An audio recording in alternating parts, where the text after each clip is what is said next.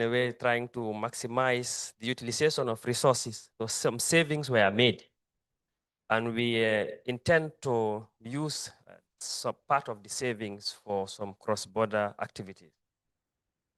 Also, there is strong commitment or support, willingness regarding cross-border surveillance with other countries.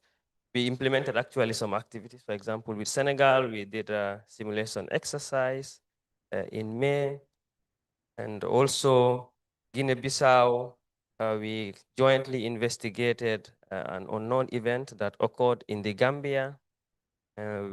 Actually, the people who were affected were nationals of Guinea-Bissau, and that was facilitated by WAHO. Thank you. Hello, Mr. Sabali. When it comes to policy, how have countries or regional institutions ensure that FDB-supported interventions are integrated international policies or long-term health strategies? Thank you, Dr. Manja. Good morning to all of you. After the event of COVID 2021, the Ministry of Health has to reposition itself by updating, reviewing, and coming up with a new national health policy. This is 2021-2030. Additionally, a strategic plan was developed. All these activities were happening just after the COVID-19. And this very project we are talking about was designed and proposed within the same period.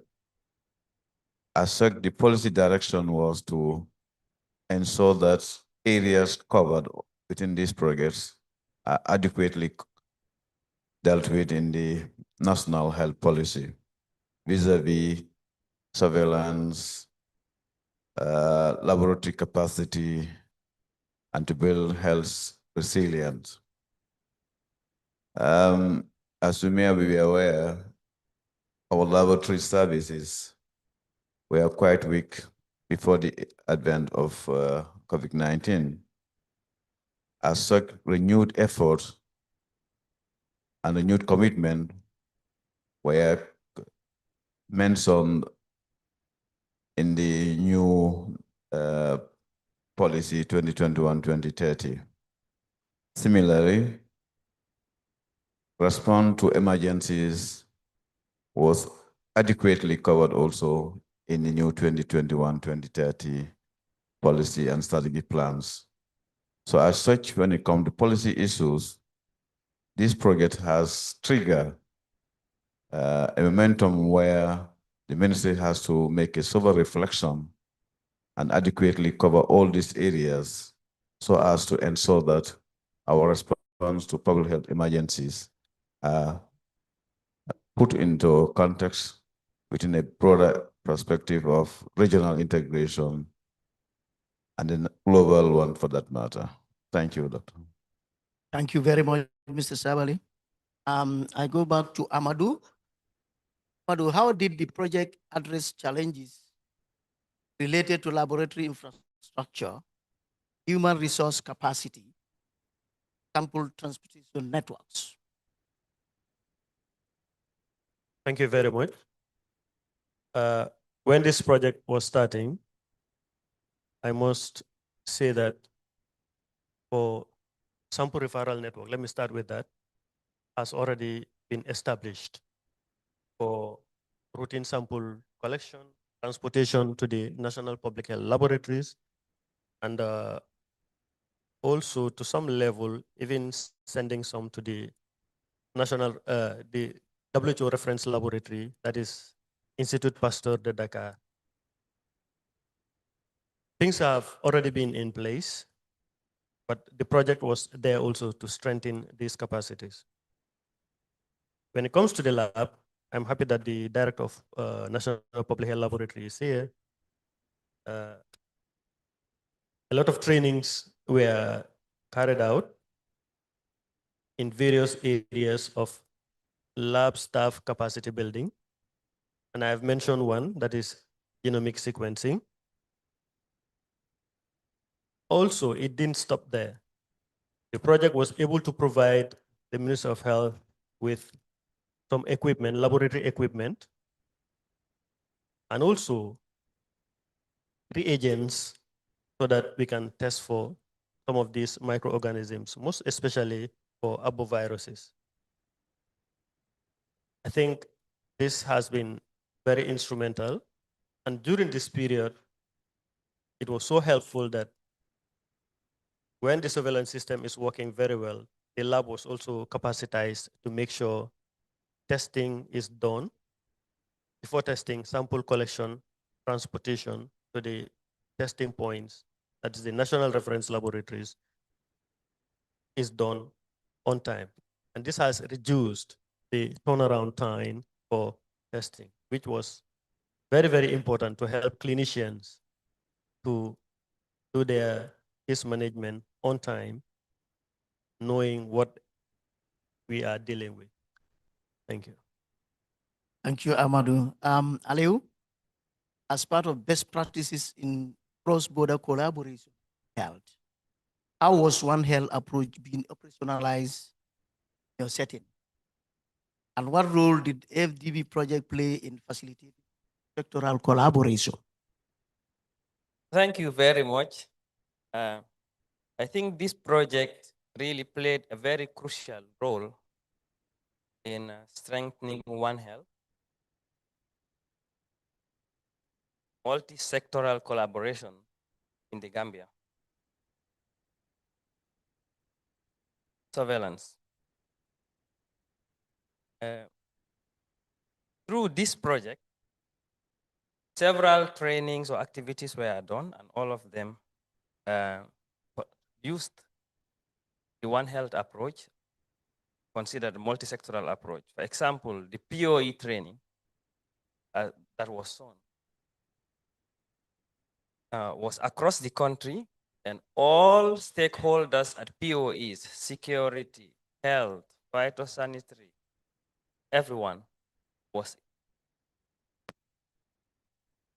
And the project also supported one FETP cohort, and this cohort was the first FETP cohort that used the One Health curriculum in the Gambia. And all One Health stakeholders or partners, ranging from the animal, the environment, health, were all involved in that, participated in that training. Also, several simulation exercises were done, and unlike others that were done earlier, those supported by this project also used the One Health approach, meaning that staff of other entities or players in the One Health approach were also included in the simulation exercises. During IMS trainings supported by this project, One Health stakeholders were included, and this is clearly manifested, for example, in the ongoing MPOX IMS we have in country. We have not only in the IMS structure, we don't only have representatives from health or the health PHEOC, but we have people from even the animal sector. IPC trainings, etc., also used the One Health approach. So in summary, the One Health approach was very much in the center of all the activities that the project supported. Thank you. Thank you, Aliu. Sabali, for sustainability and also ensuring long-term impact of the project, what financing or resource mobilization mechanisms have been considered to sustain infrastructure, human capital investment, post-project? Thank you, Dr. Manja, once again. as I earlier on alluded to, the Ministry of Health have renewed focus on strengthening the system. There has been some adjustment on the budget allocation to the Ministry of Health from the Minister of Finance, about 7 to 10% increase in our budget allocation. It may not be sufficient enough, but at least that's an indication that the government of the Gambia is committed to increase budget allocation to the Minister of Health. Again, this is far from achieving the Abuja Declaration of 15%. The last national account held, we are still about 8% to that of 15% of the Abuja Declaration. Nonetheless, it's a marginal increase in the budget allocation, which is a strong commitment from the government side. Besides that, government also is developing and improving laboratory capacity. There is an ongoing construction of a new National Public Health Lab with the intention that that lab will now be transformed into an international first-class lab where most of the tests will be conducted. I must hasten to add that before this project, we rely heavily on Medical Research Council and Senegal for most of our tests. However, this project came at a time when our reliance on these partners was becoming a burden on them. As a result, this project is a transformative one where the lab can now test most of the pathogens at the National Public Health Lab. So government is quite pleased with that, and they want to amplify that by ensuring that they add resources to the National Public Health Lab to continue that good work. Additionally, the ministry has enacted National Health Insurance Act. Although the implementation is slow, but we are hopeful by next year, the rollout will continue. The ministry, through partners, World Bank, WAHO, WHO, and other partners, have mobilized funding to improve the health infrastructure across the board. Recently, there is an ongoing construction of National Emergency Hospital. Alongside that, the ministry also is constructing biomedical engineering facility. And there's an ongoing capacity building for biomedical engineers so that materials and equipment that are procured by these projects are well maintained. These and many examples that current government is embarking to ensure that what has been gained from these projects is maintained and sustained. Thank you. Thank you, Mr. Savali. That's wonderful. Amadou, in hindsight, what gaps or missed opportunities were identified, strengthening surveillance and laboratory capacity through the FDB project support, and how can these be addressed in future initiatives? Thank you very much. I think this project came shortly after we conducted our joint external evaluation. And it was so good that this evaluation identified gaps already. And based on that, we capitalized and made sure we use the funding that was obtained in this to improve on some of those identified gaps. However, it is important to note that even with this, there were gaps, but the fact that we would have loved to do more than what we were able to do from this funding. I think that would be what I could say in this. Thank you.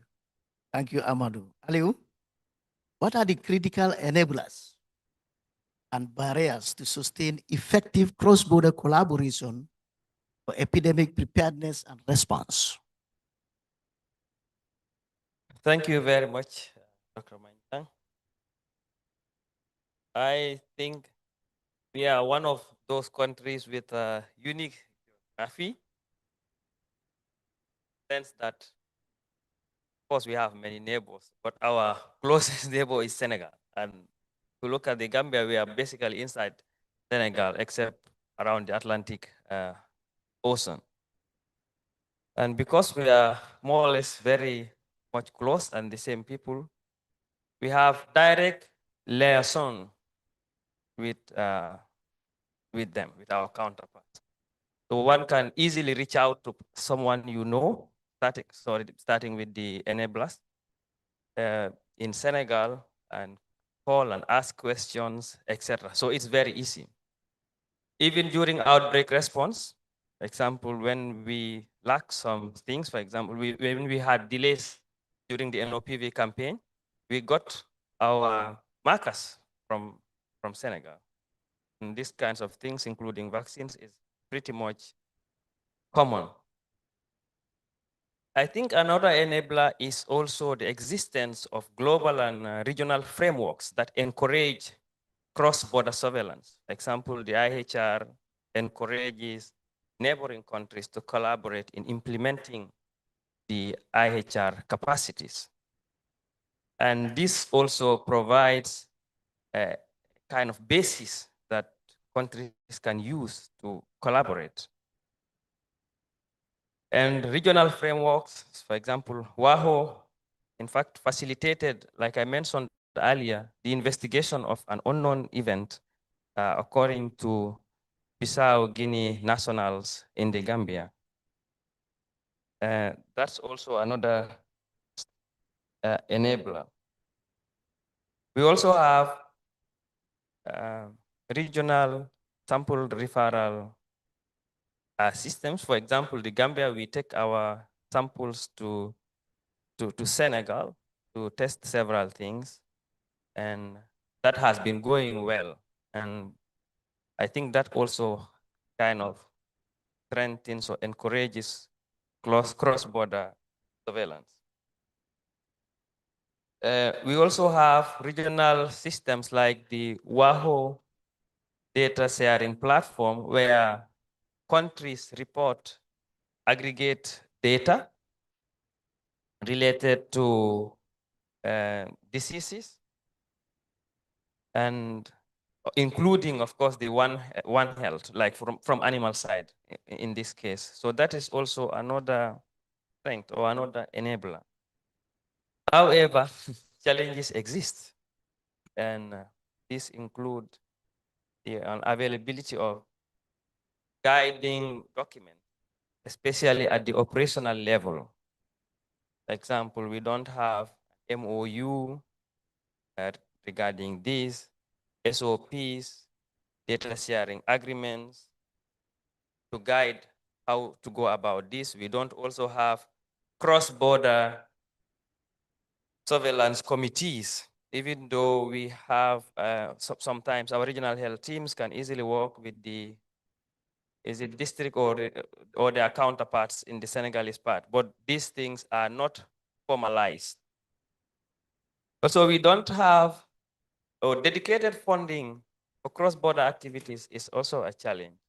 Maybe as you can recall, when you were Director of Public Health in the Gambia, you developed a joint work plan with Senegalese counterparts, but still we are unable to implement that.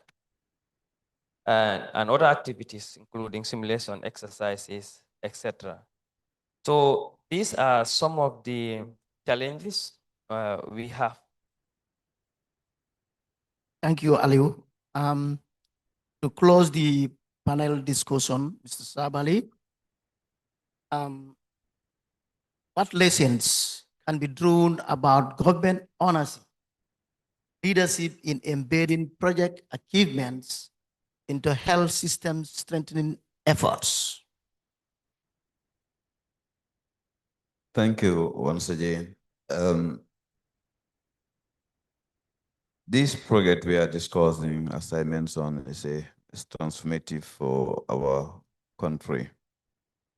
It has contributed immensely in system strengthening. If you look at our surveillance system before and now, we are all celebrating that we are detecting more cases than previously. At one point, we were saying that we have not witnessed an outbreak in the country for a very long time. But with this project, within a very shortest possible time, we detected as many emergencies as possible.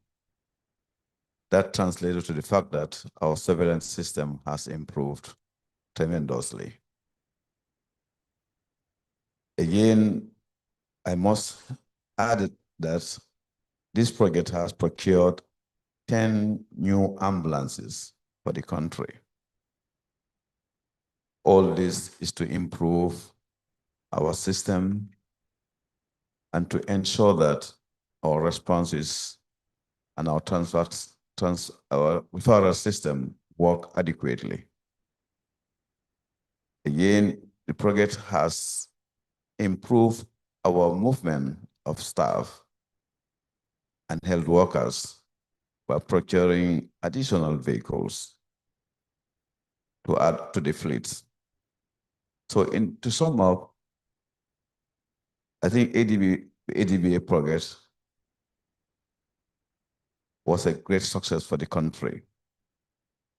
And the leadership at the highest level, that's at the executive level, are aware of what this project has done to the Gambia. Equipments were procured that are installed at our lab. The molecule that we couldn't previously test are now being tested in country. This includes some of the histology tests that we cannot do, but now we can perform them in the country. So in a nutshell, this progress is quite a success. And as a result, the highest level in this, the highest office in the country, which the presidency is aware of the impact of this project. And as such, several efforts are in place to ensure that these project's gains are not faded.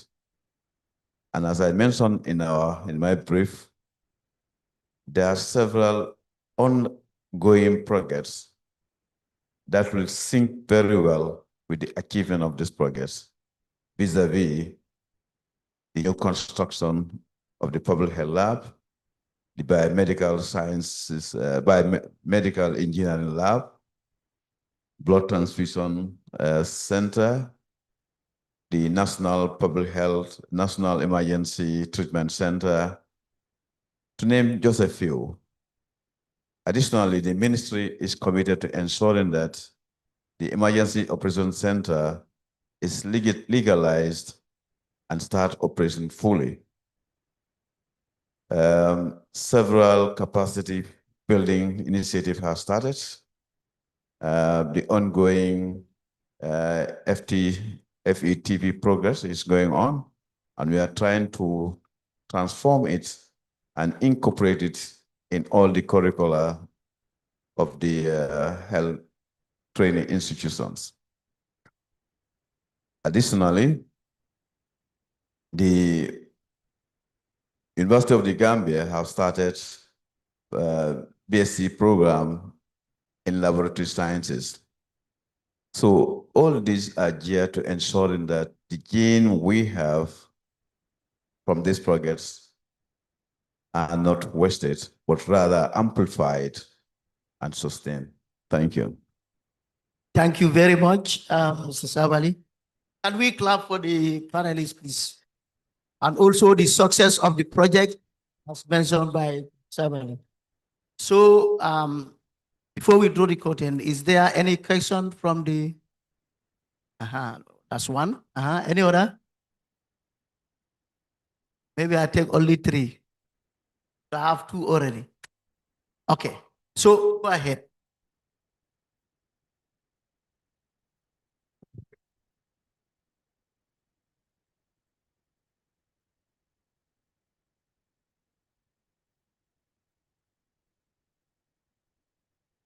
Thank you.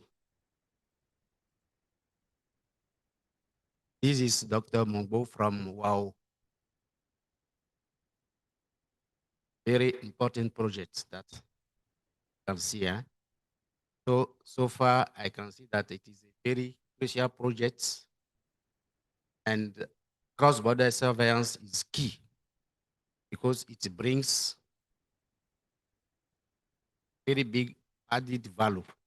But so far from the intervention of Aliu, we can see that no activity, cross-border activity implemented for now. My questions to you: what are the reasons for such situation? One, the reasons. Two, how do you plan to catch up and close the gap? And three, what are the lessons from such situation? Should I repeat the questions? Or should I go directly in French? And then you can get it very clearly. English, just carry on. Okay, thank you. That or we. No, the questions are for the entire team, Do you get the questions? not only for Mr. Liu. We can see clearly from your presentation that it is a very important project, and cross-border surveillance is key because it brings added value. But so far, you were not able to implement any cross-border activity. What are the reasons for this situation? How do you plan to catch up and close the gap? And from that, what are the lessons you can learn and share with us? Thank you, Dr. Mugo from WOW, the West African Health Organization. Thank you. Thank you, Dr. Bongo. So, Ali, who is the, okay, Amadou. Thank you, Doctor. I think let me start, and then my colleagues will continue. At the start of the design of getting the activities to be implemented, there were more gaps in the other areas to strengthen disease surveillance within the country and emergency preparedness. And most of the priorities were given to trainings on IDSR, integrated disease surveillance and response, incident management system to capacitize, to ensure the PHEOC system is working very well, both at national and regional level, and also infection prevention and control. These were most of the areas, and we had to work with WAHO closely. I must acknowledge the support of the Regional Center for Surveillance and Disease Control, but they were represented in almost all these capacity buildings that we were doing. So it was only one capacity building support that we had for the POEs, that is the points of entry at the time. So when it comes to cross-border collaboration, I think that was more of a policy level issue that could be handled at the time. But basically at technical level, these were the priorities that were identified for a start. And also we are not forgetting cross-border collaboration or cross-border surveillance. We've been getting international trainings that were organized by WAHO and even the Africa CDC. So we were taking the consideration in making sure this is put into place. That's why Dr. Aliu mentioned the event of Guinea-Bissau and the Gambia having that collaboration, which WAHU was very, very supportive in making sure that investigation was jointly carried out. Thank you from my end. Okay, thank you very much for that question. I think it's a very important question, and I completely agree that cross-border surveillance is very, very important.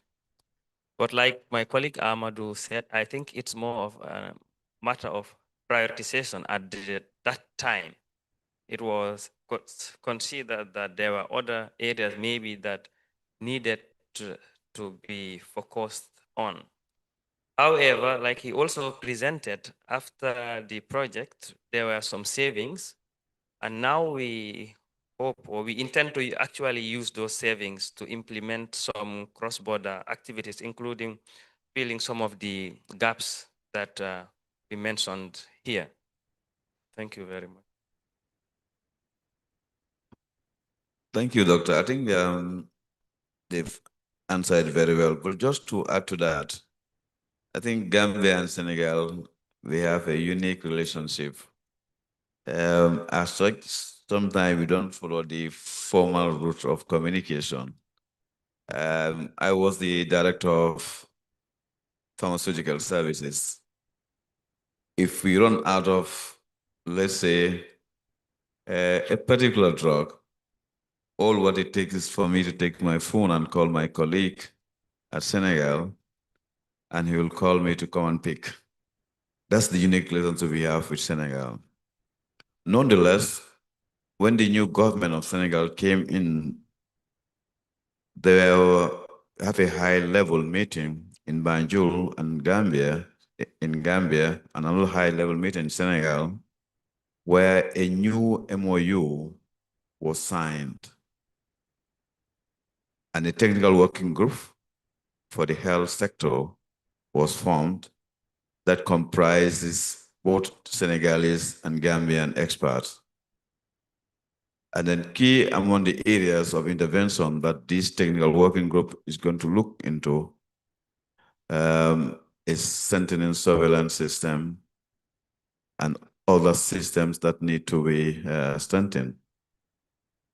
Currently, there is an ongoing collaboration when it comes to malaria distribution of insecticide nets, and there is synchronized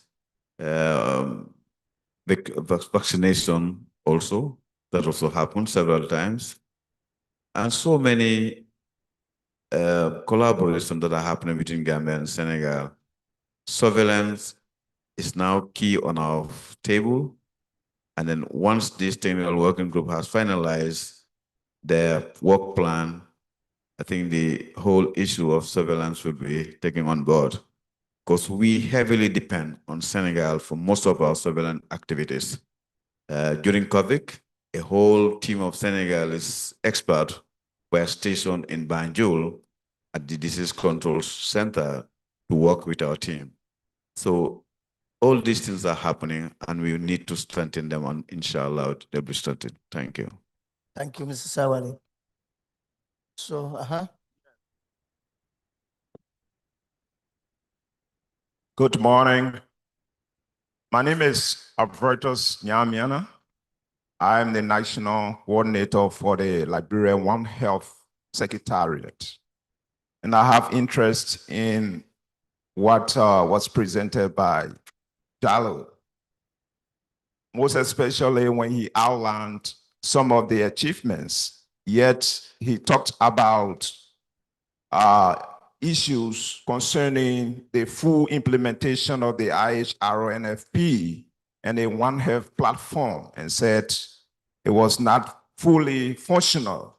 Yet he talked about using multi-sectoral collaborations in most of the areas. For example, the One Health approach was used to do training for the POEs. He also said that they have used the One Health curriculum to also train a cohort of FETP. They have used the One Health approach to conduct CMEX. They have also used the One Health approach as a structure for the ongoing mpox incident management system.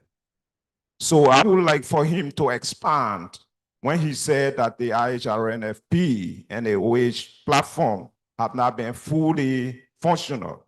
What are the issues hindering the full implementation of the One Health approach?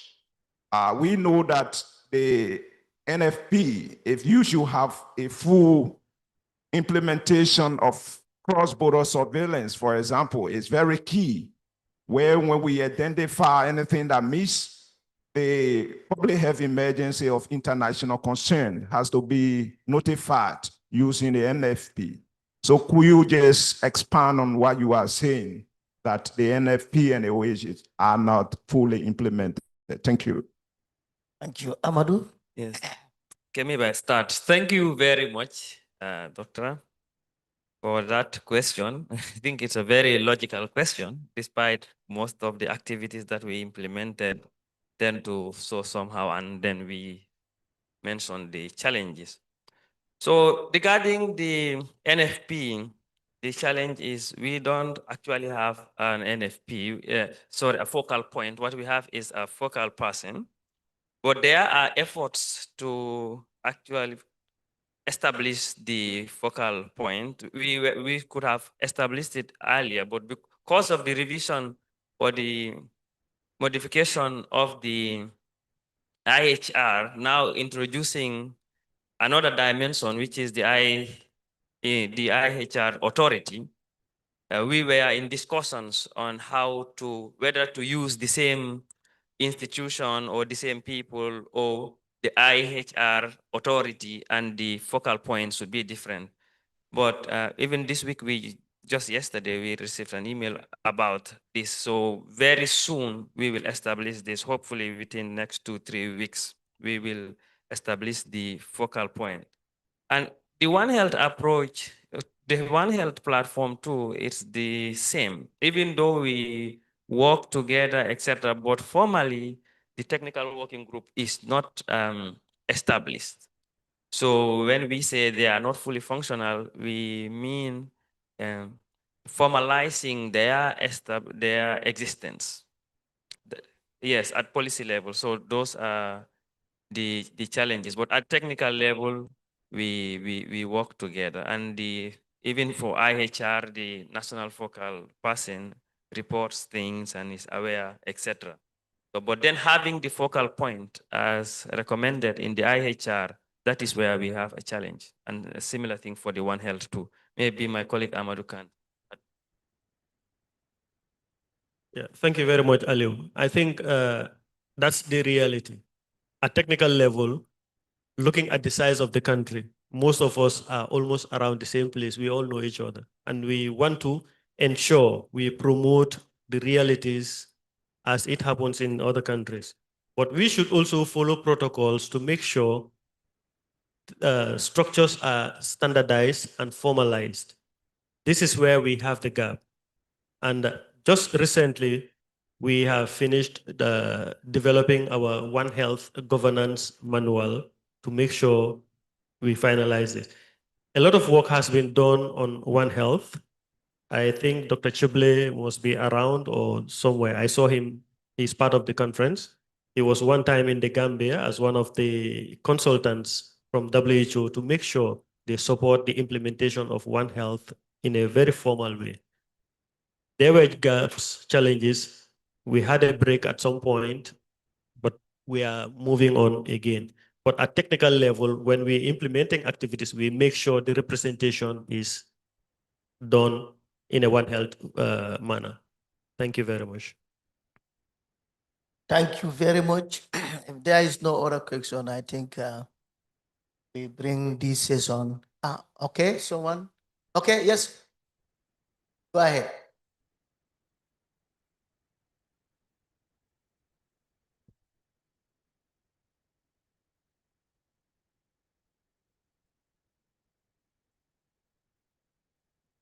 Yes, madam. Bonjour à tous.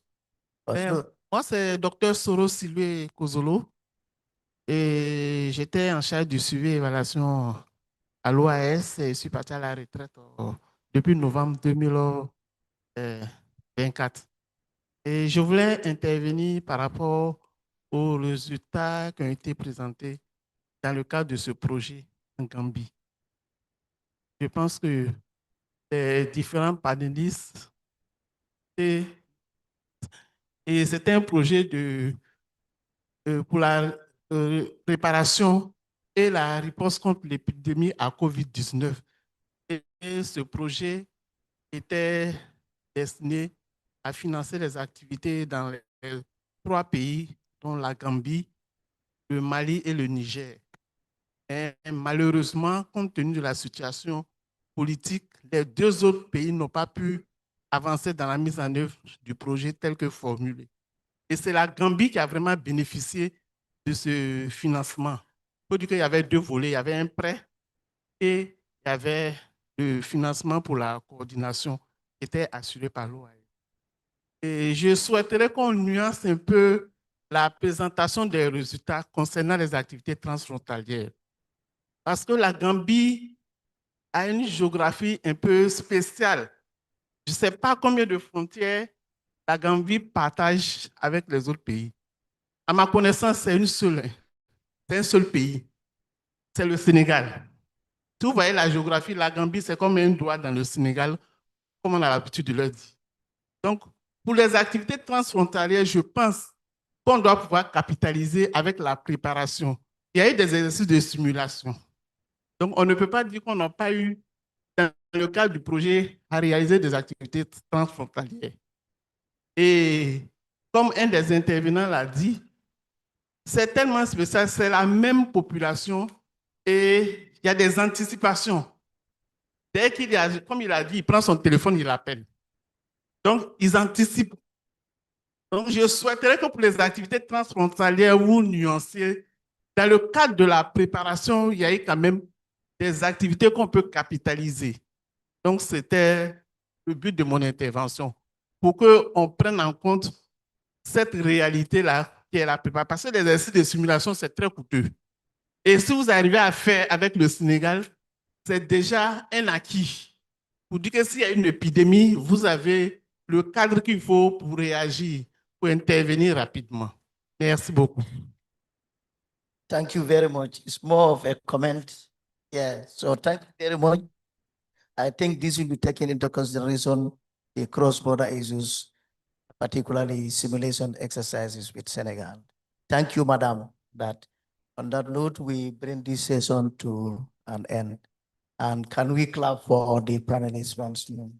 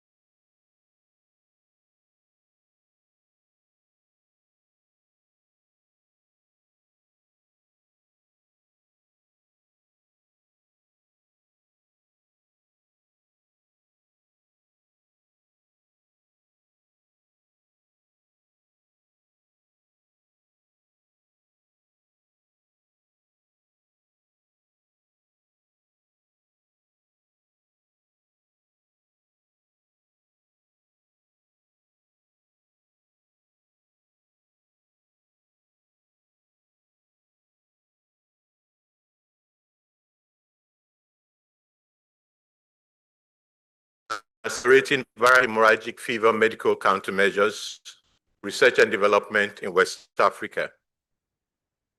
We all know that West Africa has more than a fair share of the viral hemorrhagic outbreaks and epidemics.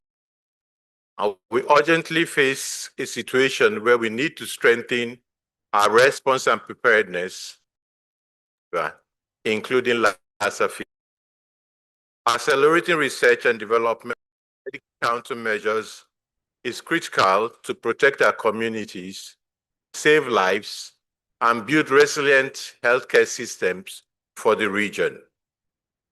In this plenary, we have conveyed leading experts and eminent scholars to critically examine the challenges and opportunities in the development of medical countermeasures, with particular reference and focus on vaccines, diagnostics, and therapeutics. They will also examine the role of regional infrastructure and efforts, as well as the importance of locally led clinical trial platforms. These distinguished persons will explore innovative strategies, partnerships,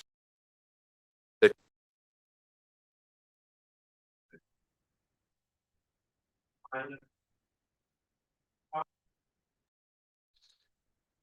actions can bridge critical gaps in preparedness and response actions across the sub-region. To kickstart this panel session, we'll have a very distinguished person provide for us a high-powered overview of the viral hemorrhagic fever gaps in preparedness and response actions across the sub-region. He will be telling us about the impact. To kickstart this panel session, we'll have help a very distinguished person hemorrhagic fevers. Provide for us a high-powered, let us overview Professor viral gaps in preparedness and response actions across the sub-region. Telling us about the impact. To kickstart this panel session, you will have a very distinguished person, 15 minutes, provide for us a high-powered, let us overview Professor viral gaps in preparedness and response actions across the sub-region. Telling us about the kickstart this panel session, you will have a very distinguished person, provide for us a high-powered, let us overview viral gaps preparedness and response actions across the sub-region. Tell us about kickstart this panel session, you will have a very distinguished person, provide for us a high-powered, let us overview viral gaps preparedness and response actions across the sub-region. Tell us about kickstart this panel session. My main area of expertise. But my plan here is really to share a little bit a regional perspective of Lassa fever and also all other emergencies happening in the region. I don't know if you can make the presentation ready or if it's me who has to do something. Not yet. But my plan, though, since this morning I've been listening to different conversation, and the component around the regionalization is something which is very important. Lassa fever and other, outbreaks really happen, in most of these countries, and obviously in, yes, exactly. In few specific, but at the same time also, there are other, public health emergencies. So the aim of my presentation is really to talk about understanding, the dynamics, the challenges, and the lessons learned from the WHO perspective for the Lassa fever, but also for the emergencies. I will not go, as I was saying, to talk too much about the details from countries, because people who are here from countries know that more than me. But I wanted just to have a kind of regional portrait of what is happening really at the regional level and what have we learned, because I have to say we are working on these emergencies every day, 24 hours, 7 days, I will say. So what have you really learned? And I will be more than happy, to hear also from you. more than me. But I wanted just to have a kind of regional portrait of what is happening. This is just a kind of portrait of what is happening in Africa. We are moving analysis for the past 5 years, at least for West and Central African countries. So what have we learned? And I will be more than happy here also crises are related to infectious diseases, but they are more than me. But I wanted just to have a kind of regional portrait of what is happening. Just a kind of portrait of what is because I have to say we are moving on so what have we learned? And I will be more than happy here also in Chad, they are more than me. But I want to have a kind of regional portrait of what is happening. Just a kind of portrait of what because I have to say we are so what have we learned? And I will be more than happy here also from Chad, more than me. But I want to have a kind of regional portrait of what is happening. Just a kind of portrait of what because I have to say we are so what has been and I will here also from more than me. But I want to have a kind of portrait of what is happening. Just a kind of portrait of what because I have to say we are so what has been and I will here also more than me. But I want to have a kind of portrait of what is happening. Just a kind of portrait of what because I have to say we are so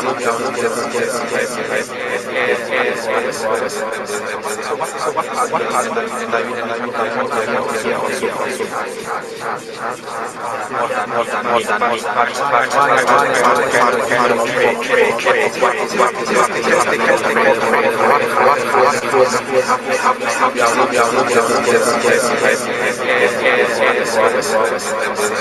and I will here also more than me. But I want to have a kind of portrait of what is happening. Just a kind of portrait of what because I have to say we are so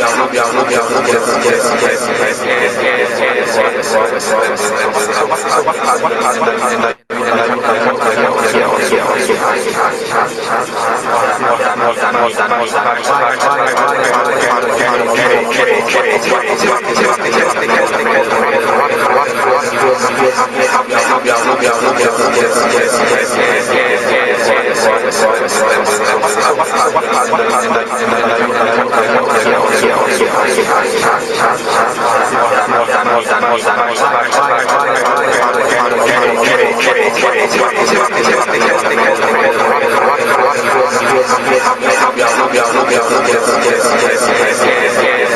so what has been and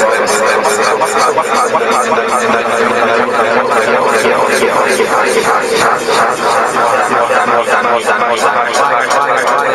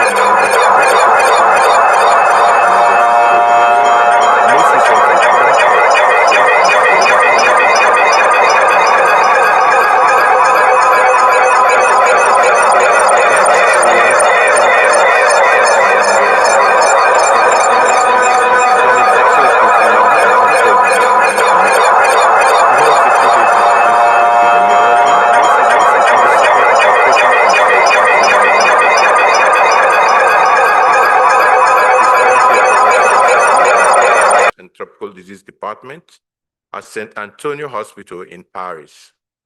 He's also a researcher at INSEM and a teacher at Sorbonne University.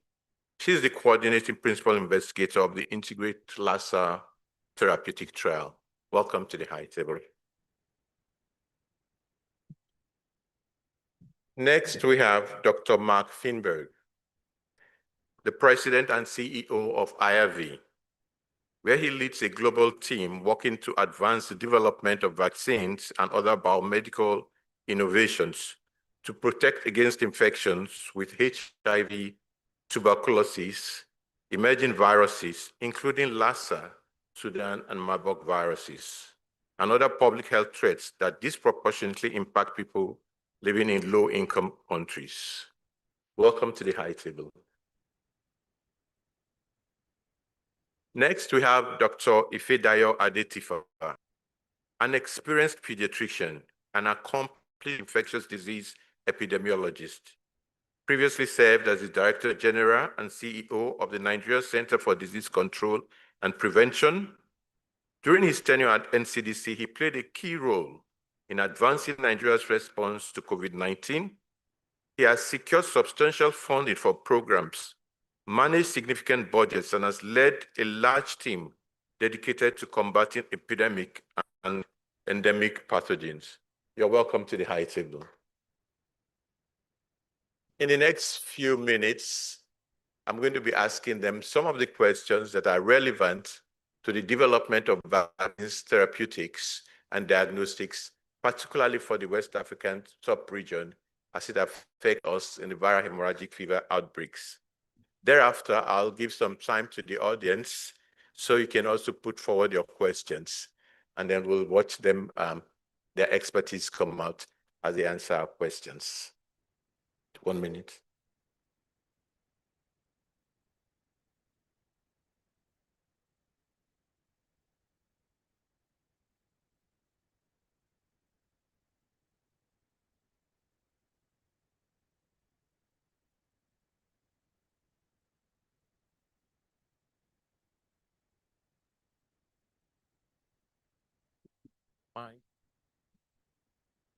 My first question will go to Dr. Ifedayo Adedifa.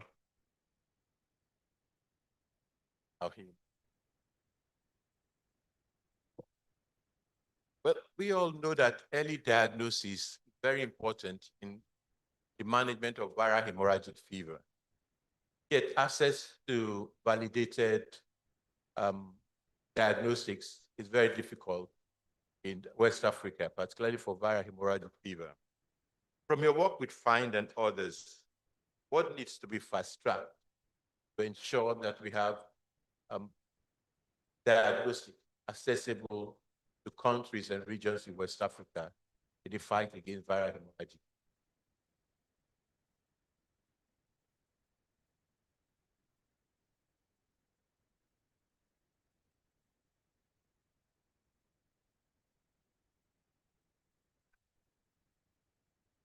Okay, I think this works now. Thank you, Prof, for the question. And I'll start off by thanking the organizers for inviting me to be a part of this really important event. In response to your question, I think there are a few things that need to happen.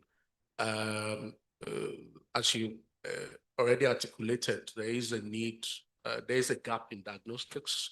And I think it's important that I highlight that gap particularly is for point of care tests. I mean, the previous presenter already highlighted the challenge that happens in subnational spaces in rural communities or more understaffed parts of the region. You need point of care tests, and what we need to do is to really drive innovation for that.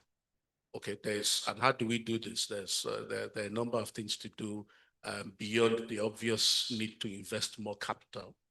But we already do some work to drive or direct R&D at FIND through the work that we do on target product profiles and even testing strategy profiles.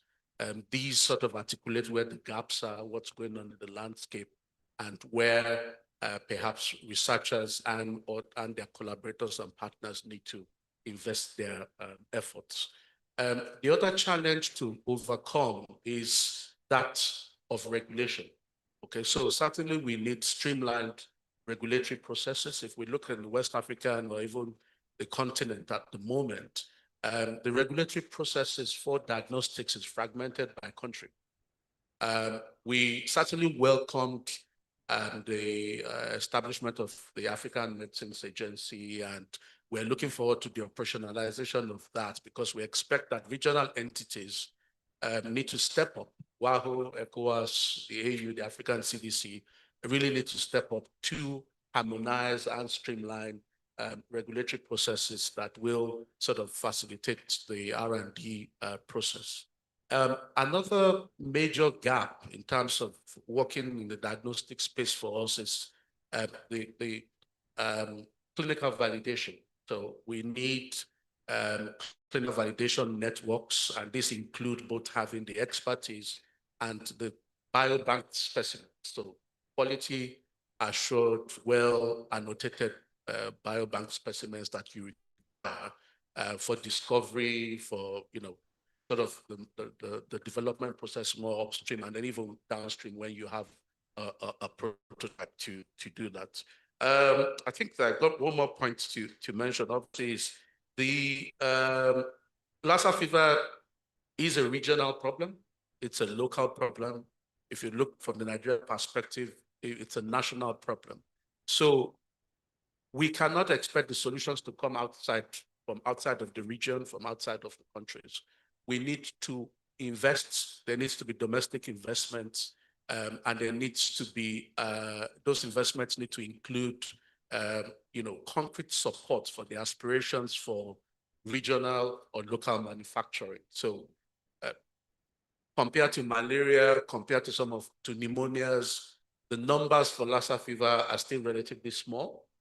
There is really, it's difficult to make a commercial case for developing a product that you would roll out or deploy based on any arguments that is related to return on investment and all of that. But for public health, for public goods, for ownership, sovereignty, we need to invest in efforts like the IPD Diatropics factory, for example, that has capacity for manufacturing rapid diagnostic tests and can make small quantities that are not necessarily commercially viable, but it will be still a lot cheaper, and the humongous sort of amounts that I recall that we had to spend on procuring Lassa fever test kits when I worked in Nigeria, for example. So I think these are some of the things that need to be done to accelerate,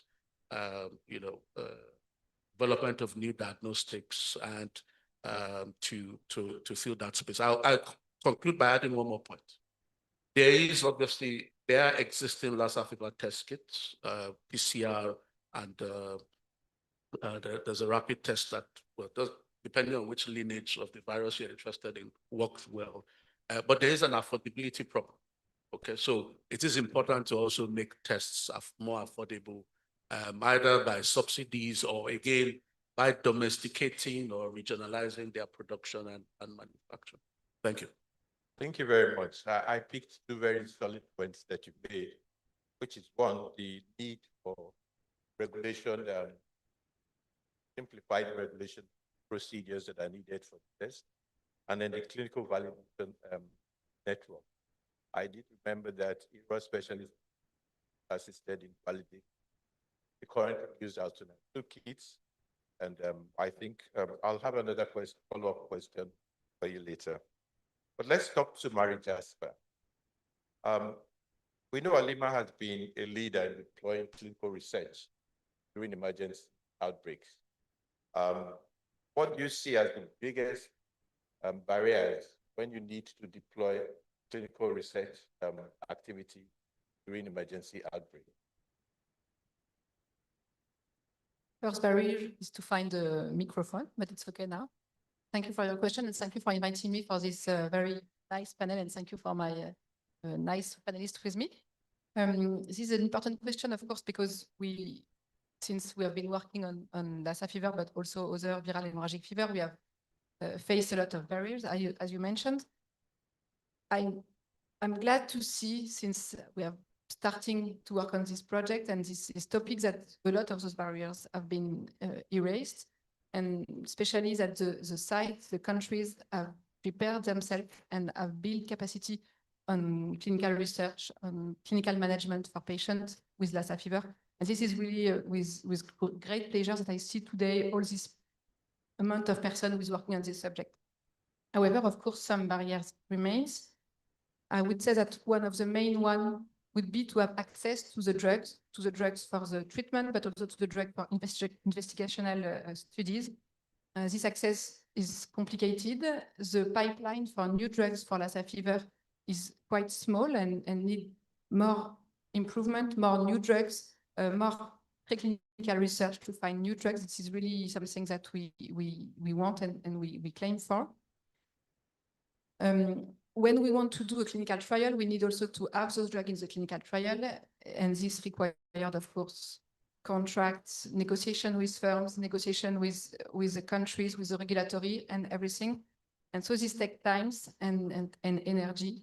And this is something that also can delay a little the implementation of the trial and of the medical care. We also face sociocultural barriers with stigma, with the population who have difficulties to accept the clinical trial, to accept the disease in the site.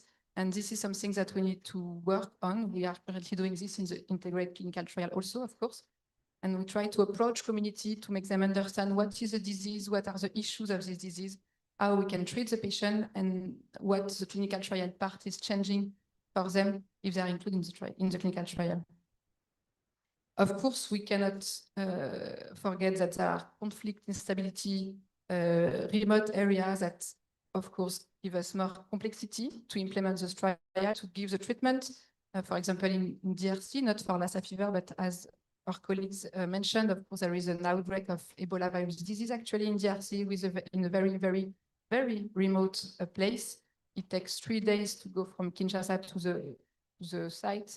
And so I know that some people in this panel will go in the coming days, and good luck to reach this site very remote. So this is also an issue in a logistic way, in a human resources way, to keep a cold chain and everything like this. So this is also things that we need to handle when we want to implement trials. And I will say also again for Ebola and also for other emerging diseases that will emerge at some point, that when we have small outbreaks, it's complicated to finalize clinical trial with small amount of patients. And so we need to find some design solution in the clinical trials to be able to answer completely the question with small amount of patients at each outbreak. And I think this is some of the barriers we are facing. Thank you very much for listening. Thank you very much. Very, very good points made there. Part of the problem with emergencies like this, they occur in difficult to reach areas, and access to road can be difficult. Infrastructure in those areas, like electricity to keep the cold chain, can also be difficult. Sometimes to get the drug. Very good points there from Marie Jasper. Our next question now, it's for Dr. Ketri.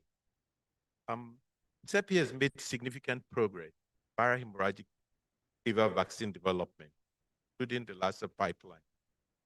However, phase 3 trial remains a challenge. What specific investments or partnerships are to make large-scale vaccine trials fit Africa? Yeah, thank you. I mean, so for Lassa fever, I mean, I will speak about a bit as well, but for Lassa fever, it is accepted that it's seasonal, as we have heard in some countries. We know areas where there is a lot of Lassa fever transmission. So in theory, efficacy trial is possible, but that doesn't mean it's feasible. It doesn't mean that it's operationally feasible. With the current numbers we have for incidence of Lassa fever, we are talking about a phase 3 efficacy trial of 10,000, 45,000 participants. And this is even, obviously in the US, 45,000 participant trial, challenging and extremely costly. It is challenging from many ways. So how can this be, or where are the areas that need a lot of attention? Yeah, as I've mentioned, the costs, the timelines, it could take a very long time to recruit the participants. The preparation of the trial. So it's not that the phase 3 trial starts from one day to the other. Preparation of this has to start very early on, and this also has to be funded. And the preparation means, of course, not only building houses, buying equipment, buying beds. It needs human resources, researchers on the ground that are capable. That it needs organizations like Bernhard Nocht and others that support on the ground, but that the local leadership. Irua is a very good example. Bernhard Nocht worked for many years in Irua, but the leadership is in your side. You are owning the trials. They are there. They will support you. This is a very good example of what needs to keep happening. You know, many other things, regulatory strengthening. It's one way to work with regulators. There are a lot of projects working with regulators. The African Medicines Agency is on the horizon, the WRF. There's a lot of progress made to coordinate activities. But even in Europe, implementing the clinical trial regulation was impossible for many years to have some coordinated ways of looking at clinical trials in Europe, and I'm not sure we are there yet. And in Africa, it's only starting. And I'm not only talking about West Africa. So there is a lot of way to work there. But so the phase 3 trial, and really speaking about Lassa, is a path, and but we should look at it. What can we do to maybe de-risk this trial? Are there other things that can be done? Maybe we will never get there. Maybe it's never possible to get it to the end for many operational reasons.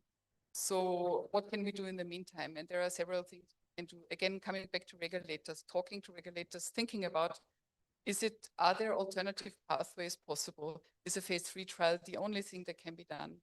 Can we generate evidence by investing in research, in animal models? Like how much evidence can we build in ongoing trials?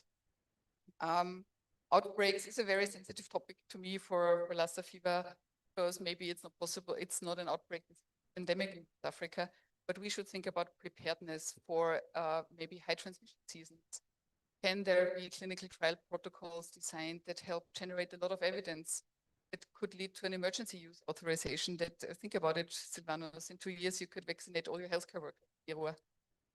So I think we should start thinking much more out of the box still while we prepare for the phase 3 trial. And then also for the alternative pathway, I think I'd like to speak about Ebola briefly. This is Ebola Sudan has the opportunity to get licensure quickly, immunobridging, because there is a licensed vaccine available. That's not possible for Lassa.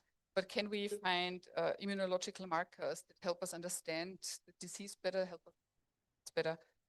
And then, so let's maybe not for the first generation, the first vaccine will likely have to go to phase 3 trial, but maybe we can make it smaller with all we know for the immunological markers. And then, you know, there are a lot of things that can be done, still always keeping in mind a phase 3 trial will need to happen. But then, you know, finally, none of these things will happen without the country leadership, which we see now, but it will take a while, even until a phase 3 trial will start. So we have to be very careful that this momentum get lost. So from the CEPI side, we try to help, you know, keep building the framework where the vaccine developers like Ayavi are preparing for a late stage trial. And we need the country leadership to raise co-funding. The funding environment has changed. CEPI alone cannot carry that. It's a long path. It's an expensive path. And so we need support from the countries, but also from other stakeholders. And yesterday we've seen there is a lot of leadership there. So I'll stop here. Thank you very much. I think very important points here raised here. Not just the funding, but also the preparation for phase 3 trials can be quite involving. You talked about involving participants of about 10,000 to 45,000 and ensuring that you have enough cases to be able to make good deductions. She also talked about exploring emergency use authorization as a possible way out to get some of the information that will be needed. Spoke also about country leadership, regional leadership that is really very vital for efficacy trials and eventual licensure and deployment of the vaccine. Thank you very much, Catherine. The next question goes to Mark, Dr. Mark. IRV has been instrumental in building global partnerships for product development. In the case of West Africa, what would it take to establish sustainable regional product development centers that can support end-to-end innovation from preclinical work to asset? Thank you very much, Dr. Sylvanas, for your question, as well as especially for your commitment and leadership in the Lassa response. It's really tremendous. It's a pleasure to be here, and the question you're asking is a really important one. And I want to step back to give a little bit of framing. For those of us who have worked in the pharmaceutical industry, for example, multinational for-profit pharmaceutical companies, we know that the way that they do product development is when they have a priority disease that they want to go after and have an idea about the product they want to develop, they invest upfront from the very beginning. So they have all the resources mobilized at the beginning, and they do all of the development in-house. When you're talking about diseases like Lassa, where there's a market failure, there's no commercial incentive to develop the products. You need a different model. And that model is inherently based in our view, as a partnership. There's no way that any one organization can do it on its own. So finding ways for different organizations to work together and to make sure that the people who are most likely to benefit from the development of the products are the ones who play key leadership roles in the development programs. And at IAVI, obviously we focus a lot on the science of product development, but we've learned for over 20 years of working in Africa and strengthening capacity that there's an important consideration of what we call the science of partnerships, understanding how different organizations can work together and the importance of local ownership and local leadership. IAVI has been working in Africa initially with a focus on HIV vaccine development since 2004. Those efforts were largely in Eastern and Southern Africa, and they've been incredibly productive. There's now a whole cadre of very capable scientific leaders who are Africans who are playing key roles in the HIV vaccine response. And not only are the leading HIV vaccine trials that we're sponsoring being conducted in Africa, they're being conducted in Africa by African scientists who are doing all the very sophisticated analytical work to evaluate the vaccine response. Similarly, our TB vaccine program is led by African scientists, and it's conducted entirely in Africa. What we've learned about what's necessary to build those capabilities that allow African investigators to really play a leadership role in product development is, number one, you need genuine and equal partnerships. You need local ownership and local leadership. Without question, if that doesn't exist, there's no way the program is going to be successful. We also need a long-term commitment. It's not like you are there for a moment and then you're gone. You need to be there for the long term, and you need to have relationships that will last that period of time.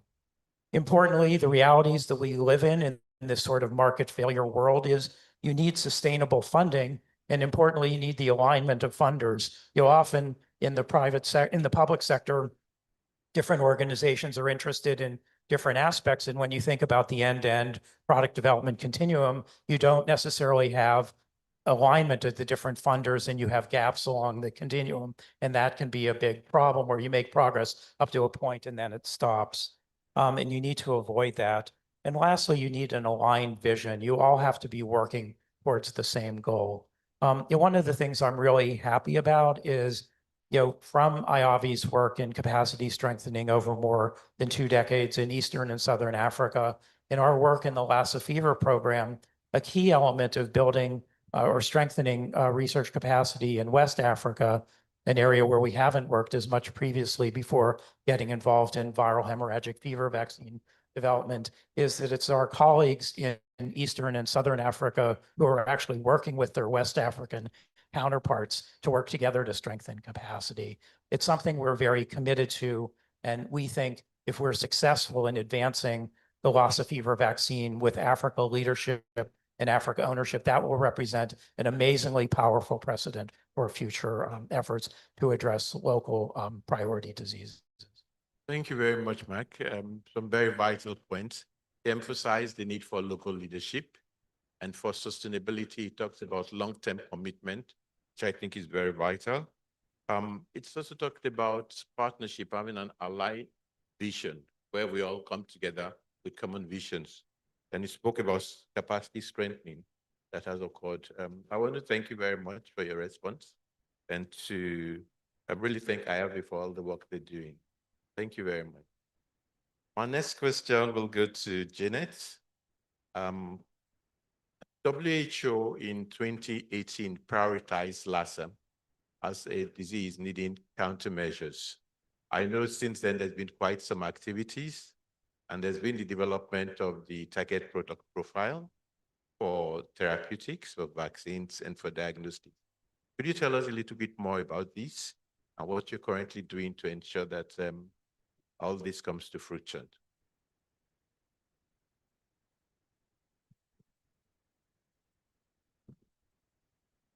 Thanks for the question. Unfortunately, my colleague, Ana Maria Henauer-Strepa, wasn't able to join us to really talk in further detail around the target product profiles that were developed by WHO, and also around the R&D plans for accelerating access to medical countermeasures through WHO. What I wanted to focus on a little bit was the work that we've been doing to optimize the standard of care as a necessary aspect of carrying out the clinical trials that are planned. And that's the perspective that WHO has taken to make sure that the standard of care during outbreaks in response enables the implementation of clinical trials. And I want to go into a little bit of details and how that interplays with some specific examples. And when we think about this, from a response standpoint, and my mind right now is on the EVD outbreak in Kasai province in DRC. So we're thinking right now, how are we optimizing the care, and how are we getting ready to implement a clinical trial? Those are the two major questions in the thematic area of safe and scalable clinical care for response. And so we go to the very basic things, and I'm going to be basic here because if you don't do the basics well, you can't go on and do a trial. The basics of making sure you have the right staff readily available, the basics of having the right supply chain, the basics of having the right structure, basics of having the right system in place, the patient referral system, the care system, the early diagnostics, and the basics of security, meaning biosecurity. With those 5 S's, which we call for response, on top of that then comes the clinical research. And in clinical research, looking at questions around operational research, I don't think we should forget the importance of operational research, making sure the care pathways are in place.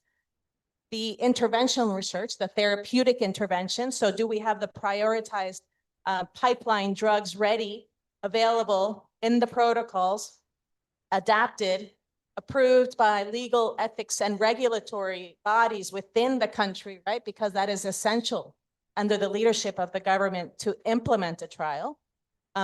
So do we have those research protocols ready to go, and are they ready now? And I could say even for the filovirus, the EVD outbreak now, we do have a core protocol that WHO established, and now it's more like what additional interventions in today's time, what new drugs need to test today, because we already have some effective monoclonal antibodies for the Zaire Ebola outbreak. So if it could be that adaptable and fast, it's really key. And of course, questions remain around clinical characterization as well for these outbreaks. So where are the gaps in our knowledge of understanding complications, be it in pregnant women or the organ failure complications? This relates to many different viral hemorrhagic fevers. So I want to give you just two examples and raise something for Lassa. One, we all remember COVID, and we remember that at that point in time, the situation of dealing with what the major complication for that virus was, severe acute respiratory failure. So what was the major supply we were missing? Was oxygen, and it was really clear our underprepared critical care service delivery, right? To deliver oxygen, biomedical equipment, ICU care, those sorts of things. So we worked on that, and at the same time, there was massive clinical trials that were implemented across the world, mostly in high-income countries, but platform trials that found effective treatments within a short period of time. So it can be done. And so this is inspiration. The second is filovirus disease. You know, we've been working on improving care for filovirus for many years with our colleagues in the affected country. So what was the one innovation we worked on for that we worked really hard on top of the drugs and the access to medical countermeasures was innovation in treatment center design. Could we make a better treatment center design that allowed for closer monitoring of patients, that reduced the need for such excessive PPE wearing times?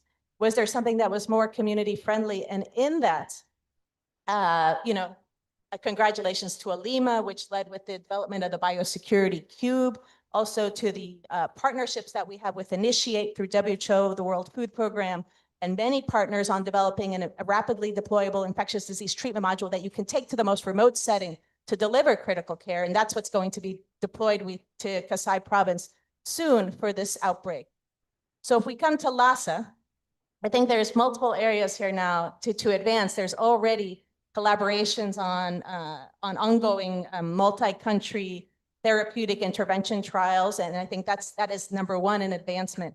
Two is that we need to continue to work on the pipeline investigations of drugs, because the ones we have now, the mortality is still unacceptably high, even in places where the mortality is lower. So those we need to address and find new therapeutics and also explore those agents against the host immune response. And then what are the complications we're dealing? How can we optimize the standard of care? And I think we've talked about this before around the management of acute kidney injury, the management of advanced acute renal failure, the role of hemodialysis, renal replacement therapy. How do we optimize that? So, and what clinical research questions are around that so we can make the right SOP and test that also within a clinical trial design. So there's a lot to do, and I think from the WHO perspective, we see it as a holistic way with access to medical countermeasures and safe and scalable care within a coordinated structure that is led by the ministry. Thank you. Thank you very much. If you work in an isolation center, you truly appreciate what Janet has just said. The need for supportive care that are evidence-based. I recall that in our Lassa ward one time, when we instituted renal dialysis, we could see a true gain, a true improvement in survival. When we instituted ventilation, mechanical ventilation, we didn't see as much improvement as we saw with putting up dialysis. At one point, we had to bring in ICU nurses to take care of the ventilation patients instead of leaving the infectious disease nurses there. But the gains we had with dialysis was a lot much more compared to ventilation. And I think we'll really support you in pushing this forward as getting evidence-based supportive care. Because I think it will not only be important for Lassa fever, but other viral hemorrhagic fevers as well. Thank you very much, Janet, for that. I will be moving rapidly to the second round of questions, and after that, we'll get the audience to ask our panelists some of the biting problem questions that they may have. Back to you, Dr. Ifede Adetifa. Yeah, you did speak about the difficulty we access and did prefer some solutions. But how can we strengthen in-region diagnostic networks and data systems to support real-time surveillance, pathogen discovery, and trial readiness, especially when multiple viral hemorrhagic fevers are co-circulating?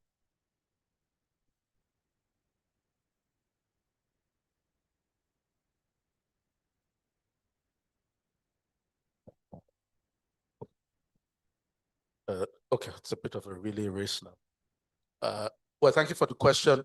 I think that it's important to frame my answer first by saying, again, highlighting what you've said already, that the solutions that I will profile are not Lassa fever, and really in looking after viral pathogens with outbreak potential, do need to have it. That's better for the health system. But one of the first things to do, and this is shown, demonstrated by experience from Nigeria and some of the work that FIND does, is we do need to decentralize testing. And one of the ways you can decentralize testing is not necessarily just by, either selecting labs to a placement of labs by geopolitical zone or distribution, like sometimes do, is that there is a process of diagnostic network optimization that FIND has had quite a bit of experience supporting countries with across various disease areas, and including Lassa fever. And I know from personal experience that this also happened in Nigeria with the NCDC. And I was, despite, if you recall Professor Tomori's keynote yesterday, what I found gratifying was that the testing for suspect cases continued on an upward trend. And that's a direct a reflection or result of the efforts that Nigeria put in place to decentralize testing over time from 3 labs to 8 labs, and the reference lab support that was put in place.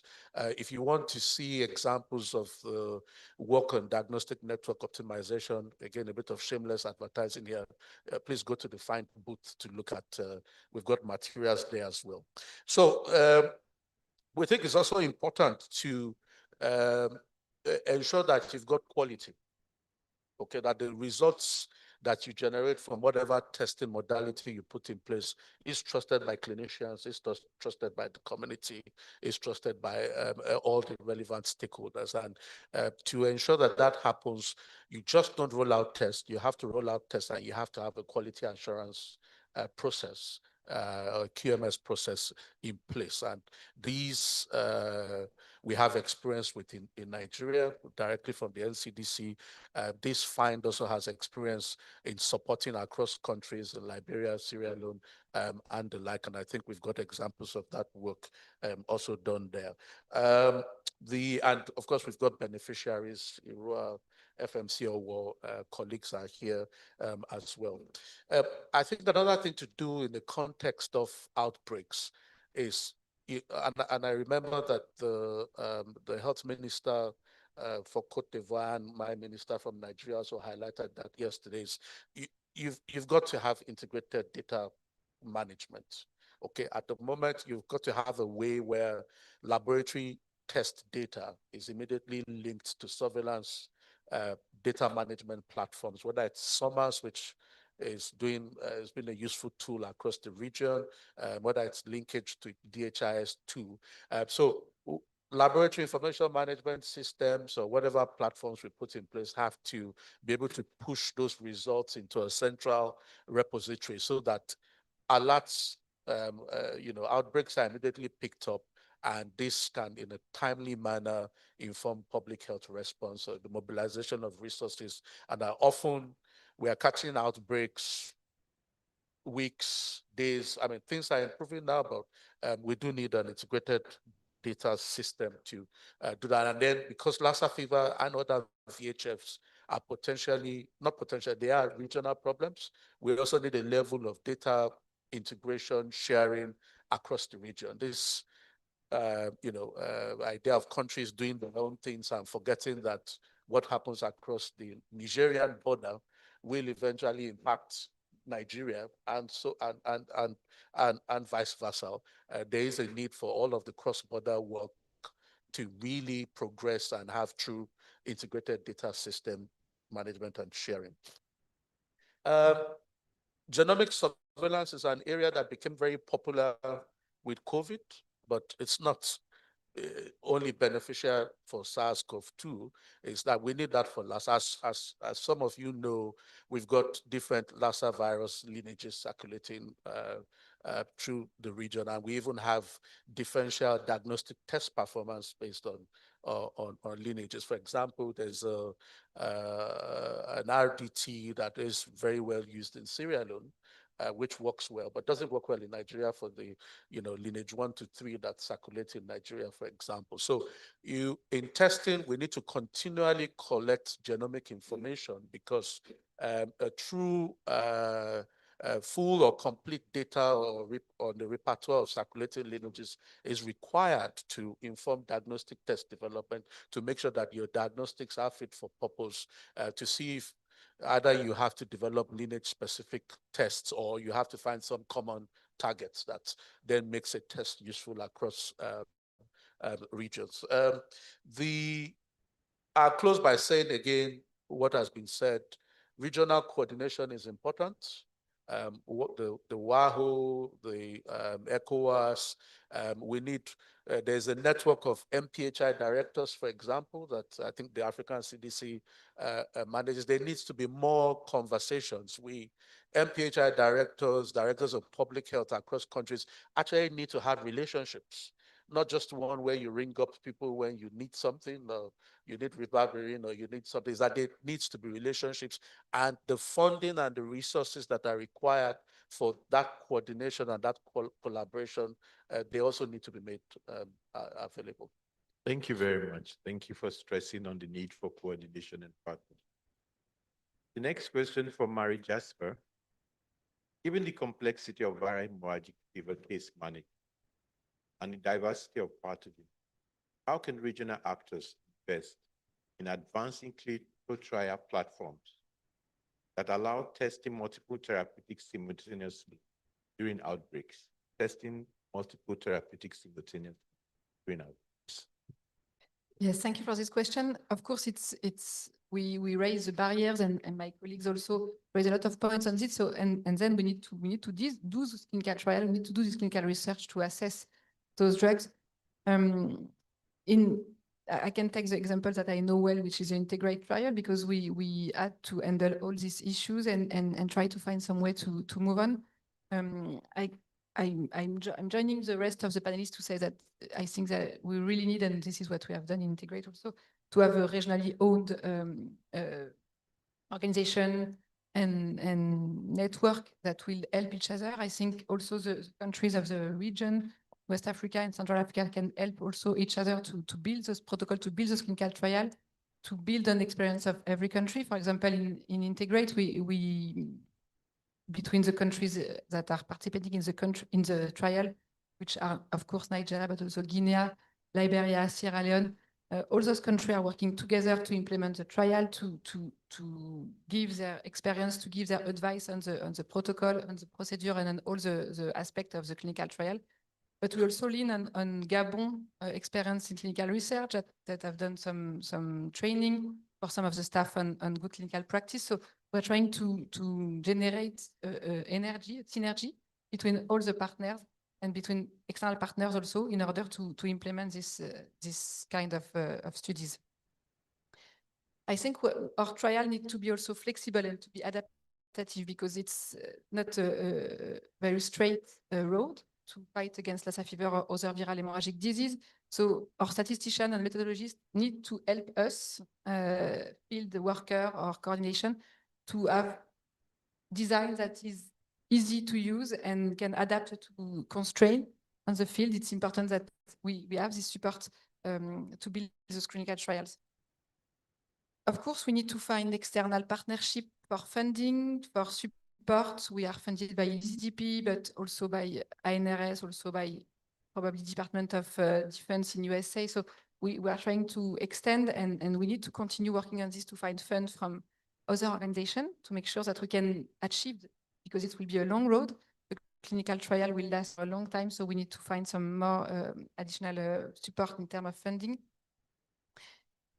Again, the community, it's important. We cannot go in to do clinical trial without having prepared the community. We need to work with them. We need to explain them all the process. And this is before the clinical trial and during the clinical trial, because of course it's a long stage. So this is really important. And we think that teams dedicated to this work are very important in the development of clinical trial. And also, as Janet said, the clinical management of patients, it's a big work, and we thank very much WHO to work on this, because it's helping countries to harmonize. If you have 3 sites in 3 different countries and everyone is doing different clinical management, you have difficulties to manage and to organize our clinical trial. So I think this is the main point that we are trying to focus on in Integrate.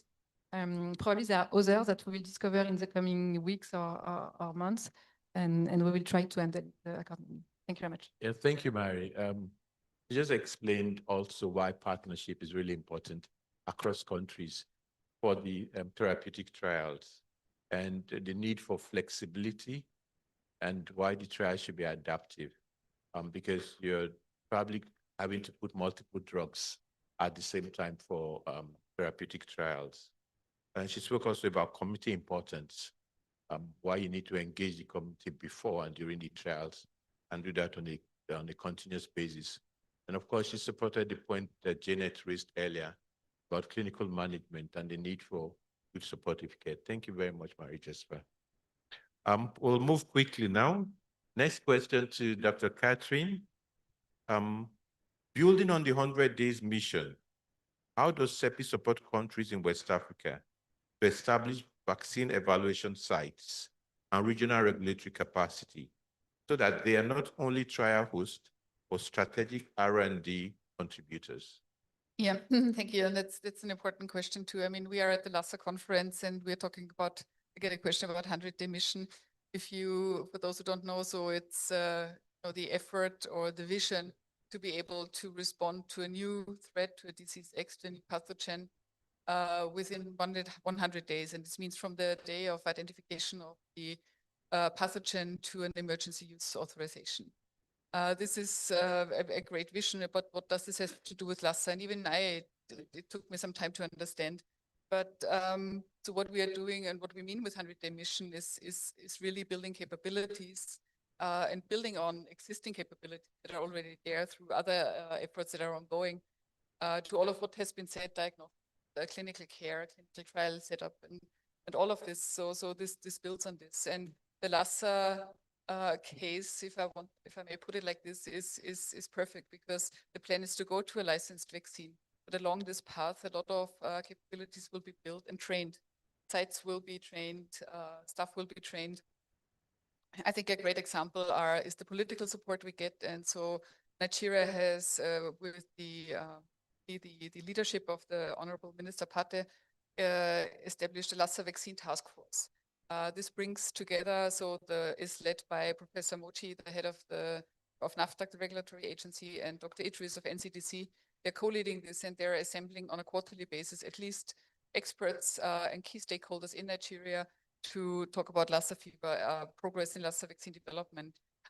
Integrate will be invited. They're important because that's where there is a lot of progress made with therapy trial that is going. And this has CMDs from treatment centers, it has regulatory agencies and other stakeholders in the country. So, and in the background is the secretariat that organizes this. It's the exact same people that Nigeria will need to respond to an Ebola outbreak if hopefully it never happens, but it might happen. Somebody has the phone numbers of all of these people and they can be called in tomorrow. And the same is happening in Liberia. There is a steering group led by the Deputy Minister, Catherine Cooper. Also, same people, same stakeholders. And when we had the first meeting there, the immediate first question was, we need in the terms of reference put in that this is maybe made for Lassa, but we really want to use it broader in the country. And this is how we can just a few examples that build this capability. Thank you very much. Just speaking on building the capacity of local investigators, working with local institutions, regulatory bodies, and working with leadership of the ministry to ensure that we're able to deliver on this point. Thank you very much, Catherine. We'll work quickly so we can get questions for the audience. Next is Dr. Mark.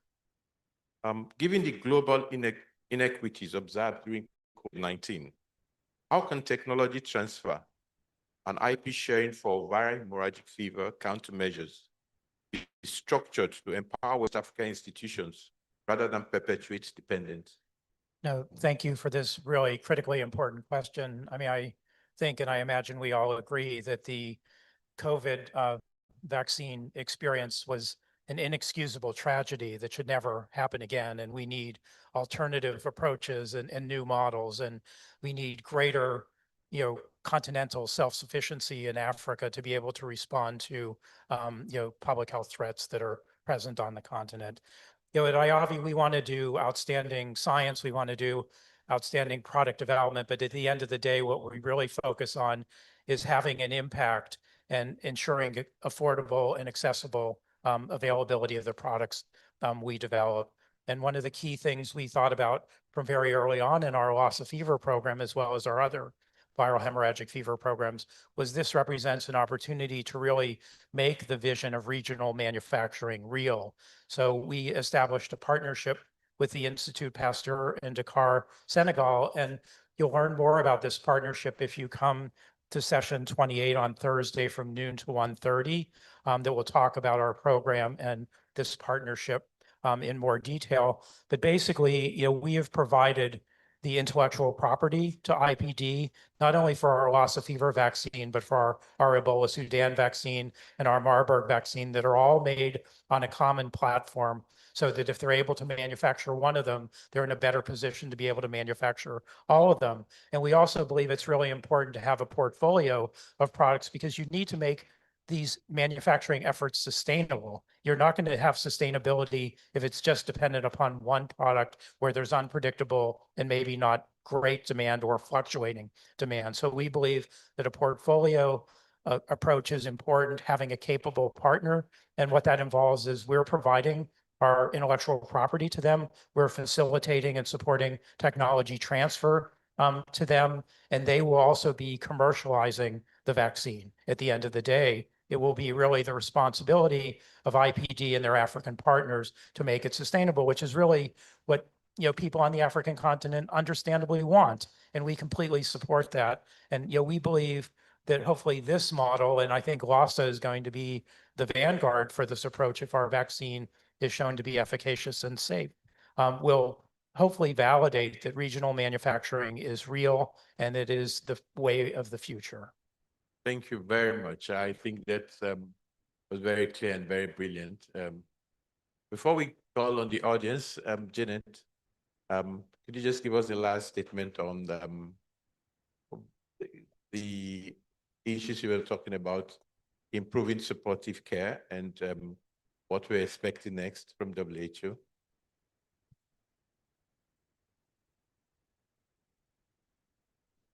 Thanks, Sylvanus. I think I'm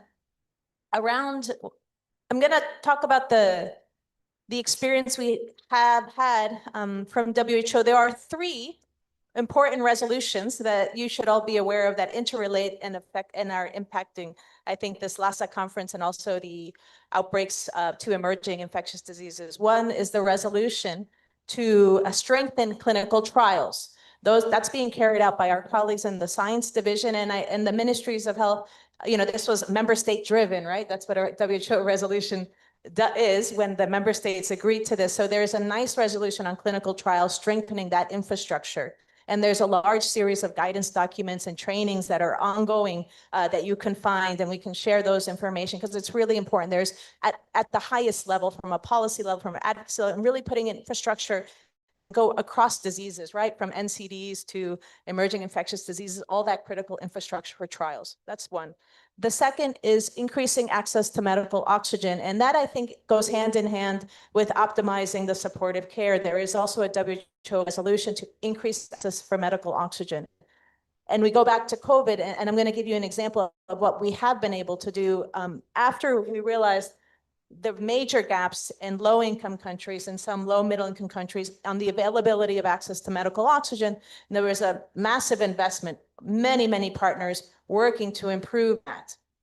A lot of investments to set up facility-based oxygen systems. But with that, we realized it's not just about the oxygen, right? Because you need the whole ecosystem of oxygen in place, from financing, from workforce, be it the biomedical engineer, the clinical engineer, the technicians, the clinical workforce, of course, and all these steps. So we really initiated the Oxygen Scale-Up Initiative at WHO to improve access to oxygen. But in that, we knew you had to bring research along. You described to me your experience with Lassa fever and the patient you ventilated that didn't do well, right? You had high mortality. I can tell you, we completed our study, the WHO O2 COV2 study, which was an observational multi-country study during COVID to look at the use of oxygen and the availability. And the mortality rate in this region on those that were ventilated with COVID was very high. So we knew there's a problem there, right, with this ventilation.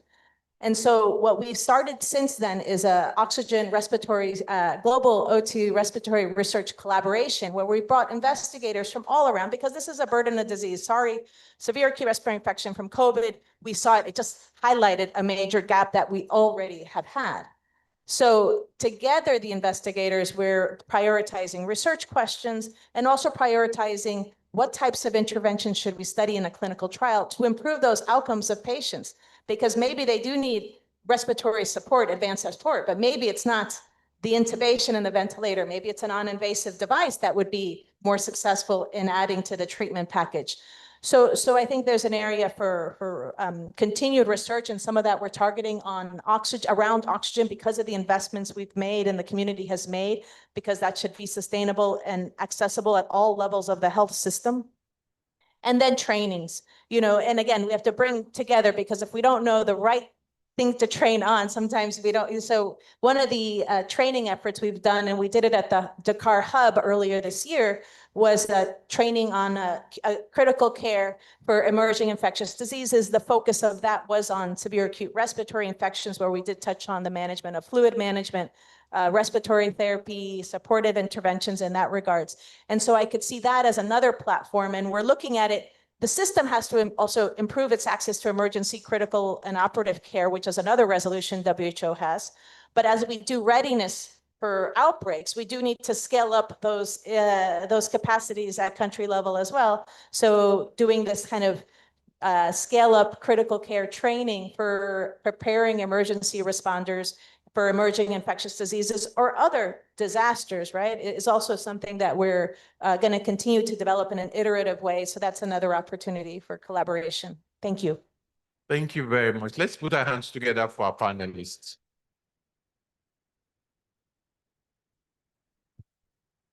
We have 10 more minutes to end this section. So I'll just take a few questions from the audience. Olwoma, you'll help me with this. So we'll take from each side, 1, 2, 3. We will not be able to take too many. 4,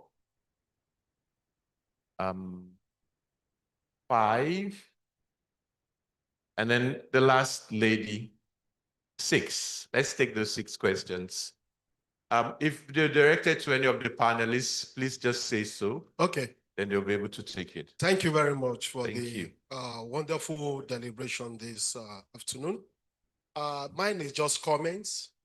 I just want to say WHO and the relevant regional bodies, we need to look into policy on patient treatment and care, especially for epidemic-prone diseases, which also include Lassa fever.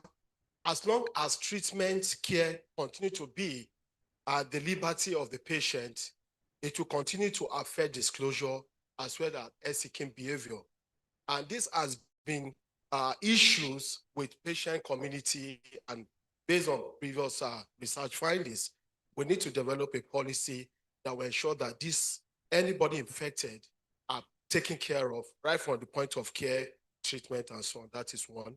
Then secondly, I want to talk about the issue of private sector engagement. Majority of the Lassa patients, I'm from Nigeria anyway, some initially they'll take malaria, thinking it's malaria. After it gets complicated, they go to the private sector. Before you know, everybody gets infected and so on. And when that patient gets complicated, develop complication, that is when they refer to treatment center. So that has been the pattern. We need to look in that we engage the private sector. Thank you. Thank you very much. Well, just because we have just 8 minutes to go, we'll just take 1 minute for your question or your comment. Next person.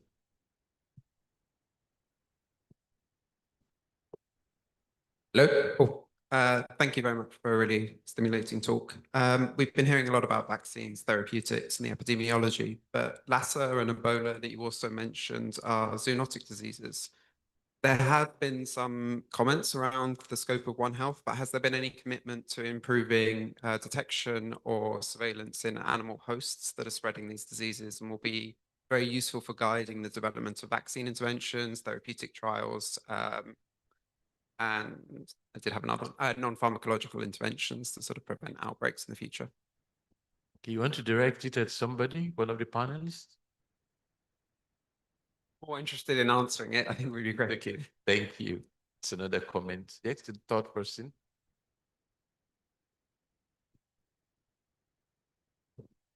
Thank you. From Abakaliki, Nigeria. We have a peculiar case in our treatment center.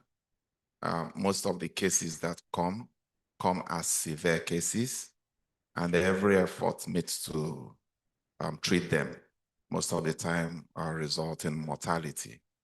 Last year, we lost two of our healthcare workers in Abakaliki because of the severity also. And I'm thinking, I don't know, continuous renal replacement therapy. I'm thinking about that. And I'm directing my question to Janet. In all the supportive care that has been given, what my nephrologist told me was that we can't do hemodialysis at this moment. But if we have a continuous renal replacement therapy machine, possibly something could have been done. I don't know from your experience, could that also help? Then I have a general question. What is the timeline for this vaccine that we're talking about? Because I don't know what may happen again in my center. I don't want any healthcare worker to actually succumb to Lassa. I need the timeline, the possibility of it coming very fast so that we could save the people. Thank you very much. Thank you, Prof. Hano. The fourth person, I think, was Dr. Ephraim. 1 minute for each question or comment. Thank you very much. My name is Dr. Ephraim Ogbani. I move on from Irwa Specialist Teaching Hospital. My comment relates to laboratory and diagnostics, and I'm sure it's within the purview of fine. The first area has to do with what concretely is on ground to accelerate point of care testing. And we know this has been, in discourse for some time, and over the years in Sierra Leone, they have the point of care testing, antigen capture testing that is very effective. And in Nigeria, we are dealing with perhaps lineage 2 and 3 predominantly, and over close to, 250 million people. And if today we are still talking of having 6 reference lab molecular testing and serving over 250 million people, and these facilities, the laboratories are domiciled in tertiary institutions. So until we are able to scale up diagnostic up to secondary and even primary care level, we may not be able to get our surveillance and even early detection and case management right. So I feel that's an area that requires acceleration. The other area I want to comment on is about the possibilities of maybe multiplex testing. Here you have Lassa fever, clinical signs and symptoms conflicting with almost other causes of febrile illnesses in the sub-region. We have had a dual outbreak of yellow fever and Lassa simultaneously. We have had co-infections, malaria, Lassa fever. And each time you want to look at the differentials and you are taking the testing one by one, it will take a week to get around the cycle of differentials. For me, I think from public health perspective, early detection, improved surveillance, ease of case management, reducing mortality and all of that, we need to drive the process of developing either a very, effective point of care testing. And if that is not possible for now, we look for a way of integrating all those diagnostic to hasten up all our surveillance system. Thank you very much. Thank you very much. I'm told time is up. So I'll give 30 seconds now and only one question or one comment. Thank you, We'll Prof. cut down your second one, okay? So one question. Now to my former boss, Dr. Adetifa. Understanding the phylogenetic and epidemiologic insights, maybe your thought on how this can help us better understand sources of this transmission that is happening around the year and help us to allocate our resources more effectively. And in that line, we're saying, how can we look at, even though the keynote speaker said Nigeria has lowest CFR, but in the absolute number of debts, Nigeria has the highest number of debts. Can we consider 80% of investment where the 80% of our burden is? Food for thought. Last question. The last one is the lady at the back. She'll have the last question, and after that, we'll take response from our panelists. Thank you so very much. My question is, how can West Africa and countries move from, let's say, being trial hosts to becoming equal partners and leaders in the research, development, and delivering of countermeasures and for Lassa fever and other emerging infectious diseases? Thank you very much. That's the last question. For Dr. Adetifa, For now the RTD. all the questions are going to Dr. Adetifa. This one, no, just this question for Dr. Adetifa. Okay. RTD we are looking at that you said we should go to the booth and check. We would like to know, is it the 5 Lassa fever strain that we're looking at? Or is you have just case definition for Nigeria? Let's know if Liberia too you're working towards that, or Sierra Leone. Thank you. Thank you very much. So maybe we'll start with Dr. Adetifa to answer some of the questions and comments directed to him.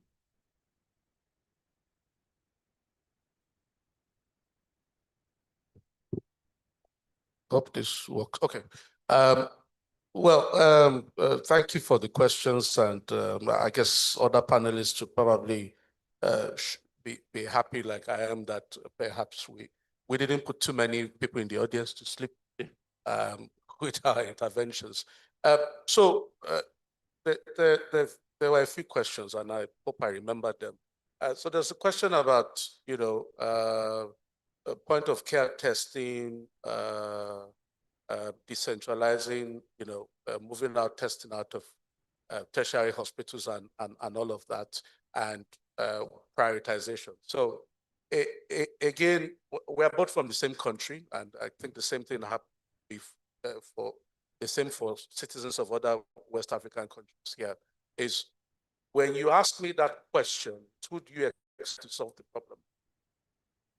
Okay, so it goes back to what we say, is that when you look at national budgets and you look at MPHI budgets for research to develop solutions for local problems, there is not enough. And until we begin to ramp up, for every dollar that CEPI or others bring, you provide 50 cents or 25 cents or something to drive your local agenda, then we will not have as much progress as we need to. There's been quite a bit of work trying to even scale up testing across the country. You can't deploy PCR-based testing to lower levels of healthcare. So that's a challenge that we have. And until we are able to get a suitable point of care test, whether molecular or RDT, line probe, APSA, and all of that, we will still have a gap in that space. And that's part of that's the reason why FIND and others are trying again to drive the agenda for the development of point of care tests. But again, this depends on funding. We have seen financial turbulence in the global health space.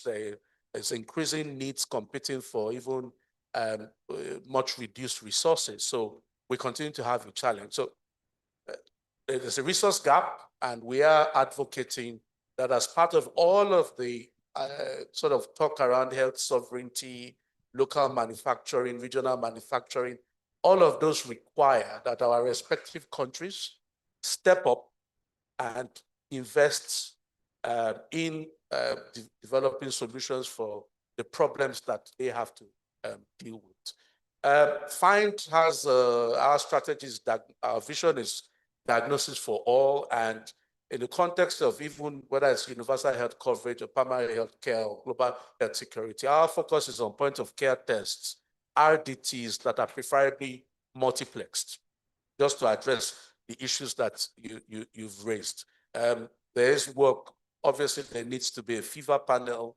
There are RDTs for both malaria, dengue, and the others. But your development of multiplex RDTs that are suitable for your region or your situation can only be informed by having detailed epidemiological information. Okay, so I remember at the NCDC, one of the questions I asked and I wanted us to look into is all these Lassa fever negative samples from people who met the clinical case definition of Lassa fever, what exactly is responsible for that? What's the cause? What are the differentials for an undifferentiated febrile illness? And until we have that information, it will be very difficult to decide what needs to go into any multiplexed rapid diagnostic test or other point of care testing modalities that you have. The question, I think it was from the lady at the back. I think that's Rachel, or if I'm correct.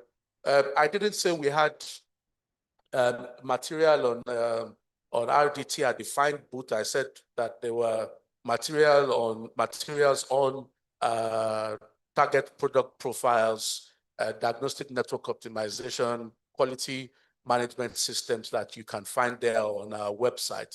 But as I said, and as one of the gentlemen said earlier, there is a really well-functioning rapid test that is well deployed in Sierra Leone, but does not work in Nigeria because it doesn't work on the lineages that, so we need a concerted effort to develop tests that are appropriate for those lineages or to find a common target that works across all of the Lassa virus lineages. Thank you very much. Thank you very much, Dr. Tifa.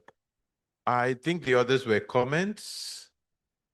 So I think before we go, I will invite each panelist in 20 seconds to name one bold yet achievable action or commitment that they believe should happen in the next 12 to 24 months that will help close the gap in viral hemorrhagic fever medical countermeasures and research and development in West Africa. One bold yet achievable action or commitment you think should happen in the next 24 to 48, in the next 12 to 24 months. Let's start from Mary Jasper. Yeah, thank you for the very last question. I think for at least for me, it's very clear that it's going to be the integrated trial that will start and that will include patients, and hopefully we'll finish the phase 2 part for certain arms and help us to move on phase 3. Thank you very much. I agree with you. That will really be one bold and very good achievement.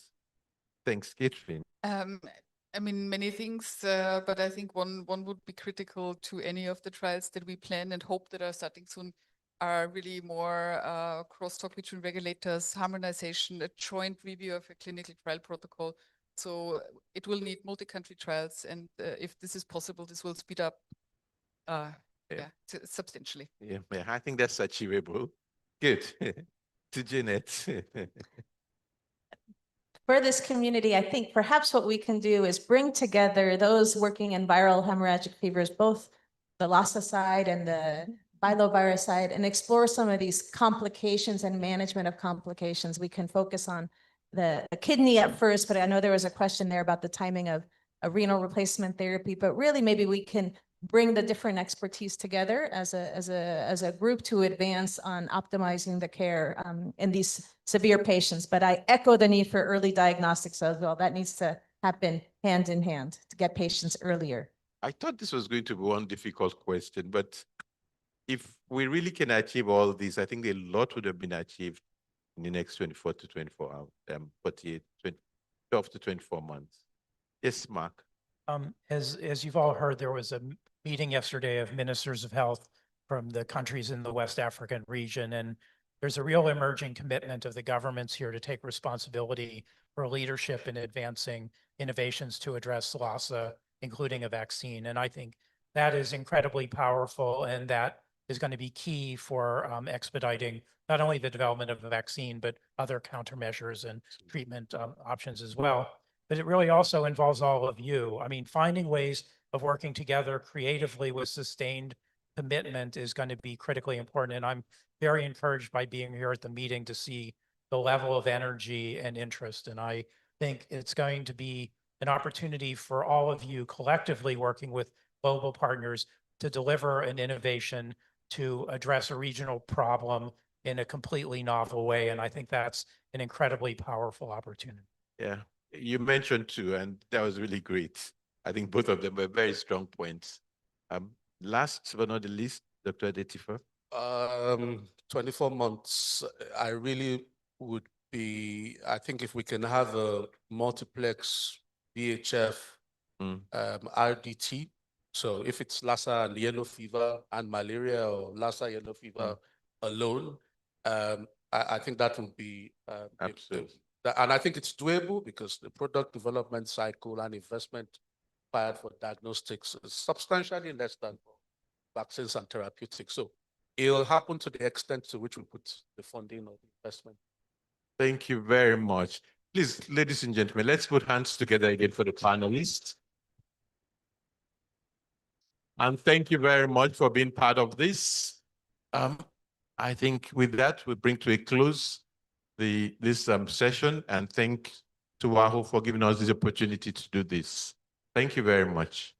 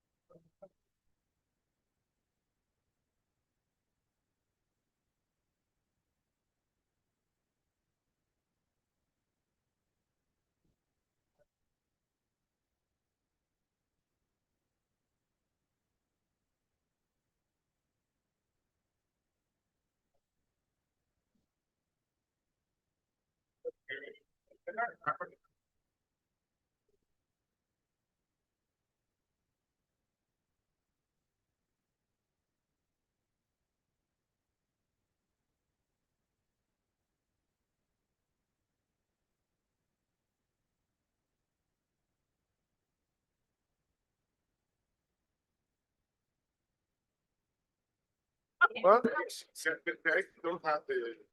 Sorry, I just want to quickly take picture and go. Sorry. No, but hurry up. Okay. Okay. No, I'm only taking picture. That's all. I'm done. Yeah. Okay. Because everyone is presenting. Yes. You don't have the. Don't have it. Okay, so skip this one.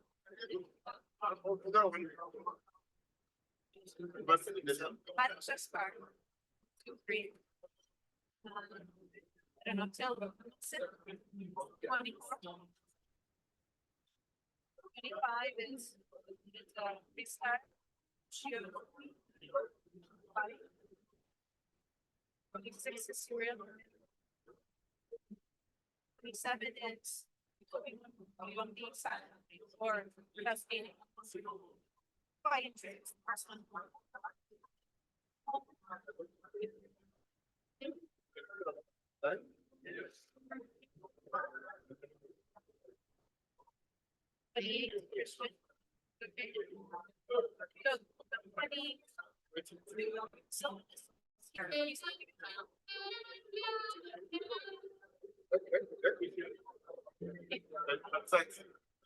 Okay, should I tell people to sit down?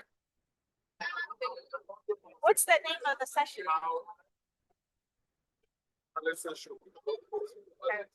Advancement in therapeutics. Okay.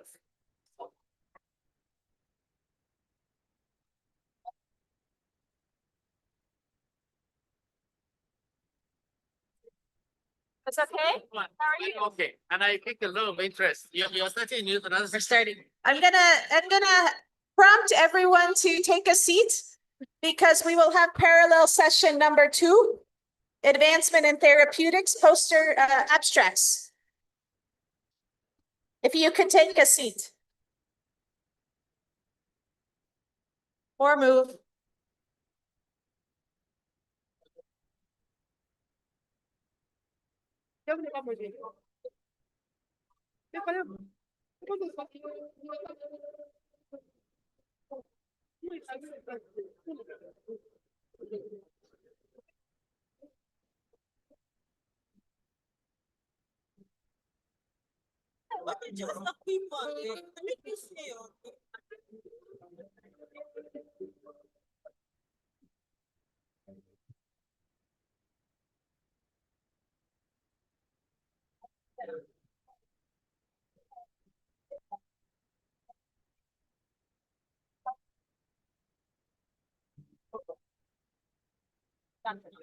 Hello.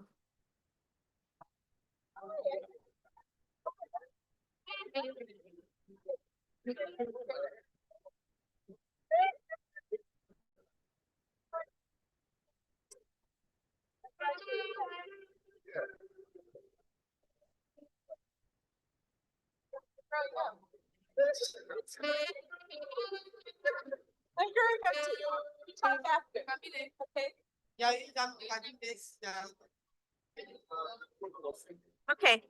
All right, everyone. If you is that Sylvanus gonna talk? Sylvanus gonna speak? Oh, I that is 23. Okay. If everyone can please take a seat, we're gonna get started on the parallel session number 2, advancements in therapeutics. And I will call to the floor. All right, everyone, please take a seat or leave the venue so we could advance on this next. And I'm going to ask all the presenters to sit in the front. So when I call you, you are ready.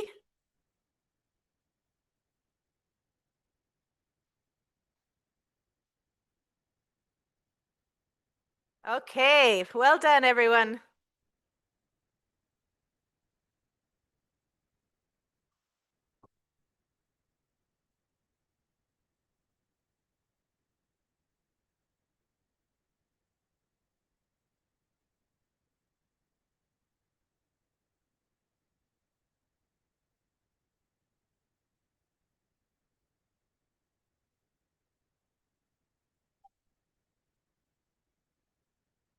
All right.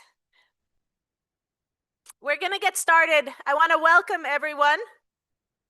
On behalf of the meeting organizers, I have the privilege of chairing this session. So my name is Dr. Janet Diaz. I'm from WHO and here happy to be chairing this oral abstract session on advancement to therapeutics for Lassa fever. We have 7 oral abstracts to present. Everyone has been given, I think, a total of 10 minutes to present their abstracts. I hope we have some time for questions and answers towards the end, but I will ask the first presenter to come. We're going to start with oral abstract number 23. I think Sylvanus is going to go later, is my understanding. So we're going to start with the second oral 23, which is Marie Jasper. She was recently on the panel, so I want to welcome her to present the Integrate Study and Adaptive Platform Trial for the development of new interventions to combat Lassa fever in West Africa. So please, Marie, join us. Give her a hand of applause.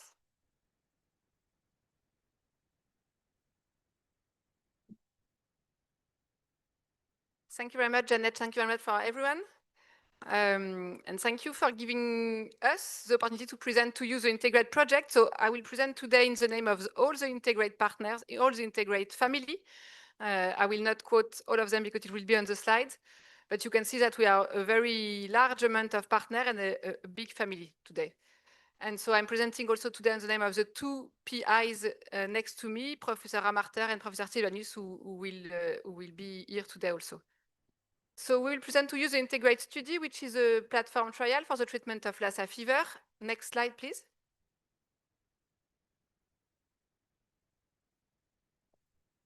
And can I have the next slide, please?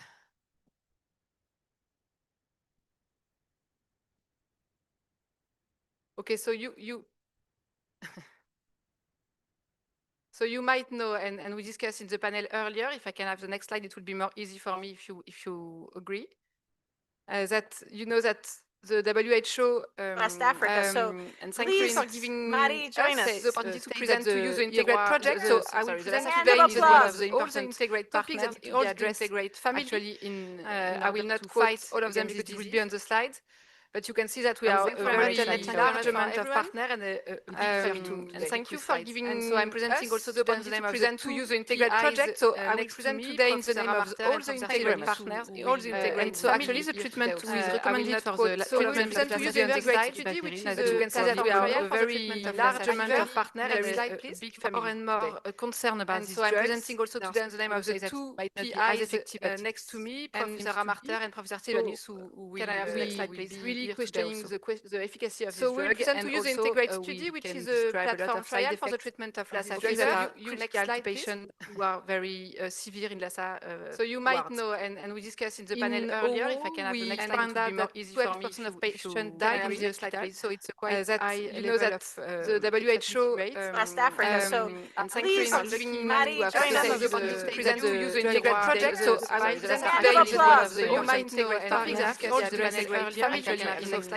This I will not fight all of them because it will be on the side, but you can see that we are a very large WHO partner and West Africa. So please for giving me I'm present to you the Integrate project. So I will present today in the name of all the Integrate partners, all the Integrate. So actually the treatment I will not fight all of them because it will be on the side, but you can see that we are a very large amount of partners and more concerned about. So I'm presenting also the present to you the Integrate project. So I will present today in the all the Integrate partners, all the Integrate. So actually the treatment is recommended for the so we present to you the Integrate study, which is you can see that we are a very large amount of partners and patients from NMS very concerned about. So I'm presenting also you might know, and we discussed earlier, we and Amarter and 12% of patients die of next slide, please. So really we know that so the WHO the Integrate study, so please Marie, join us to use the Integrate project. So I will present today in the so you might know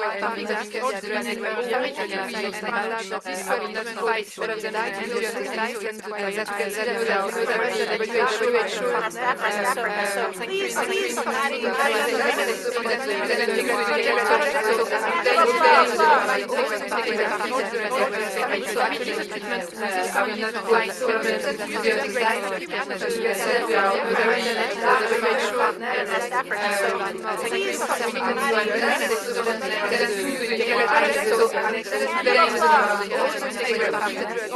Marie, so actually the treatment is recommended for so you can see that we are very large amount of partners and patients concerned about. So I'm presenting also the use the Integrate project. So actually really questioning so we present to use the Integrate study, which is a platform trial for the treatment of So you might know, I think that discussed earlier, we found out that this was so you might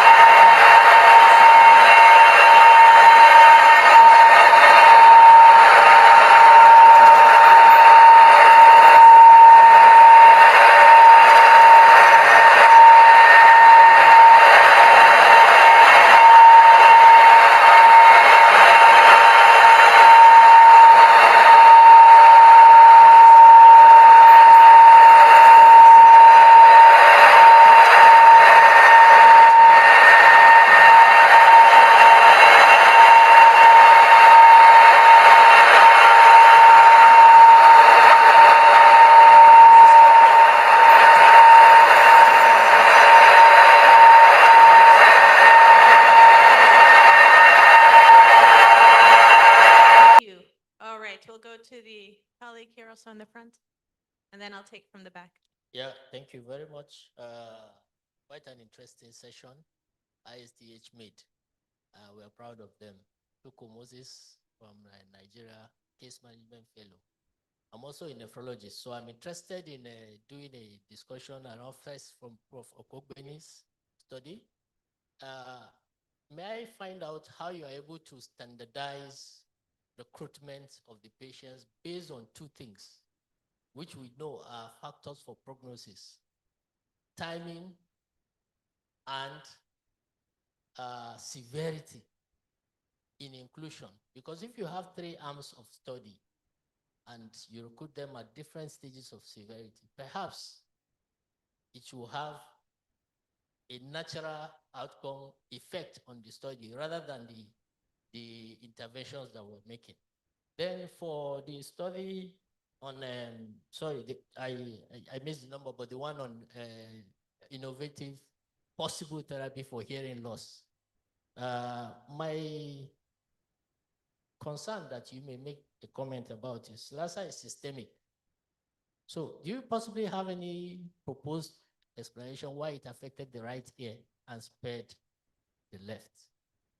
Could it possibly just be that, because when you look at the intervention that was used, it's a cocktail of things. You have the monitor, you have short-acting steroid, long-acting steroid.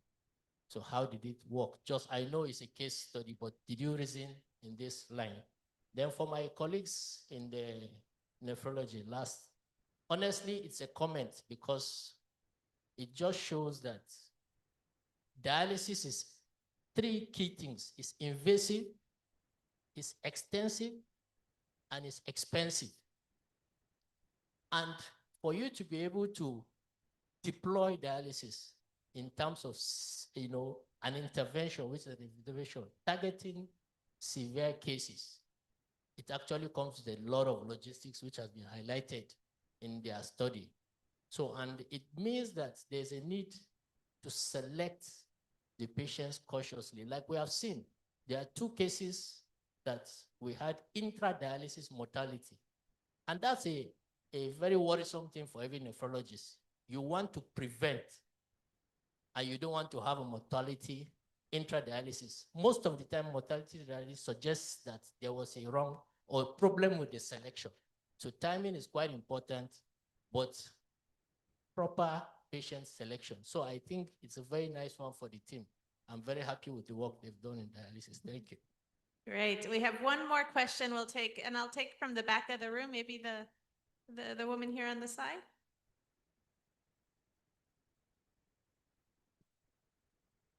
And limit to 1 question or comment, just so if we limit, then we can have 1 more. Okay, thank you very much for a wonderful presentation. I want to congratulate the ISTH team. My question is on the nephrology presentation. I'm particularly bothered, and I want to know, aside the double lumen catheter that you use, what other things do you do to prevent DVT, given the fact that you also reduce the dose of heparin that is given? And also concerning the patients with hearing loss, do we have an idea of what the hearing was ab initio prior to the onset of the ailment? And then for Professor Okubeni, please, I want to know, concerning the dexamethasone, do you start the dexamethasone on all the patients, or is it depending on the severity? Thank you. Thank you. Did you want to come in with 1 question? I know you were sitting next. And that's the last one we'll take. Everyone else, I'm sorry, we're going to run out of time. Good afternoon, everyone. My name is Nanaya Ajayi. I want to thank the ISTH team for wonderful presentations. But I was wondering the criteria for inclusion in the dexamethasone study. Was it every patient that had Lassa that was used? Or was there something that qualified patients? Thinking about this because we know that ability to mount an immune response is important even in the recovery from Lassa fever itself. So are we saying that for every patient, dexamethasone will now be used? Or are there specific patients that we are going to be using it for? Also, I'm interested in the favipiravir study. What was the inclusion criteria in the patients? Or what was the group of patients that it was used for? Or was it across board, both severe and not so severe cases? Thank you very much. All right, wonderful. So I think we're going to address some of these questions and give some of the speakers an opportunity to comment. Perhaps first what we can address is the severity, how the consensus around labeling disease severity. I think that was an important question for the inclusion into that arm, and also something around the stratification around timing of onset and inclusion of the trial based on severity and symptom onset. I don't know if Maria Jaspard and Sylvanus, you want to take those questions for integrate? Yes, thank you very much for your question. Of course, it's a big challenge to include patients with severe ill patients. So I can speak about OO because I was there for inclusion, and maybe Sylvanus or Cyril can enhance on ISTH. But in OO, and what is planned in the protocol also, of course, is that we try to obtain the consent from the patient. If he's not able to give the consent, we lean on the relatives. In OO, we are very close to relative, and I'm pretty sure it's the same in ISTH also. And when the patient is feeling better, if the patient is feeling better, then we obtain the consent afterwards. But we really work closely with the relatives to make sure that we have the correct consent. Perhaps you want to add something on this? No, I think that's just it. For those who are unable to give consent, the relative can give consent. Then once they become conscious, you reconsent them. Because we're working with only adult population. In terms of severity, for the integrate trial, for the dexamethasone arm, is for severe patients.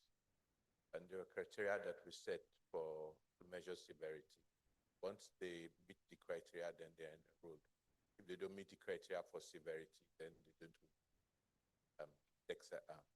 For the LADEX study, was like we said, the LADEX study fits into the integrate study. For the LADEX study, it was for safety and tolerability, and worked with all level of severity, mild, moderate, severe. But moving on to integrate study, it was now reserved for severe patients. So consenting, there's a consenting room within the last ward. We have a newly purposely built Lassa fever ward, courtesy of our partners and German government, and also designed to be able to meet clinical trial expectations. So there's a consenting room within the red room where you can consent mildly, moderate, ill patients. Those who are severe to consent, then the relatives take consent from the relatives. When they become conscious enough, you reconsent them for the trial. Thank you. Okay, I think that was clear to answer the questions. I think there was one comment around favipiravir and the inclusion, and maybe it's important to say it was a phase 2 trial versus what's planned to be a phase 3, because I do think that should be clear, right? Because the evaluation trials for efficacy will be the phase 3. So it was mainly for drug safety, and so, but the inclusion was just, as I mentioned, hospitalized patients who were Lassa positive, and then they were greater than 18 years. I think, so it was not including all patients, and also we did not include pregnant women. So part of our exclusion testing done at point of care was to assess if they were pregnant. So basically non-pregnant adults greater than 18 years that were Lassa fever positive and hospitalized. Super. All right, I'm gonna have at the end to describe that there were some nephrology AKI clarifications and comments, but maybe I can ask you even a bolder question. How would you advance the evaluation in a study, in a trial for the right approach to managing AKI with renal replacement therapy? Get the question. I didn't get the question. The question again, there were some comments around the study. I have the questions here. I have the questions written down. So, okay. No, my question to you, though, I'm taking moderator's Okay, so role. what's the question? What kind of trial? How would you think about designing a trial to study which way is best to give hemodialysis or renal replacement therapy? Okay, we designed a study to compare the AKI in Lassa to AKI in other conditions, a comparative study. And I think we have actually done that retrospectively, where we looked at the various clinical and biochemical parameters of AKI in Lassa fever as against AKI in other patients in the hospital. And when we did that, there were some interesting findings. For instance, we found out that the level of acidosis in Lassa fever patients with AKI was much higher and worse than they were in the general population and other patients who had AKI.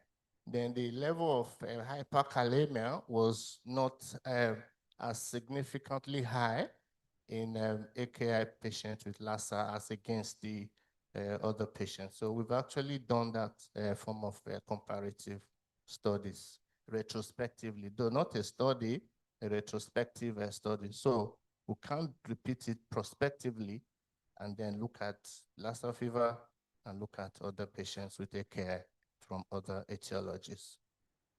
Thank you. All right. Would you like to address the question? The other questions, she wanted to know if there were long-term complications from dialysis. Well, the complications we have for dialysis generally for our AKI patients is the same for the other patients, except that because this is a disease with possibility of causing a bleeding diathesis, so you can increase that tendency by heparinizing your patient during dialysis. So that is why there's advocacy in the cautious use of heparin.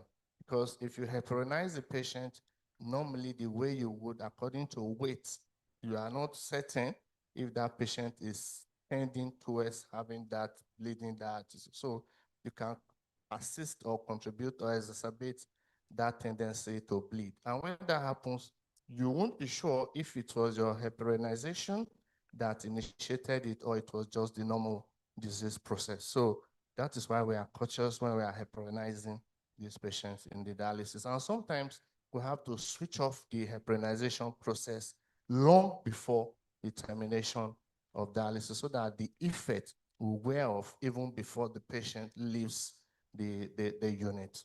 Then, like I said in the past, we've had DVT because we do femoral cannulation. And then the patients have had DVT on those limbs in the past. So that is why, again, one way we prevent that is that after dialysis, we extubate the cannula because we feel it can initiate or is contributing to the initiation of DVT on that particular limb. But with this other less thrombocytic cannula, we had less cases of DVT, and we're advocating for it.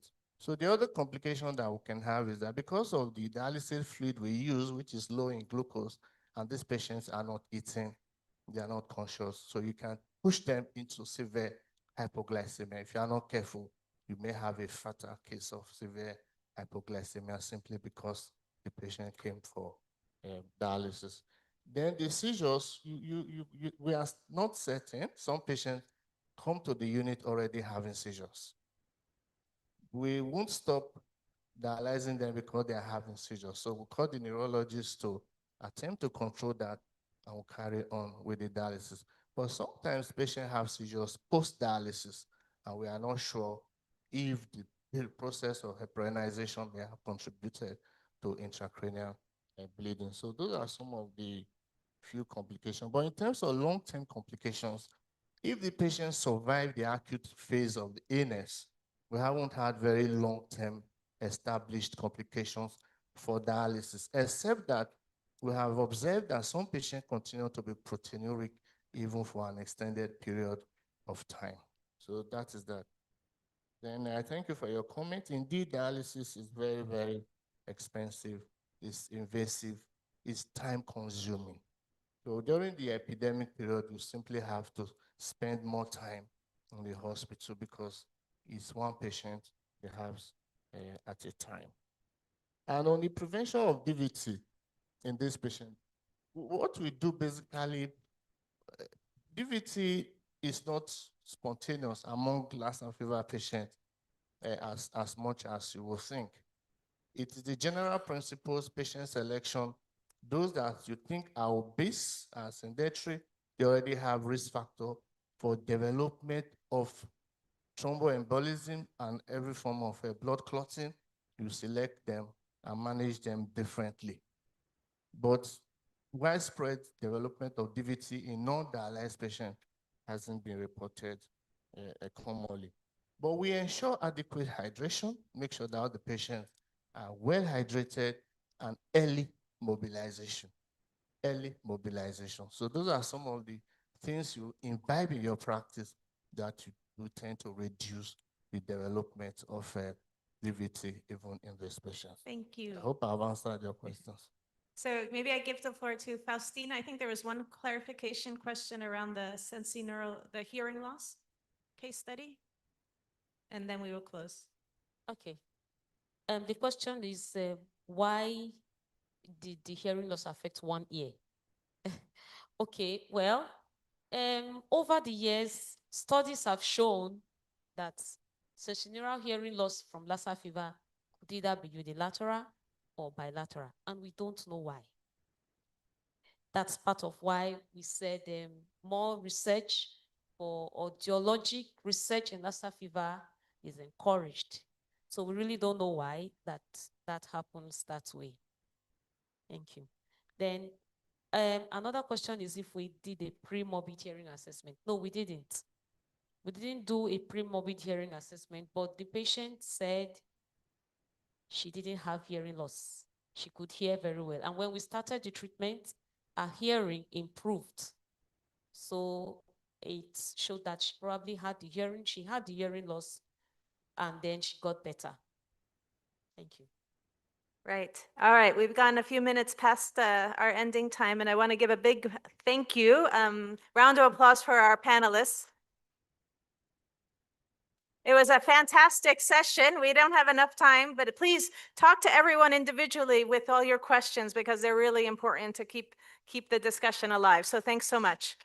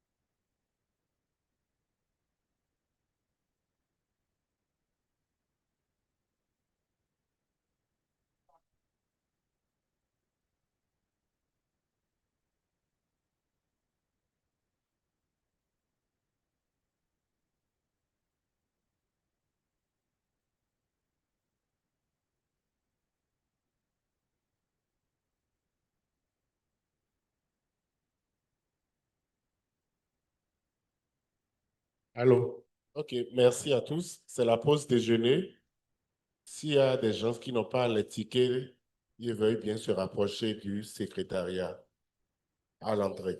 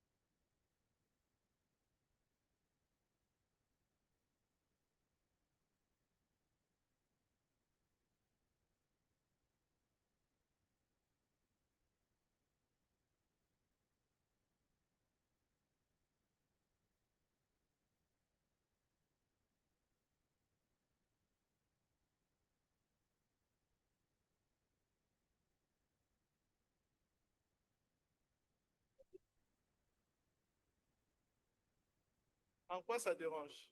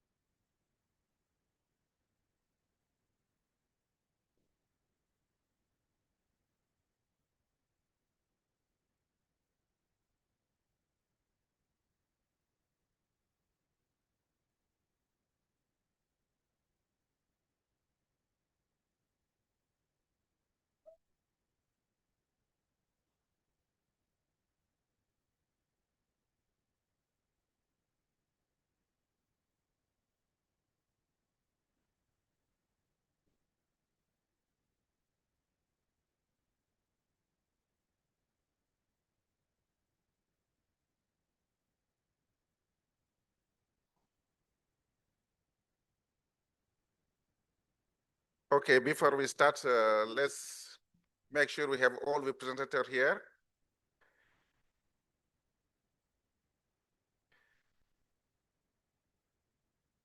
Afiza Suleiman is here.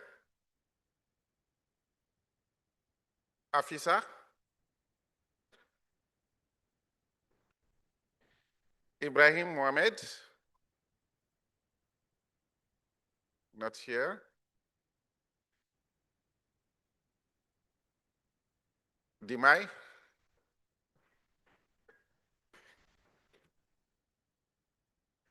Where? Yeah, I want all representatives to be here so that we know to be on the first.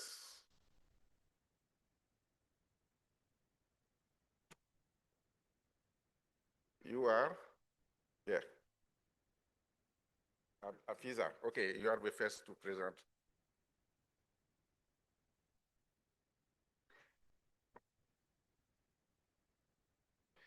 Okay, we have Afiza, Ibrahim Mohamed, not in the room. Stephen.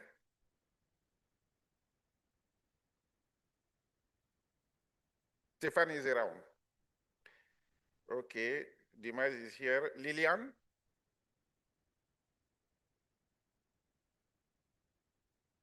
Lilian. Neka Mariam.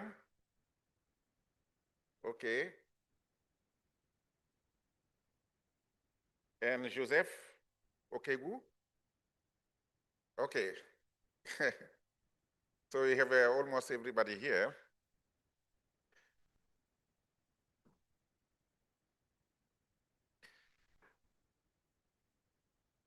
Good afternoon. Good afternoon. Okay. I'm Seydou Doumbia. I'm the director of University Clinical Research Center of University of Science, Technique and Technology of Bamako. I'm the chair of the West African Clinical Research Consortium on Epidemic Pathogen, WACREP, which regroup Mali, Liberia, Sierra Leone, Guinea, and Cote d'Ivoire. I'm former dean of medical school of University of Science, Technique and Technology of Bamako. I'm honored to be the person in charge to moderate this session. Moderation means make sure that we are on time and also make sure that people will ask also some question of clarification.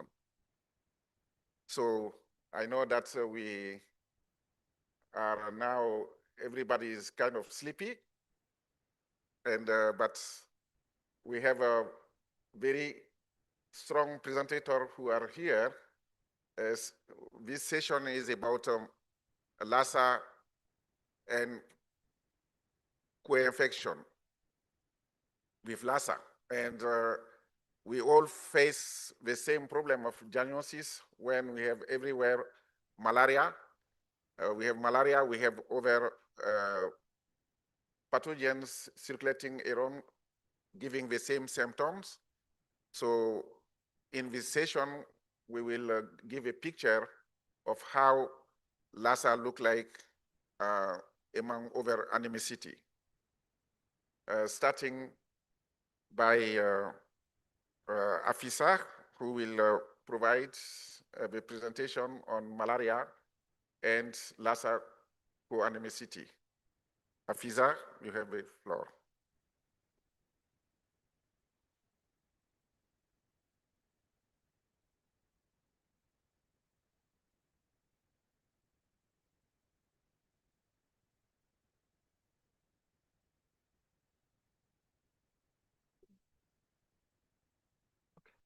This slide.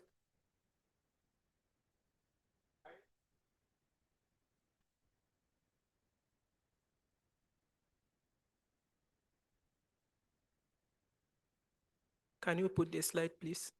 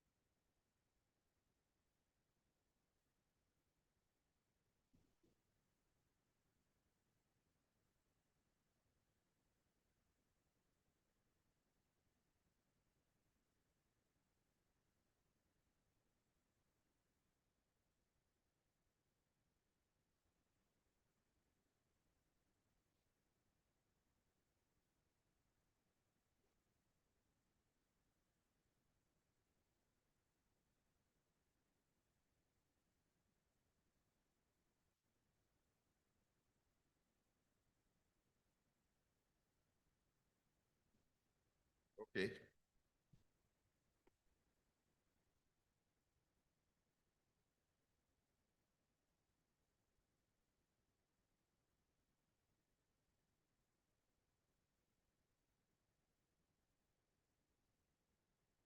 Okay.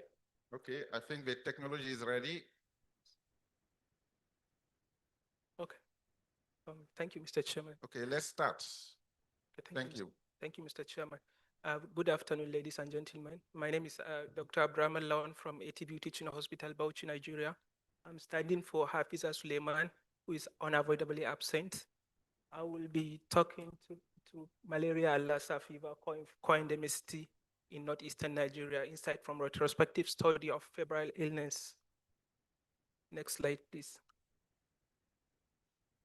Okay, as we all know, malaria and Lassa fever is endemic in Nigeria with similar symptoms, making diagnosis and management difficult. This overlap may contribute to adverse clinical outcomes in febrile patients. There is limited data on the burden and impacts of malaria among Lassa fever cases in Nigeria. Next slide, please. So the study aimed to determine the prevalence and clinical implications of malaria parasitemia among individuals with suspected Lassa fever cases, both PCR positive and PCR negative patients. Next slide.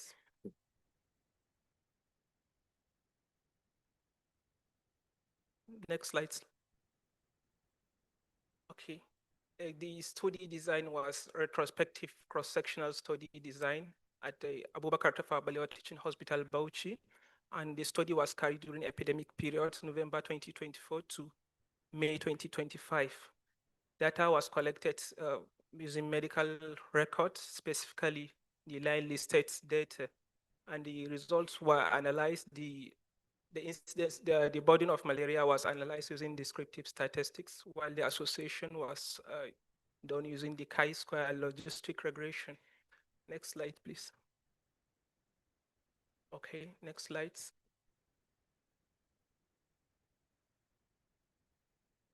Next, please. Next. 1,764 patients were recruited for this study. That's the suspected cases of Lassa fever. And among them, 24.8% tends to be PCR positive for Lassa fever, while 75.2% PCR negative for Lassa fever. Next slide. So among the tested PCR tested positive patients, it turns out to be 20% of them have malaria fever. That's indicating for every five PCR confirmed Lassa fever patients, one is positive for malaria, while the PCR negative suspected case is just 11.4%. Next slide, please. So Lassa, no, the previous one, please. So Lassa fever, malaria co-infection, no statistical significance with mortality, with the p-value 0.27, which is typically greater than the 0.005 significant p-value, or the prolonged hospitalization with p-value 0.58% with odds ratio 1.31 at the 95% confidence interval of 0.55 to 3.12. Next slide, please. So in conclusion, malaria parasitemia was more frequent in Lassa fever PCR positive compared to the PCR negative patients. Co-infection did not significantly affect mortality or hospital stay. Nonetheless, malaria Lassa co-infection is relatively common in northeastern Nigeria. Next slide. So recommendations, routine dual testing for the malaria and Lassa fever in febrile patients in co-endemic regions, strengthen diagnostic capacity in health facilities, enhance clinical awareness of overlapping symptoms for timely management, promote integrated surveillance and research on malaria and Lassa fever interactions. Next slide, please. So I want to acknowledge our CMD who is here with us, Professor Yusuf Jibrin Bara, for all the support he has given us. Then the clinical and laboratory teams for all the work they have been doing, our research collaborators and colleagues for their technical output, especially the MSF, the CP, and the rest of them. Thank you so much for listening.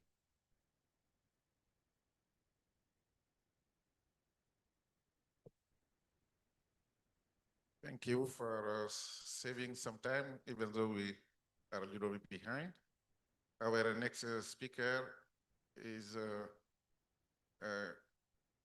Ibrahim Mohamed Usman on IPC. He is not here. So the next, Dimai from Guinea.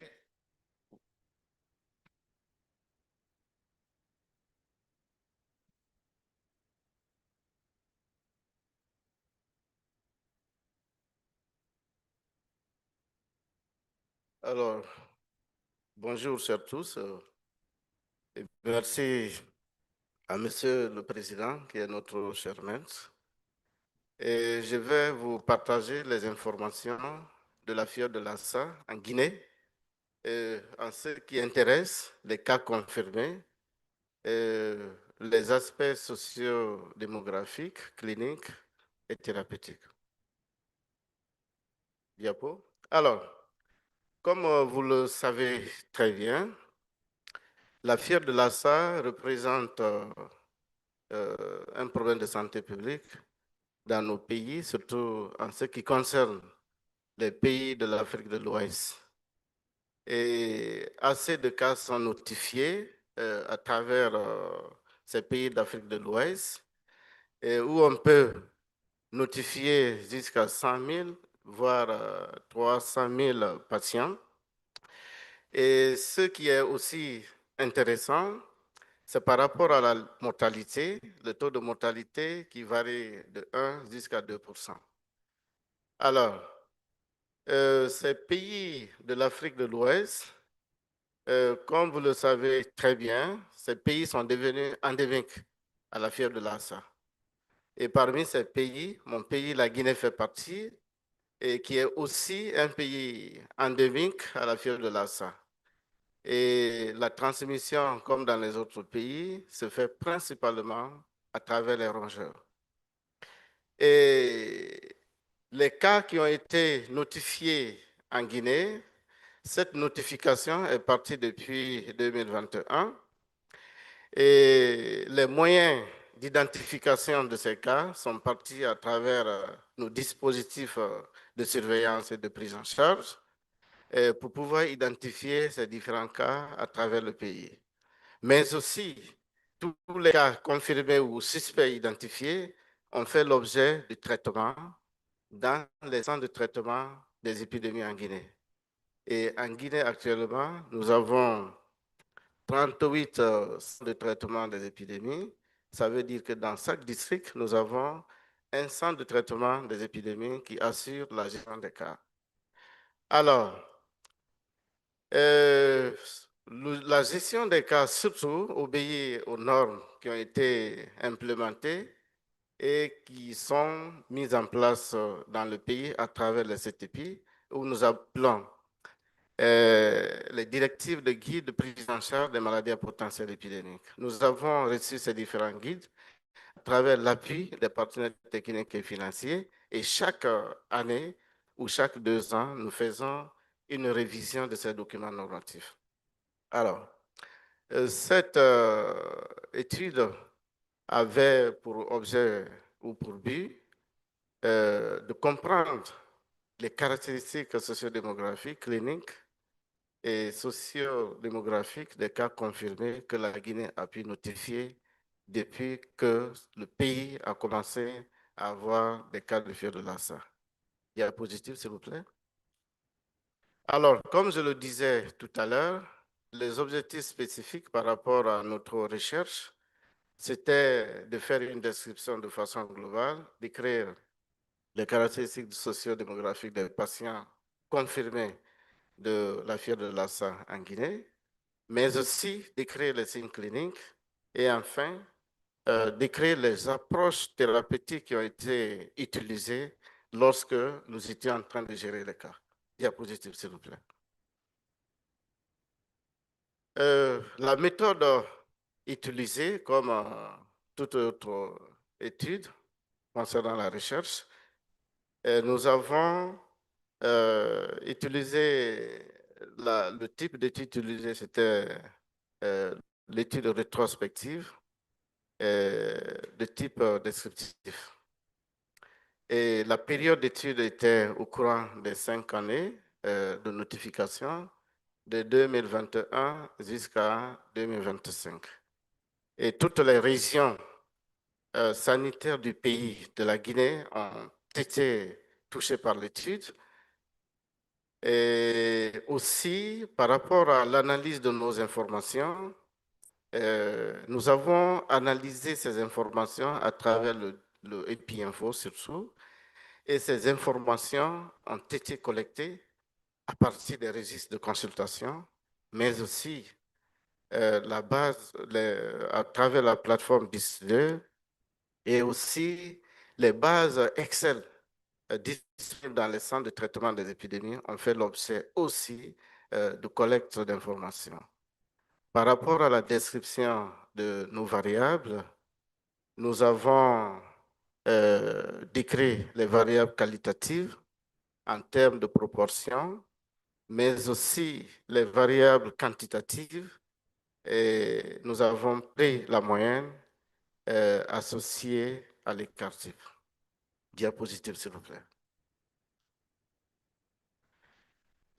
Par rapport au total de patients collectés durant notre étude, nous avons au total colisé 119 cas suspects de fièvre de Lassa. Et à travers les moyens de laboratoire, seulement 17 patients ont été confirmés à la fièvre de Lassa, soit un taux de positivité qui se solde à 14,29%. Et par rapport à la répartition selon les années, l'année 2022 a été l'année à laquelle nous avons eu à recenser assez de cas confirmés par rapport aux autres années précédentes où on avait collecté jusqu'à 47% de cas confirmés, soit 8 cas confirmés sur les 17. Diapositive, s'il vous plaît. Parmi les cas confirmés recensés, les femmes étaient plus représentées, soit un ratio femmes-hommes qui était à 1,2. Et aussi, l'âge moyen de nos patients était à 34 ans. Et ce qui a été beaucoup plus intéressant par rapport à cette étude, c'est que c'est les agents de santé qui ont été touchés par la fièvre de Lassa dans notre pays. Les agents de santé, qui représentaient à peu près les 53% au regard des autres coûts sociaux professionnels. Et si j'ai cité en amont les 8 régions sanitaires qui ont intéressé l'étude, et lorsqu'on a eu à stratifier le nombre de cas confirmés, il est resté seulement 2 régions qui ont eu à notifier les cas confirmés. Et c'est la région de Jéricuré qui est au sud de la Guinée et aussi la région de Conakry qui est la capitale. Et la région de Jéricuré avait eu à coaliser au total 9 cas confirmés, soit 52,94%. Dia, s'il vous plaît. Et par rapport à la représentation clinique des cas confirmés de Lassa dans notre pays, et sur les 17 cas confirmés, 16 cas confirmés étaient purement des cas modérés, contre un seul cas confirmé qui était dans un tableau clinique grave. Et les signes cliniques que présentaient ces patients étaient, entre autres, l'asthénie physique, qui étaient presque représentés sur tous nos patients, la fièvre, la dyspnée, la diarrhée, la surdité, les douleurs et des saignements. Le seul cas confirmé qui a été retenu comme étant un cas grave, ce patient avait des hémorragies, était dans un tableau de syndrome hémorragique franc, en fait. Et en ce qui concerne à la thérapie, tous nos patients ont bénéficié de la ribavirine. Pourquoi? Parce qu'ils ont été notifiés très tôt, dans moins de 10 jours. Donc, on les a soumis directement sur la ribavirine. Bien sûr que d'autres traitements symptomatiques ont été institués en ce qui concerne aux antalgiques, aux antibiotiques, mais aussi les antibiotiques. Et lorsqu'on a regardé dans l'ensemble de nos patients, et concernant l'issue, 16 patients étaient sortis guéris contre un cas de décès. Le seul cas de décès, c'est le patient qui était dans le tableau clinique grave. Diapositive, s'il vous plaît. Alors, qu'est-ce qu'on peut dire au regard de ces résultats et des efforts fournis? Nous pouvons conclure que la fièvre de Lassa représente une menace ponctuelle pour notre pays, la Guinée, mais aussi au regard d'autres pays. Et dans la dynamique de la gestion de l'épidémie, nous nous sommes essentiellement focalisés sur la prévention de la maladie et dans ces activités de prévention, on était obligé de sensibiliser la communauté du Sud où le nombre de cas est très élevé, qui est aussi une région qui est endémique à la fièvre de Lassa. Diapositive, s'il vous plaît. Et qu'est-ce qu'on pouvait recommander par rapport à cela? On peut dire que il faudrait que les États qui sont déjà présents ici, surtout à travers le centre, qu'on puisse appuyer sur le renforcement de la surveillance par rapport à la fièvre de Lassa, mais aussi concernant la détection précoce des cas, mais aussi renforcer la protection du personnel de santé. Puisque notre étude a souligné cela. Et plus loin, renforcer aussi la prévention communautaire, puisque tous nos patients qu'on a eu à collecter au niveau de la zone sud de la Guinée, et la présence des rongeurs dans les maisons et l'exposition aux excrétants et aux urines était très élevée. Et certains en consomment aussi. Et enfin, on peut dire que d'appuyer la gestion des cas surtout. J'ai souligné tout de suite la ribavirine, l'utilisation de la ribavirine, mais à un certain moment, nous étions exposés à des ruptures ponctuelles, au fait, en termes d'antibiotiques, d'antalgiques et aussi d'autres médicaments pour les traitements symptomatiques. Et de façon globale, nous conseillons à ce que le centre puisse appuyer le pays en termes de recherche et aussi de documentation des bonnes pratiques ou des bonnes expériences. C'est sur cela que je vous dis merci.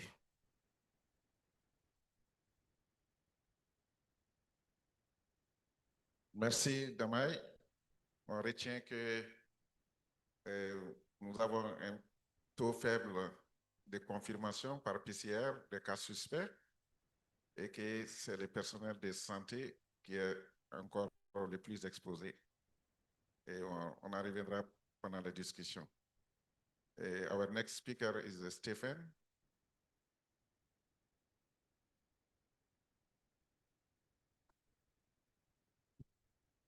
Afternoon, everyone.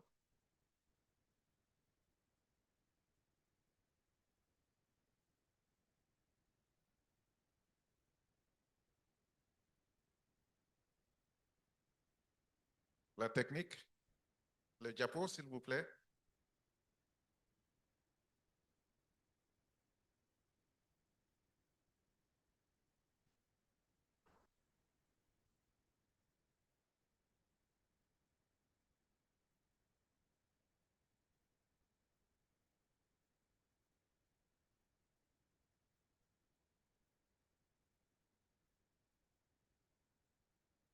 Yourself.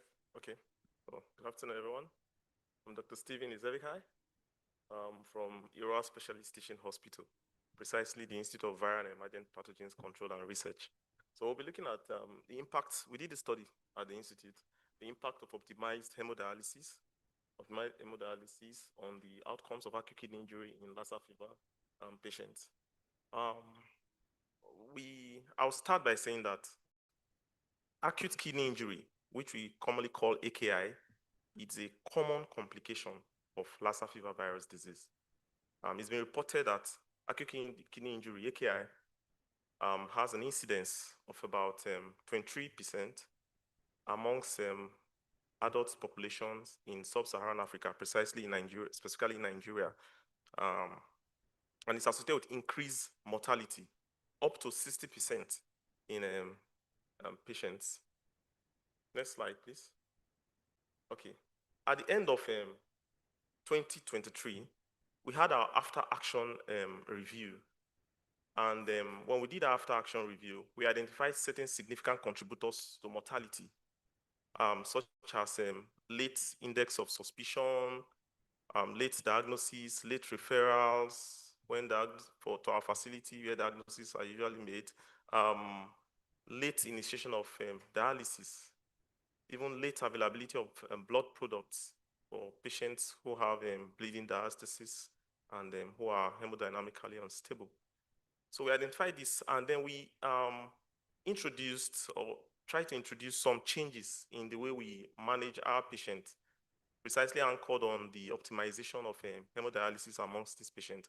And we introduced some changes such as enhanced access to dialysis, lowering the threshold for the initiation of dialysis, use of heparin-free dialysis for high-risk patients, use of flexible double-lumen femoral catheters, and albumin augmentation in patients who have low albumin levels, who are hypoalbuminemic. Next slide, please. And at the end of, next slide. Okay. The aim of this study was to evaluate the outcome of our interventions, which we instituted at the end of our after action review. We said these changes in 2024, and we now had to review the findings or the outcome to see if there were any changes.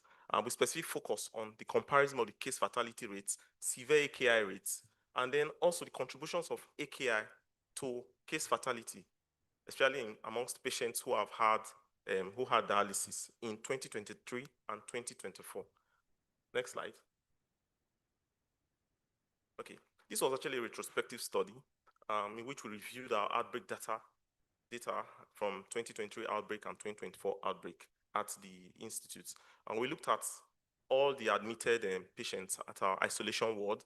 In 2023, we had about 319 admissions. And in 2024, we had about 261 admissions. We then compared the indices, overall case fatality rates amongst the patients. Then we looked at the contributions of severe AKI to case fatality. We also looked at the case fatality, the severe AKI rates in the individual, the respective years, 2023 and then 2024. And then we compared all that to see if there were significant changes to our interventions. And we looked at this data, we analyzed this data.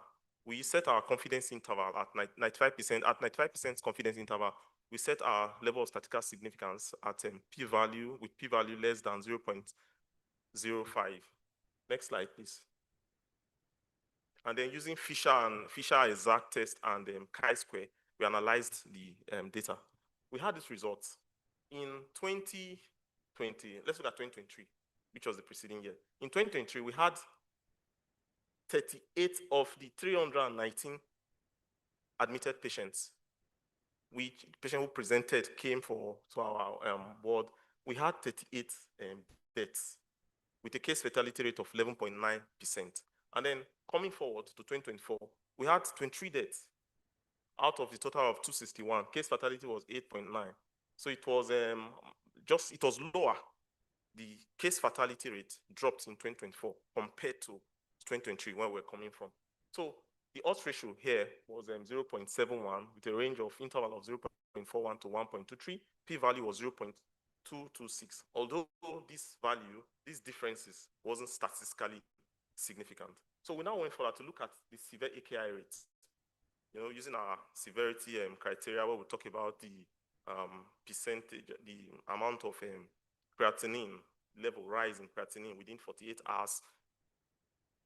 We looked at that. In 2023, we had 31 of the 319 admissions. We had 31 severe AKI, which was about 9.7%. And in 2024, we had, of the 261 admissions, we had 30 severe AKI cases, 11.5%. This was just marginally higher than what we had in 2023. Although the p-value was 0.448, which was also not statistically significant. Next slide, please. We then went further to look at the case fatality among severe AKI cases who had hemodialysis. For this, in 2023, our patients who had hemodialysis, we had, of the total number of severe AKI cases, which were 31 in 2023, we had six deaths, putting it at 19.4%. Now, coming forward to 2024, we had, of the 30 severe AKI cases who had hemodialysis, we had 20 deaths. So putting it at 66.7%. So one wanna ask, why was it higher? Because we now had more deaths in 2024, even with the dialysis. But this still wasn't statistically significant. We had p-value of 0.215. Now, looking at the contribution of AKI overall to case fatality, we had, of the total number of deaths all through overall, in 2023, we had 38 deaths. Of these 38, the number that is associated with AKI was just 25%. It was just 25, which is 66%. Whereas in 2024, we had 20 deaths associated with AKI was 20 out of the total number of deaths of deaths of 23, which was now about now came up to 87%, which is still higher. The number of deaths associated with AKI was also higher in 2024. P-value was 0.069. This was not statistically significant. Although looking at this value, we realized that from when we studied our data, we discovered that of these 23 deaths in 2024, about 18 of them, putting it at 78%, had complicated AKI, not just AKI with associated acute respiratory distress syndrome, which also impacted on the prognosis, contributed to the mortality. And about 6 of them, which is 23%, had very high viral load. Next slide. So we didn't really find any statistically significant relationship between the optimization of hemodialysis and the case fatality. But this impact could be of real clinical significance. Next slide. Okay. What we are recommending is we're recommending further evaluation of this impact of optimized hemodialysis, particularly at a multi-center stage, where you have several centers doing the same thing, and then we'll now compare to see cumulatively.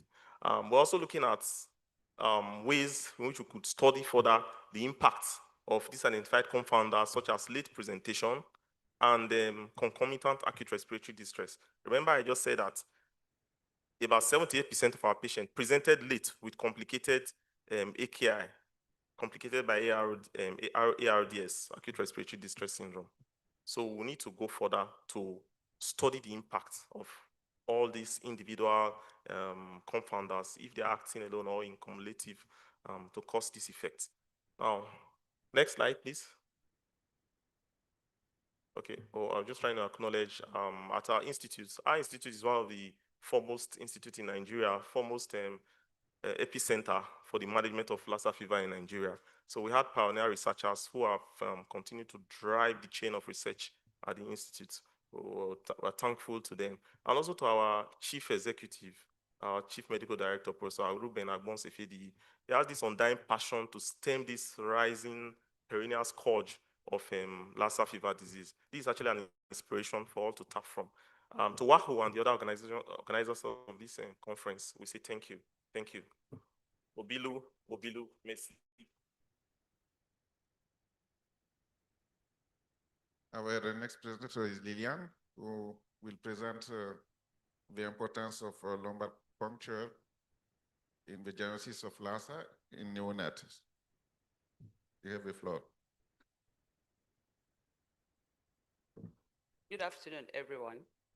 I'm Liliana Kirele. Please permit me to stand on the already existing protocol.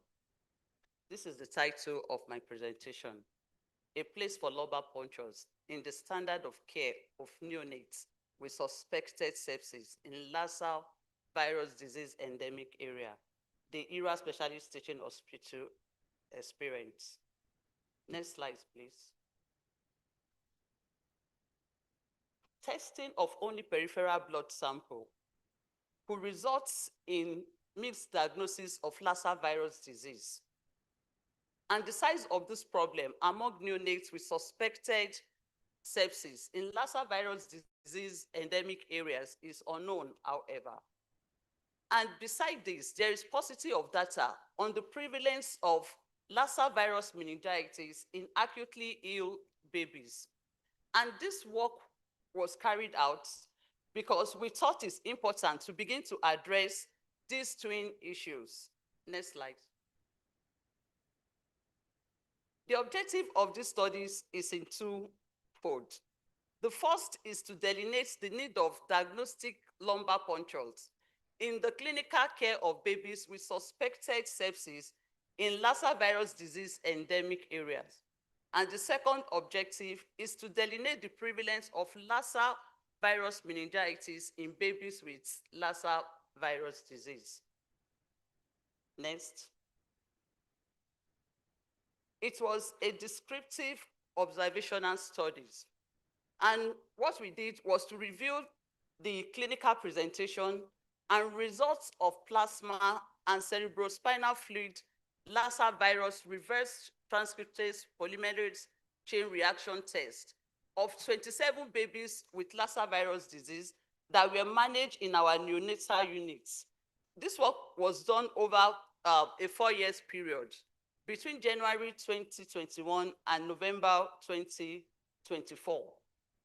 These babies were classified into groups, and the odd ratios of the difference in proportion between this group were computed.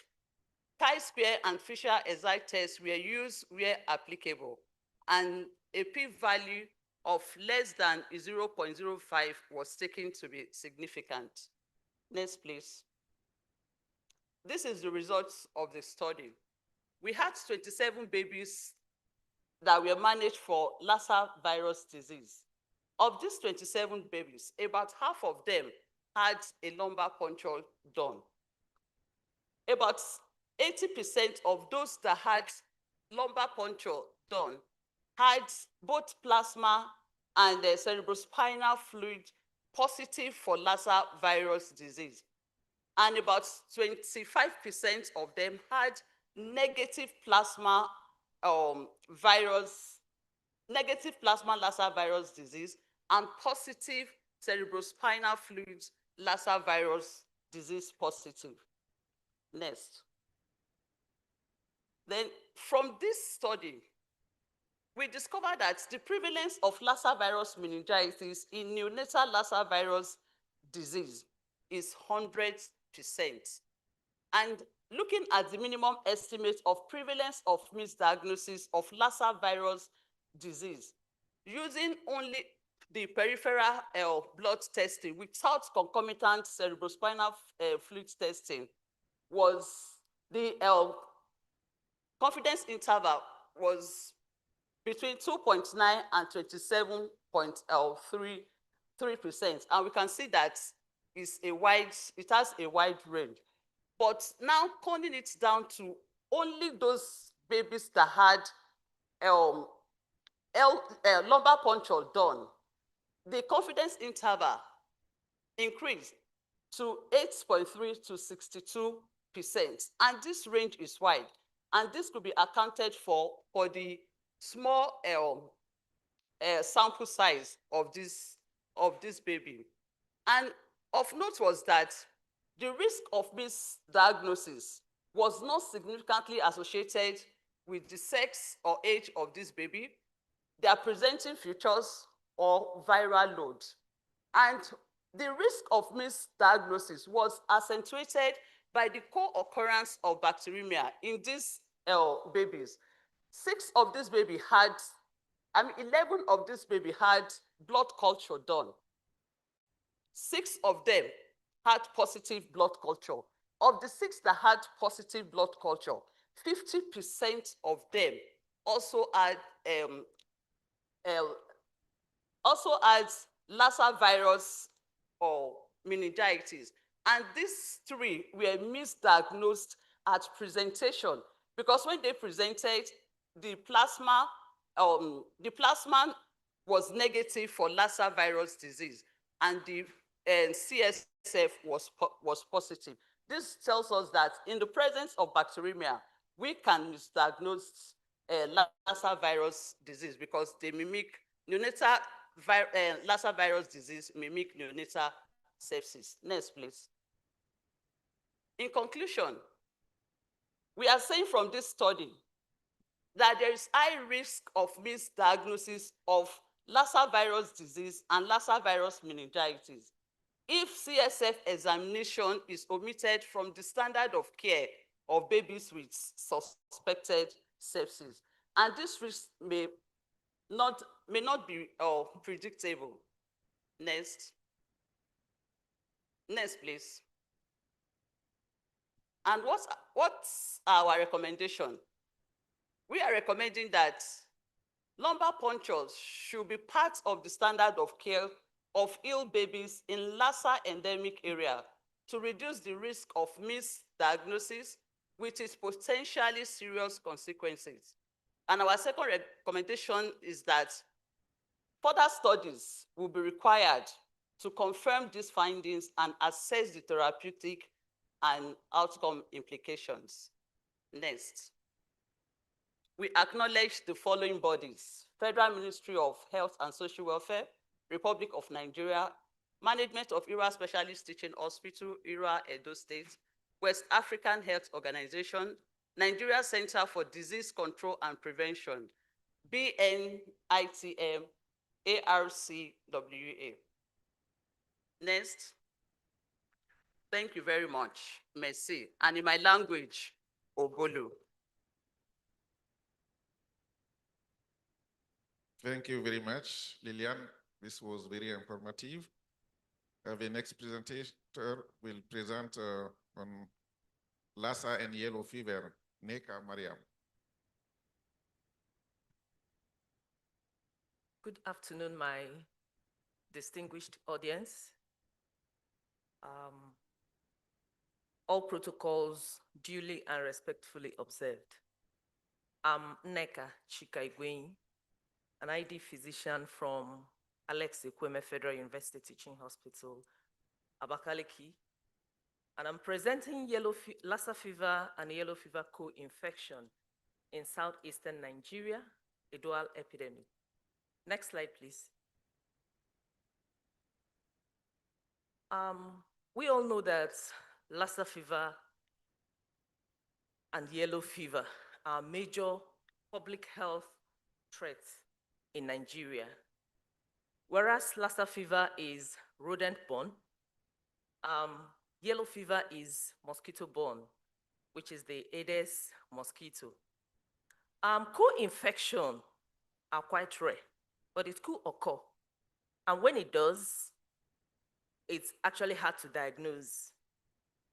Given the history of similar clinical presentation in the 2 infections, it makes it difficult to diagnose and treat, as it were. Now, limited healthcare resources, weak infrastructure, and of course, vaccine hesitancy worsen the prognosis. Next slide.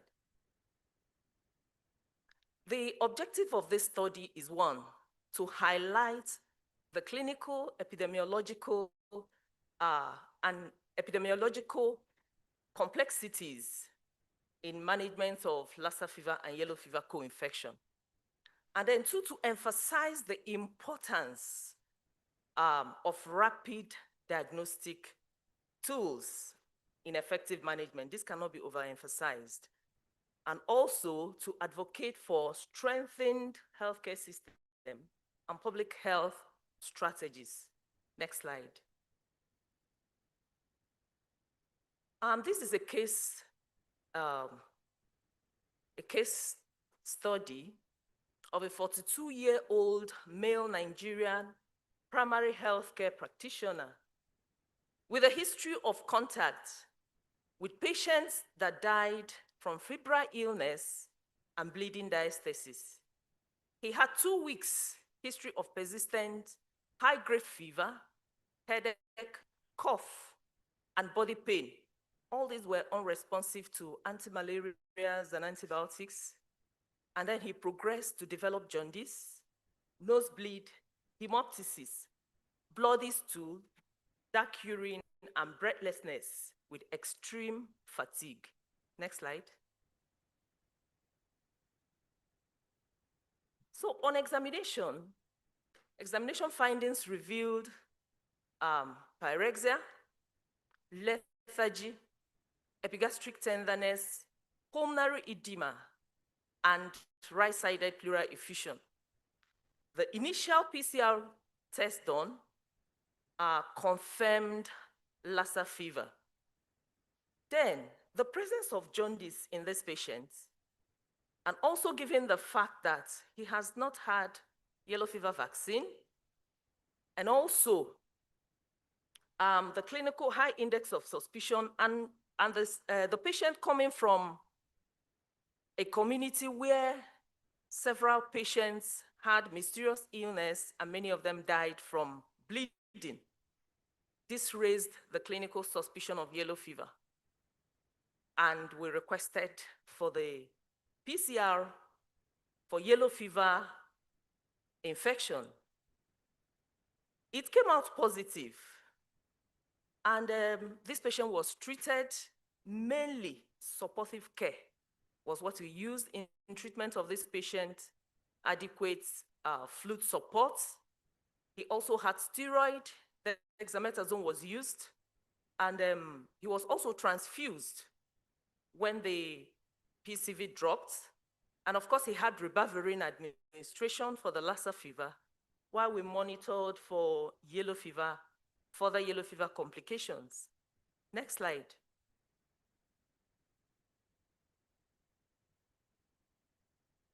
Okay, the initial results, investigation that we did, of note was the lymphocytosis in spite of the high-grade pyrexia, the lethargy, and the obvious symptoms of sepsis. We had lymphocytosis, mildly elevated monocytes. He had protein in urine, blood in urine, and leukocytes as well, and the transaminases were all markedly elevated.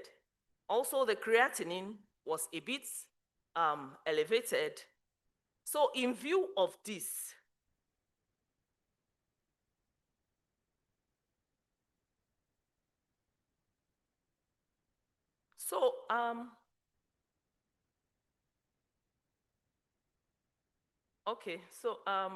majorly was the supportive care that helped this patient. We all know that there's no specific treatment for yellow fever. So, but after 15 days of treatment, the symptoms resolved and he was discharged after 15 days of care.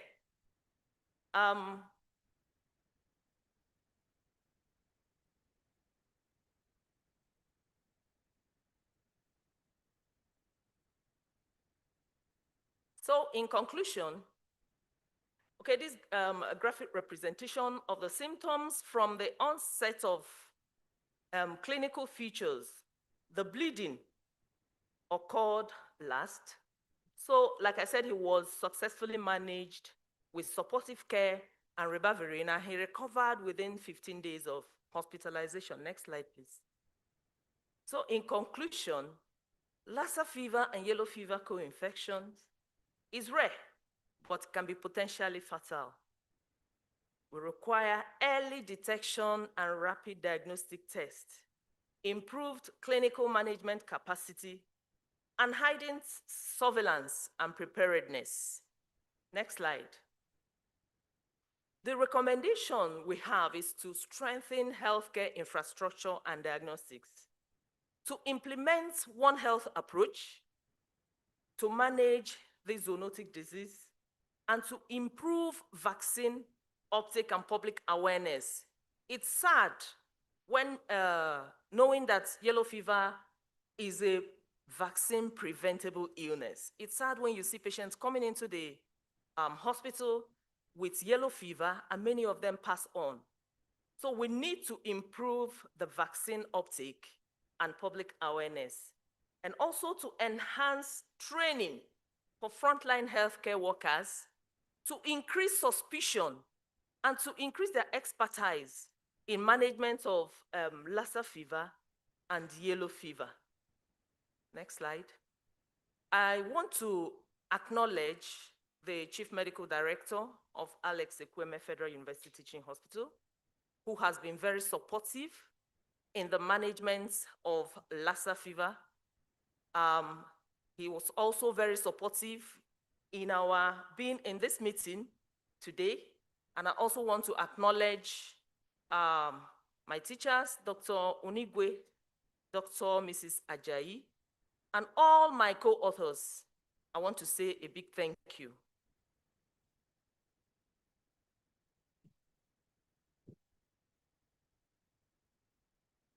Thank you, Nika. Our last presenter is Joseph Okegu on Lassa and multiple gestation. Thank you. I want to stand on the existing protocol. Good afternoon, colleague. I'm Dr. Joseph Okoegwale. I'm the director at the Institute of Viral and Emergent Pathogen Control and Research of IROA Specialist Teaching Hospital, IROA, Nigeria. I'm an infectious disease obstetrician with interest in vulnerable population, particularly pregnant women, children, internally displaced persons, and the elderly. I will be presenting Lassa fever in pregnancy, particularly Lassa fever in multiple gestation. And these are my co-authors represented in the presentation. Next slide, please. Lassa fever can be potentially very fatal. Lassa fever in pregnancy has a high case fatality. For non-pregnant adults, we would observe that it's often recorded that about 15 to 21% of case fatality is recorded in very severe cases. But this can be quite high for pregnant population. For pregnant population, you could have case fatality of up to 35 to 50%. And during surge of Lassa virus cases at some time, you could have 100% fatality rate in some centers in Nigeria during the period of outbreak. So from some analysis, it's been shown that Lassa fever in pregnancy can be 3 times higher than for non-pregnant population. So it's quite a burden.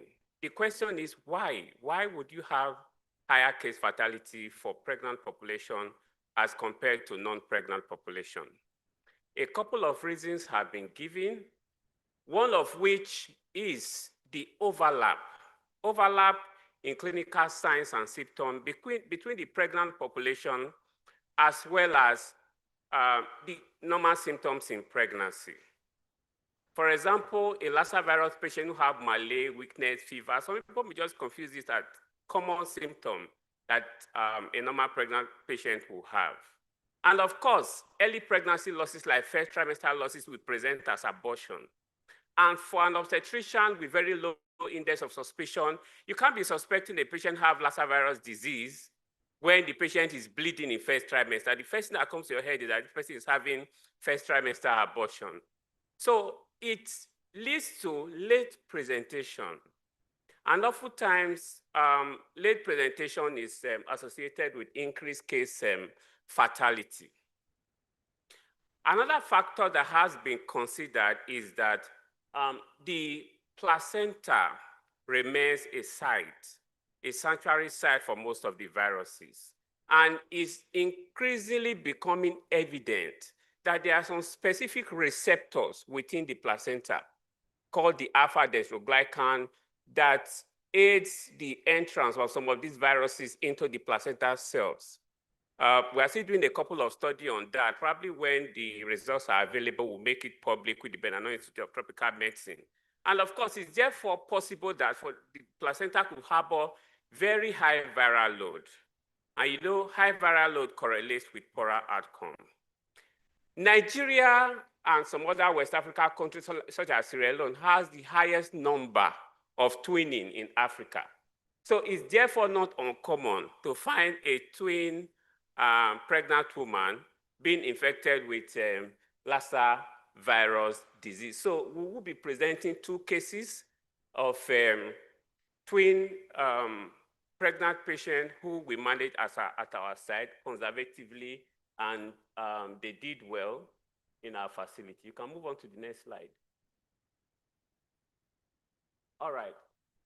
The objective of this presentation was to look at the fetal and maternal outcome of 2 twin gestation, 2 twin pregnant patients who presented with Lassa virus disease.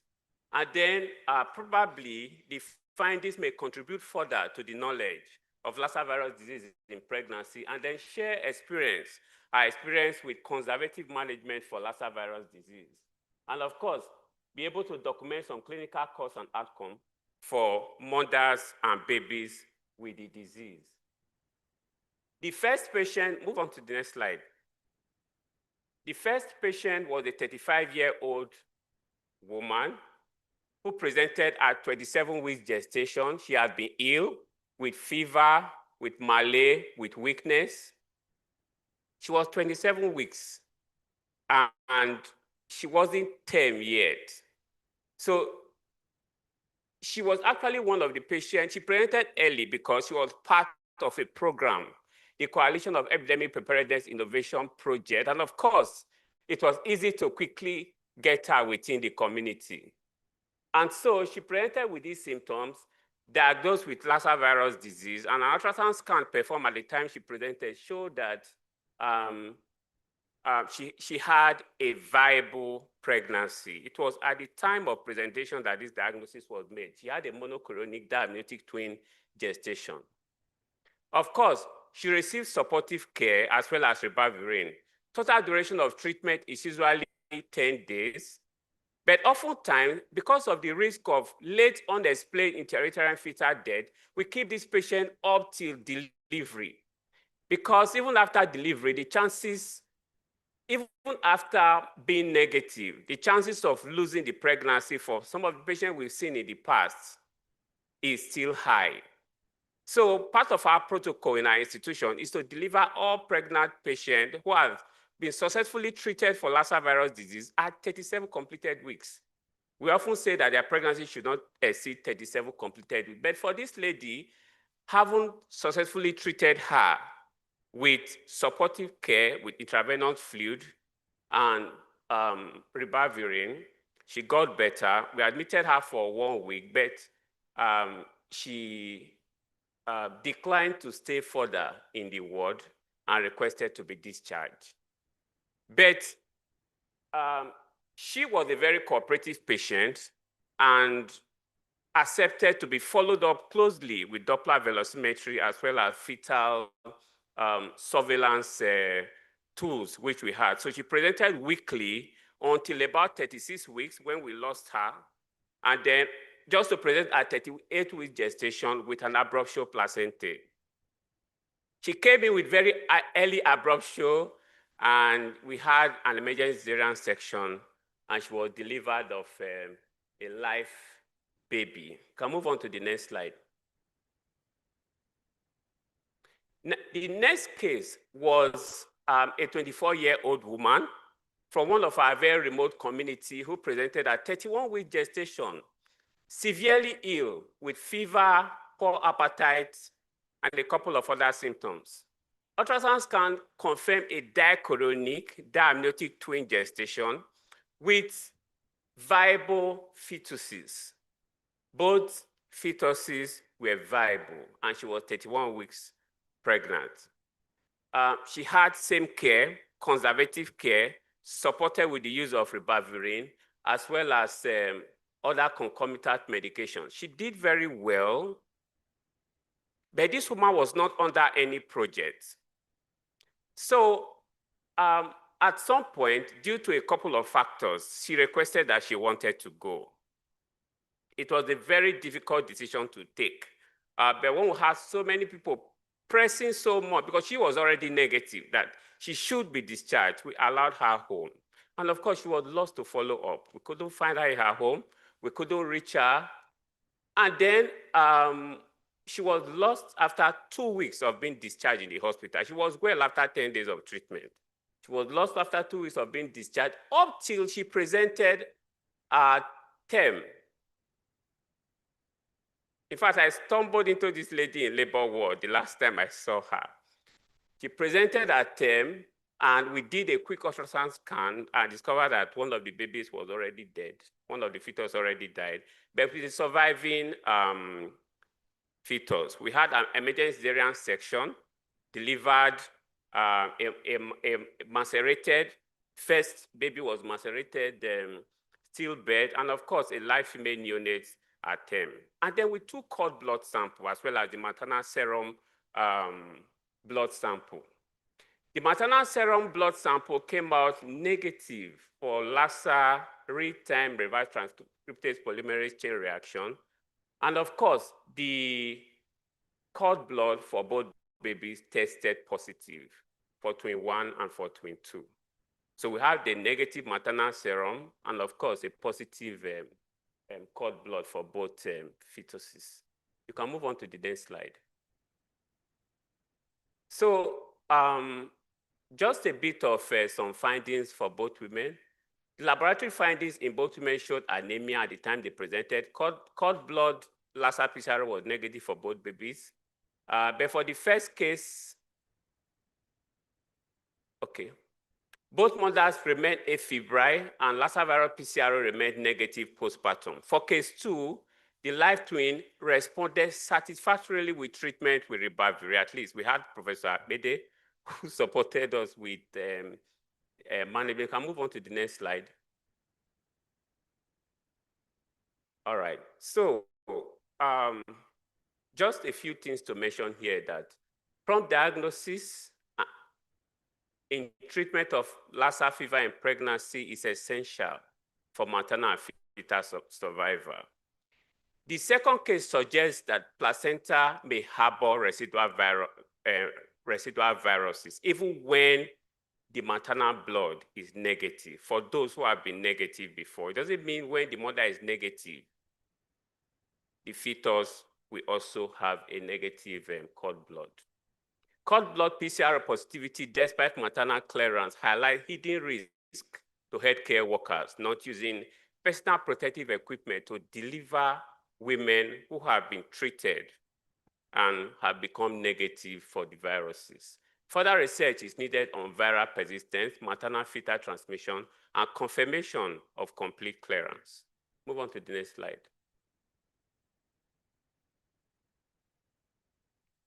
Okay. All right, thank you. Conservative management is a viable option in multiple pregnancy, just like for single gestation. And of course, close monitoring of pregnant women is essential due to the risk for both the fetus as well as the mother. Further studies is needed to guide evidence-based management, very importantly. And then management of pregnant patients should be multidisciplinary. Obstetricians, infectious disease physician. Of course, you can't do with the neonatologist. You cannot manage a pregnant woman alone without the neonatologist.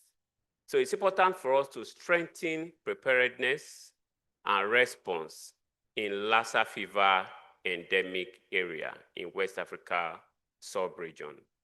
Then I also want to quickly mention that Lassa fever has remained endemic in our communities. We must understand this. These diseases are right in the community. And no matter what measure you take to actually completely eliminate, if you look at our demographics, you will see that it's very difficult to send the host organism, the mastomys, away from our communities. It's difficult to say, but that's the reality. So when you want to talk about the veritable strategy to actually eliminate it, is going to be by vaccination. Developing new therapeutics is just an important initial stopgap to get drugs that have been tried and are effective for treating Lassa virus, because ribavirin up to today has actually not gone through some of these clinical trials. So it's good that the Integrate is coming in to do some of these things. But I want to mention that, yes, while this is there, developing vaccines still remains for me a veritable strategy to end the menace of the Lassa virus disease in our communities. You can move on to the next slide. Thank you. Can move on to the next slide. I wish to acknowledge my team at the Rural Specialist Teaching Hospital, led by our amiable Chief Medical Director, Professor Ruben Agbonsifedi, Federal Ministry of Health, then the Nigeria Center for Disease Control and Prevention, CEPI, West Africa Health Organization, the Benanon Institute of Tropical Medicine that have been very strong. Have been working with us as a strong partner. Then the AQUA, Advancing Research Capacity in West Africa Sub-Region, supported by CEPI, have been very strong in our sites. They developed a lot of capacity, laboratory, clinical capacity, and particularly now still developing capacity, in preparation for the vaccine that is going to come. Thank you very much, and thank you.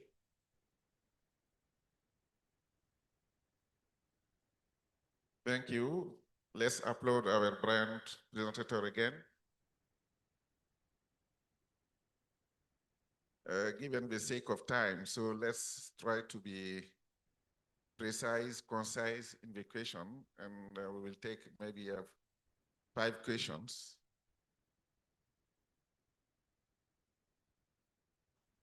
Okay, in each range, yeah.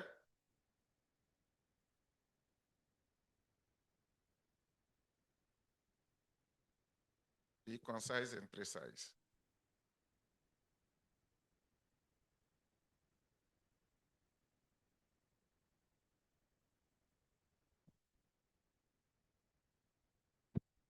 Okay. Thank you very much to all the presenters. My name is Samake Seydou. I'm from Mali. My question is to the last presenter who present on the twin pregnant women. For your second case, how the mom is diagnosed negative while the blood cord is positive? And how this is possible? What are the mechanisms behind to have a mom negative and the blood cord positive to Lassa fever? Thank you.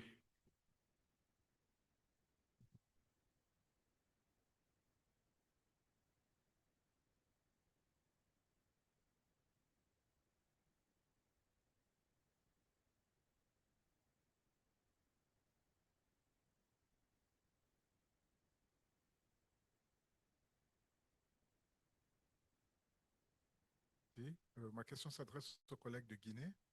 Vous avez fait dans votre étude, présenté que vous avez près de 53% des cas d'infection à la fièvre Lassa étaient dus aux agents de santé. Est-ce que ça veut dire qu'il y a un problème avec la prévention et le contrôle des infections chez ces personnes de santé? Et compte tenu de ce qu'après l'épidémie Ebola, beaucoup de choses ont été faites et investies dans la formation de ces personnels-là. Est-ce qu'il y a eu donc un relâchement ou comment expliquer cet état-là? Merci.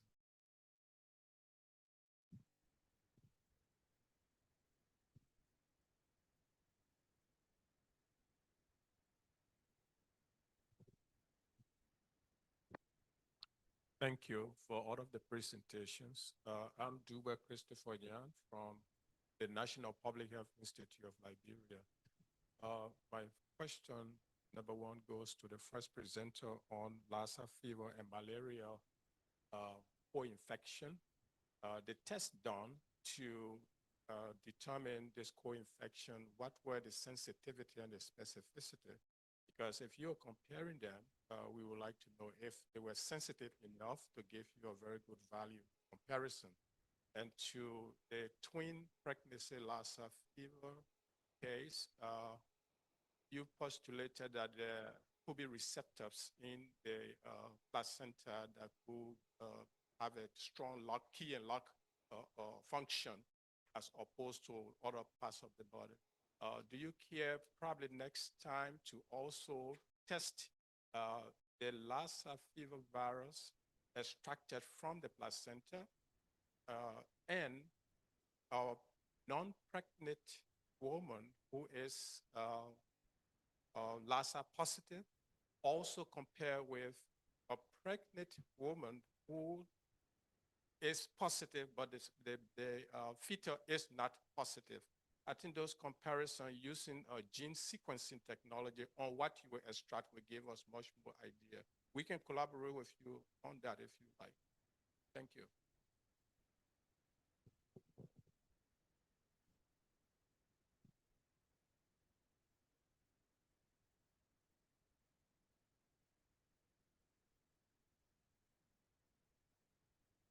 Thank you very much. My question goes to the first presenter, malaria and Lassa fever. Please, what is the limitation of your studies? Considering the fact that Nigeria belongs to the low endemic zone for malaria. So is anything so special about the findings? Yes. The second question goes to the presenter on yellow fever and Lassa fever. Please, were you able to establish the vaccine history of that patient? And again, does the presence of yellow fever contribute to the morbidity of that particular patient or nothing? Thank you.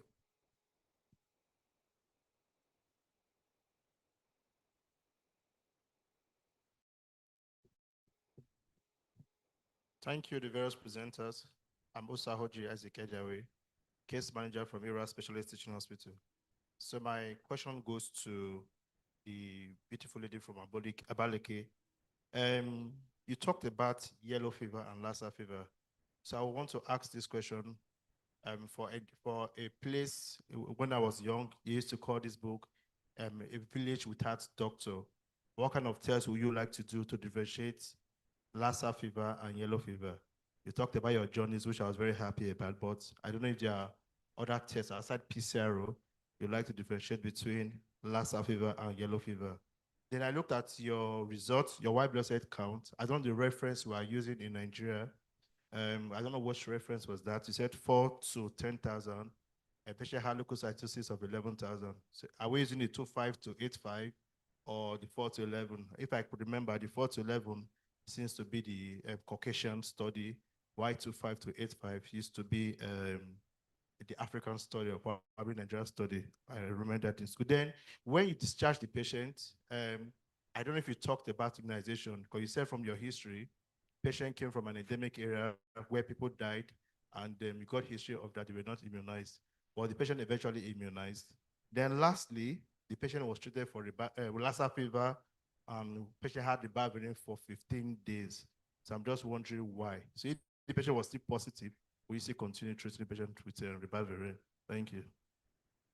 Okay, thank you. Let's start the order of presentation. Malaria and Lassa.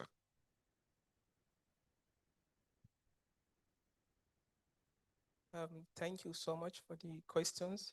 The first question was, what was the test done and the sensitivity?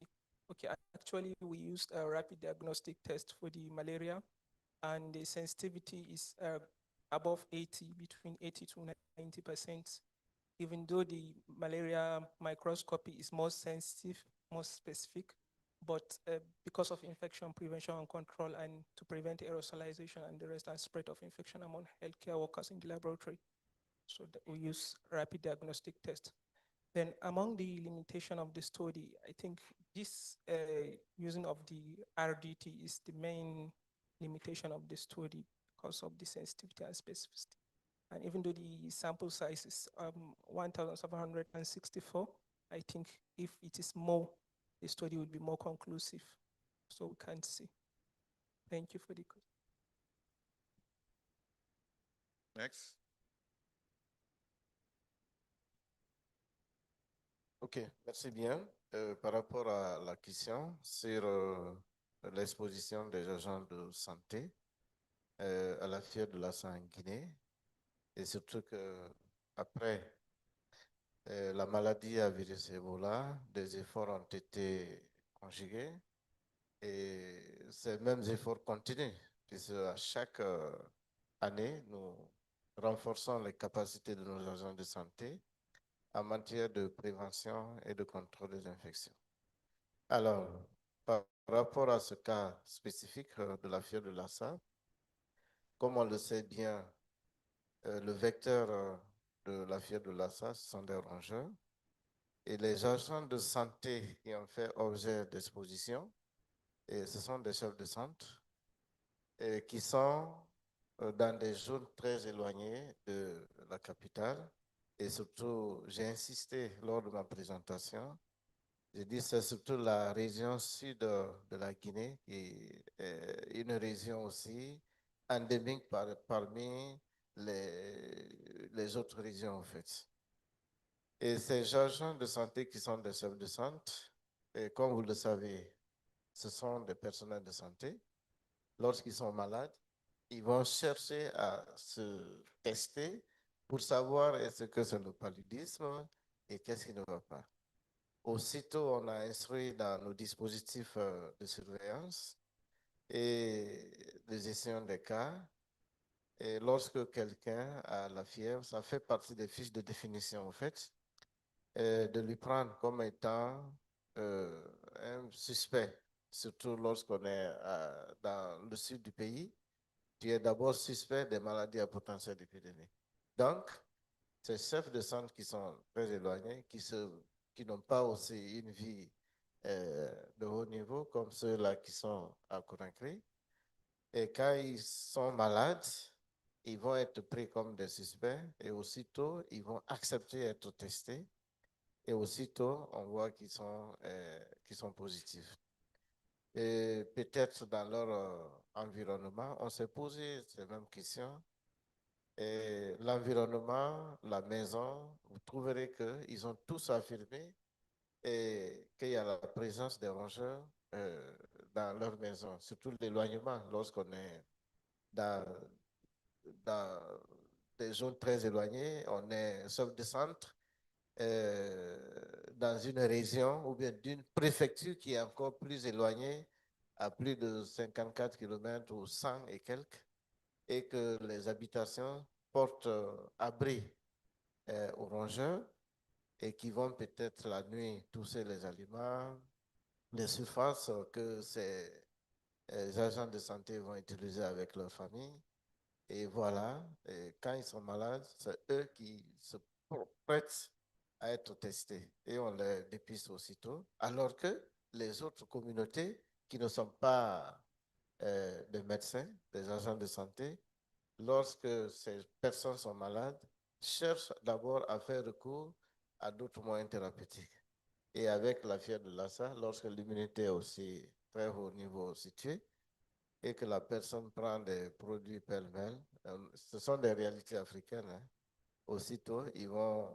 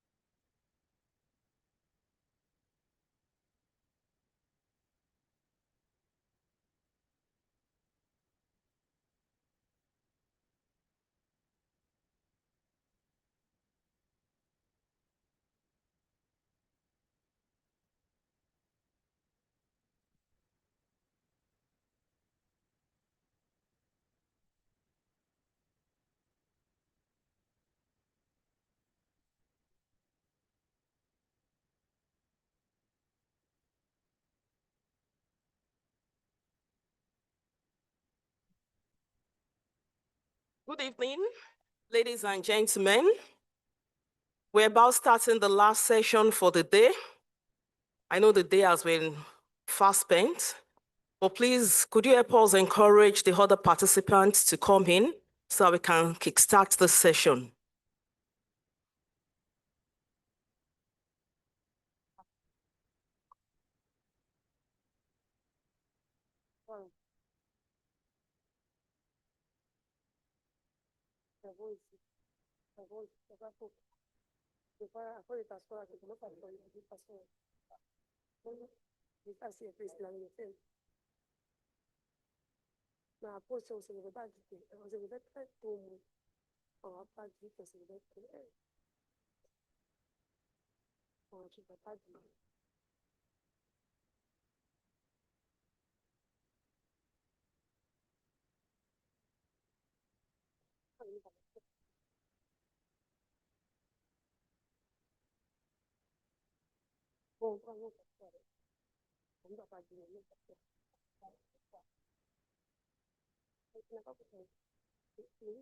The IT unit, please can we project the names of the presenters?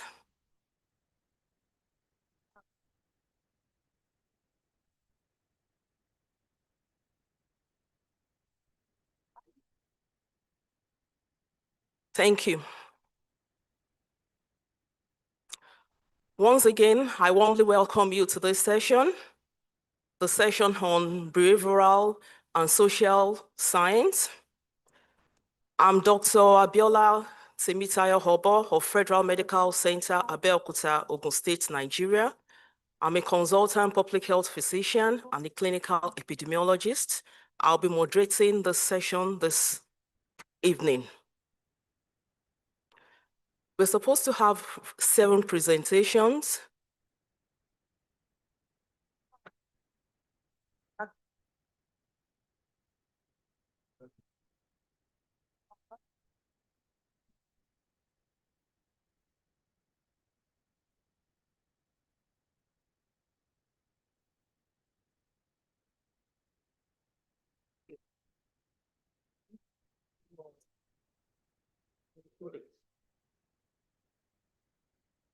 Sorry for the distraction.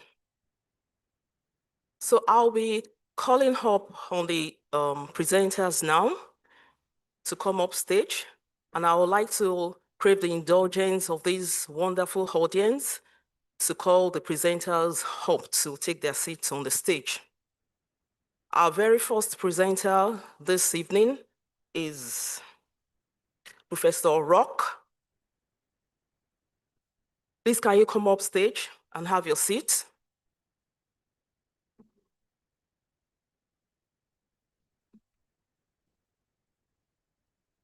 Next is Stevenson.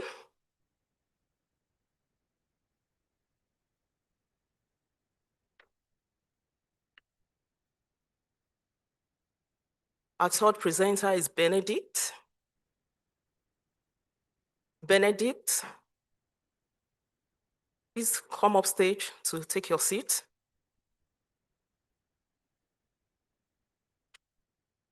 Our fourth presenter is Alvan. Please, can you kindly applaud them as they come up? Next is Omolara.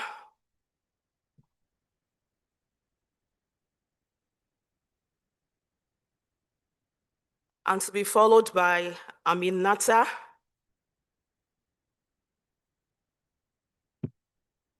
And the last but not the least, Gloria.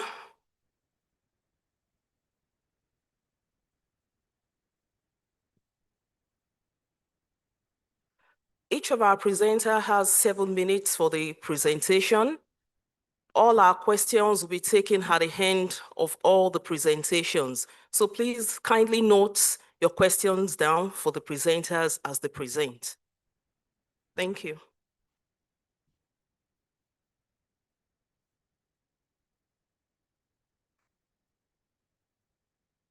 Another round of applause.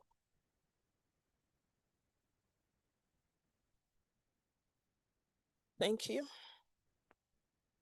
So to kickstart the presentation on behavioral and social science this evening is Professor Rock. Please, you have the floor. You have just 7 minutes.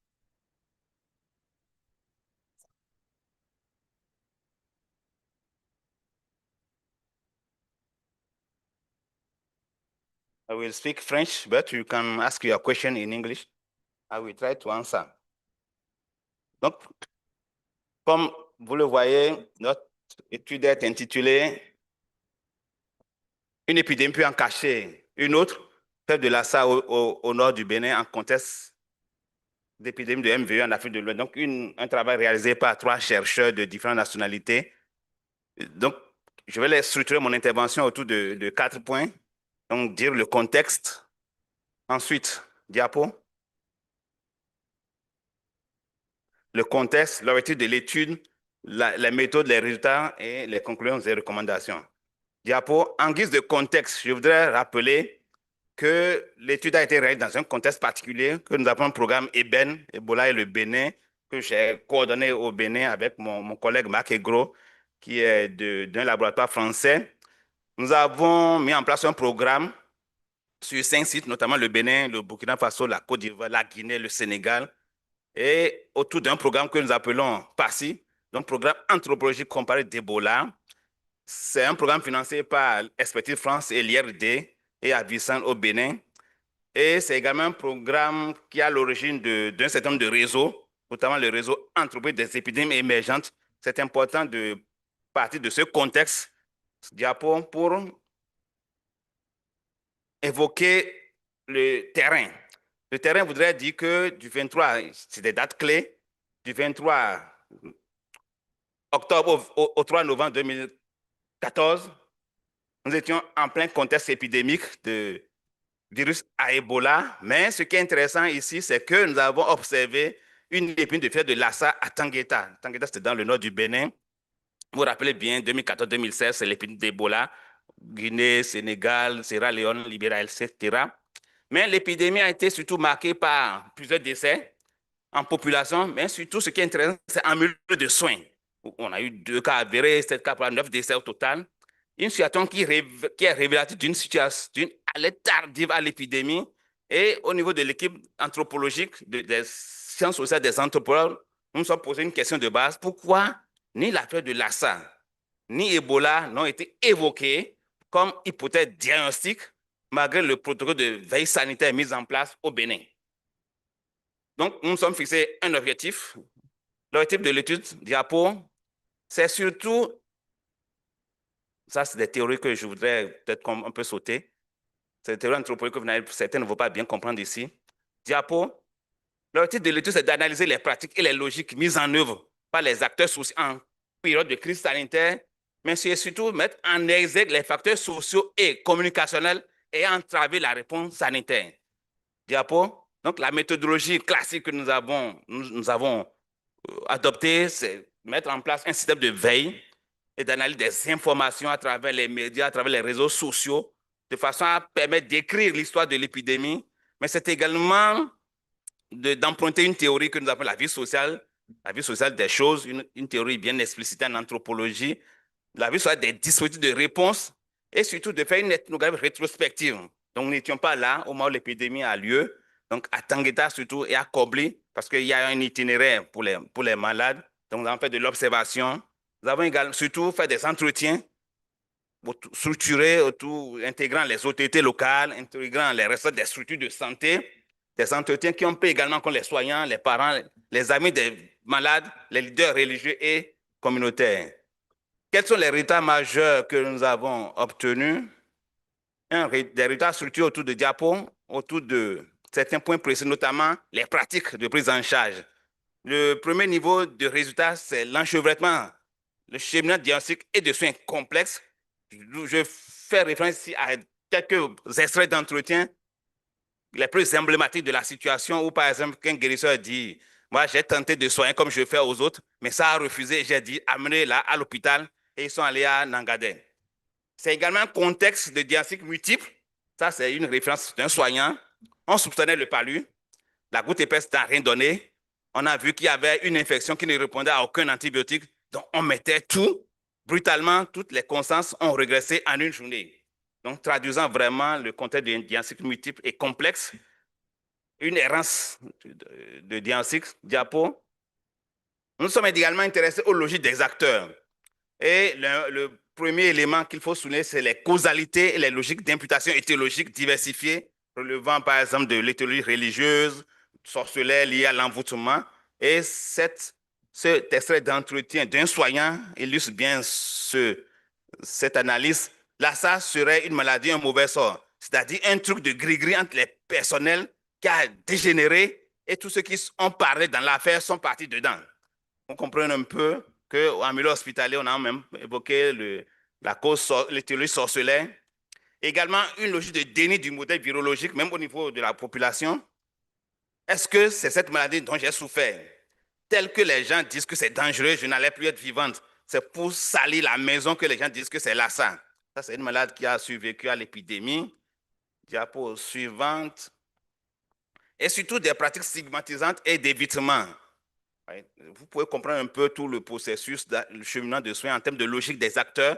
Je cite, les gens nous fuyaient, on ne pouvait pas s'approcher de quelqu'un, on n'allait plus au marché, on restait ici. Ça, c'est un malade qui nous rapporte cela. Diapo suivant. Pour conclure, donc quelques éléments de conclusion que je voudrais souligner ici, c'est que l'épidémie de fièvre de Lassa est passée inaperçue, malgré le protocole de veille sanitaire disponible au Bénin et jusqu'à Tangueta aussi. Deuxièmement, une épidémie qui est révélatrice des vulnérabilités du système de santé, marquée par une erreur diagnostique, mais également, en deuxième niveau de conclusion, des enjeux de communication en santé publique que nous avons mis en évidence en termes d'absence de communication portée par des acteurs institutionnels crédibles ayant fait le lit aux rumeurs. Depuis hier, on parle de rumeurs. Également, d'où un besoin de communication claire et adaptée culturellement.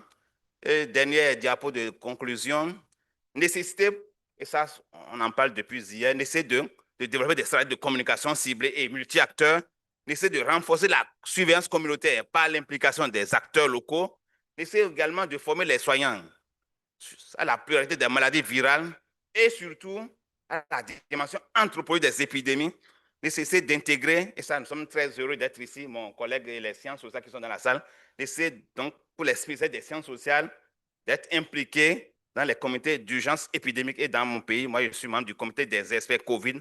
Donc, tout ça, c'est le processus qui a été mis en place depuis 1914, où les 2014, où les entreprises ont commencé par porter la voix, par accompagner le système de santé, qui a fait qu'on a quand même connu des avancées notables dans chacun de nos pays. Je vous remercie.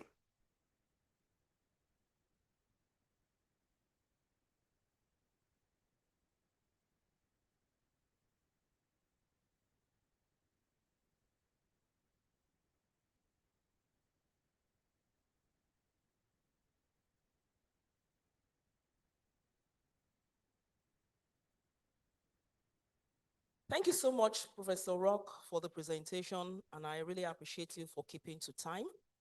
We'll move on to the next presentation, which will be taken by Stevenson. You have the floor.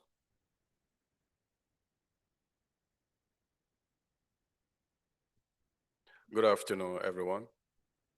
Permit me to stand on the existing protocol. Next slide, please.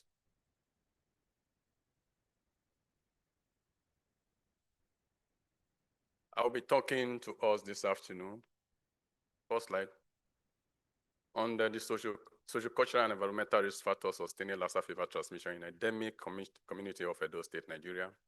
Implication for targeted prevention strategies. Next slide. Lassa fever is a viral hemorrhagic fever, which we all know. It's not a news to us. And Nigeria happens to be one of the highest burning significantly noticed in West Africa region. Those states happen to be second most highest burden of Lassa fever in Nigeria. And the mastomine adolescents is the major carrier of this virus that we all know. And this study was targeted to indicate the underlying sociocultural, behavioral, and environmental factors that are necessitating this burden of diseases. And the Ministry of Health and then the incident management team in Edo State, in response to Lassa fever, came together to put these studies together. The objective of this study was to identify and understand the social-cultural, behavioral, and environmental factors that contribute to the transmission of Lassa fever in endemic community of Edo State during active outbreaks. The Lassa fever have become a seasonal occurrence. The period is now periodical, and we experience the highest outbreak season from October to late May.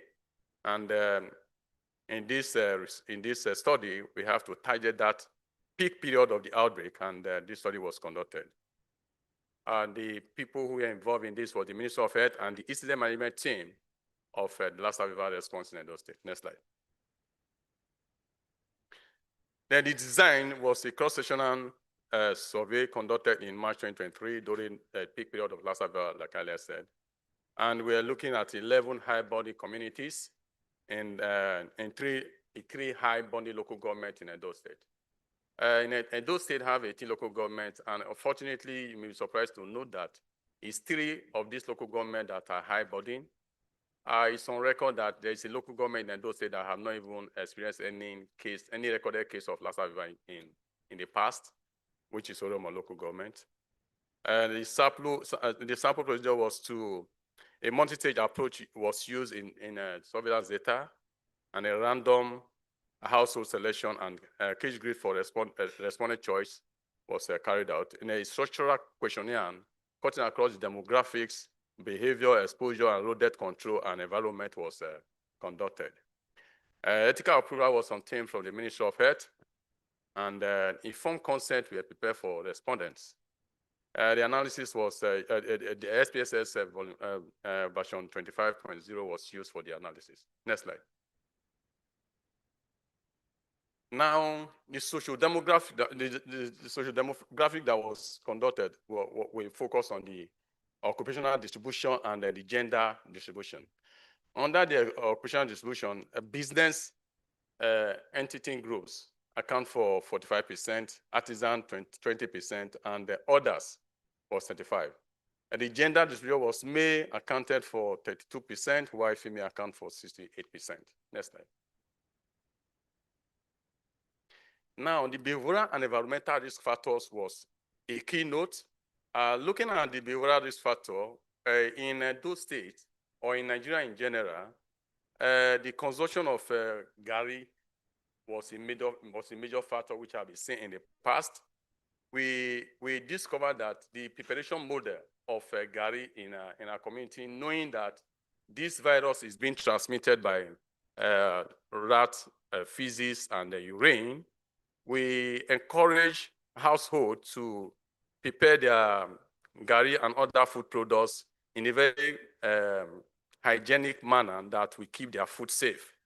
Gari has been seen as one of the major food in Nigeria, and we discovered that households used to prepare this by spreading them on the floor in their houses, and which expose them to be contaminated by the rodent feces and their urine. And when this Gari is being consumed, by soaking them on the water without being boiled, the rate of transmission is high. And that we see the graph there that the pie chart there that it went very high. So the majority of them were involved in that. Then the rodent control was another, the rodent consumption, that the eating of the rodent, not well-cooked rodent among residents was also another factor. Then the risk of burial was also another factor that predisposed individual to contracting Lassa fever. Then when you, no, go back. The slide before this, please. Now, considering the environmental risk factor, it was grouped into 2. We have the external risk factor and the internal risk factor.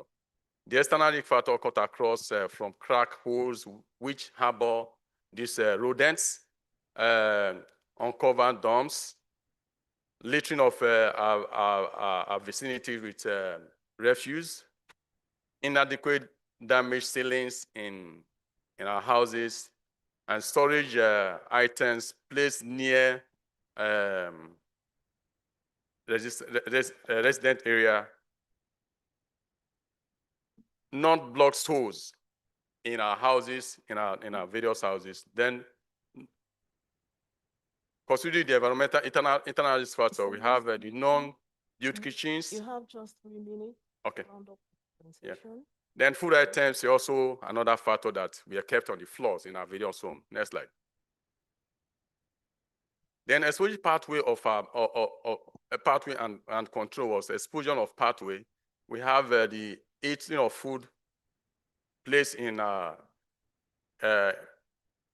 eating of partially cooked food was to account for 31%. Then to consume partially cooked food was account for 20%. Then the contact with bleeding individuals. For example, in the various hospitals, when you're managing a patient who comes down with bleeding, you expose yourself to that, and then it accounts for 7%. Then rodent control method and perceived efficacy, cast traps, rat gums were major route of controlling rodent. But again, we have a misbelief and myths concerning killing of cats in our various so poison, usage of poison or baits were the major control measure that was put in place. Next slide. The key finding was that the transmission sustained by entrenching behavioral and poor transmission was sustained by entrenching behavioral and poor environmental conditions, gender and occupational influence exposure, and gap in rodent control and food safety practice, which was being carried out among our residents. Next slide. In conclusion, Lassa fever transmission is driven by behavioral, environmental, and social factors, and prevalence require cultural and context-based intervention. And community ownership and cultural adapted education are essential for sustainability, and supportive policies and infrastructural improvement are critical for long-term control. And a coordinated one-head approach is vital across human, animal, and environmental sectors. Next slide. Our recommendation is that focus intervention on women, which account for 68.3%, and occupational group of businessmen who account for 45.3%, and artisans due to their elevated exposure are to be focused on for the proper control of Lassa fever spread in our community. Then we need to leverage on education of education institute to educate our children and residents on the need to highly pass across information to our residents on the need to control exposure to rodents and contaminated food for contagious method. Then to promote integration of rodent control among our communities, either the use of baits or others. Then strengthening environmental and cultural intervention is very key. If we must get rid of Lassa fever in our environment and sub-region, we must improve on our personal hygiene and environmental sanitations to keep our environment clean and safe for living. Then we need to enhance surveillance and outbreak response. There is need for us to strengthen our surveillance system and outbreak response promptly. And why we know that the gold standard for eradicating Lassa fever in our community is the production of vaccines. Next slide. Thank you so much.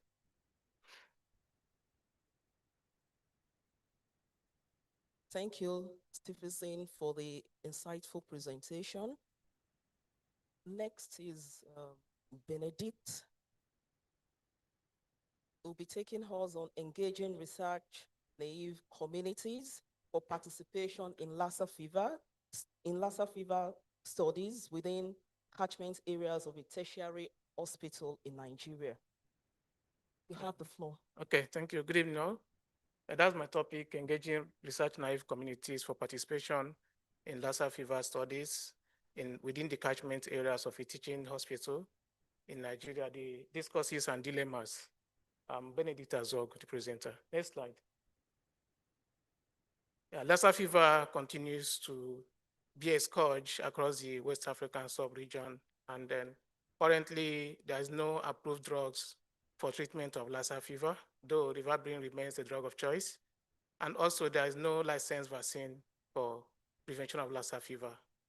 And according to CEPI and from what we heard yesterday, there are 3 candidate vaccines at various stages of development. And for these vaccines to be administered successfully across the communities, strong community engagement is imperative. So engaging communities can also be a little bit difficult, as we experienced in our center when we started the Enable study in 2019. Next slide. So this is a kind of a process of community engagement, which we used. We mapped out the communities and then mapped out the stakeholders, engaged the stakeholders, had community entries, and then community engagement. And just late last year, we started forming community advisory boards for sustainability. Next slide.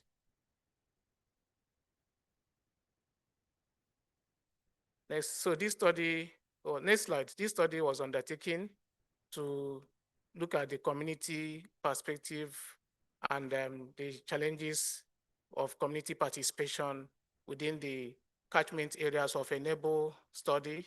Enable Lassa fever study is sponsored by the CEPI across West Africa, and Alex Ekweme Federal University Teaching Hospital, Abakaliki, Nigeria, where I am, is one of the centers. Next slide, next slide. Moving. Next slide.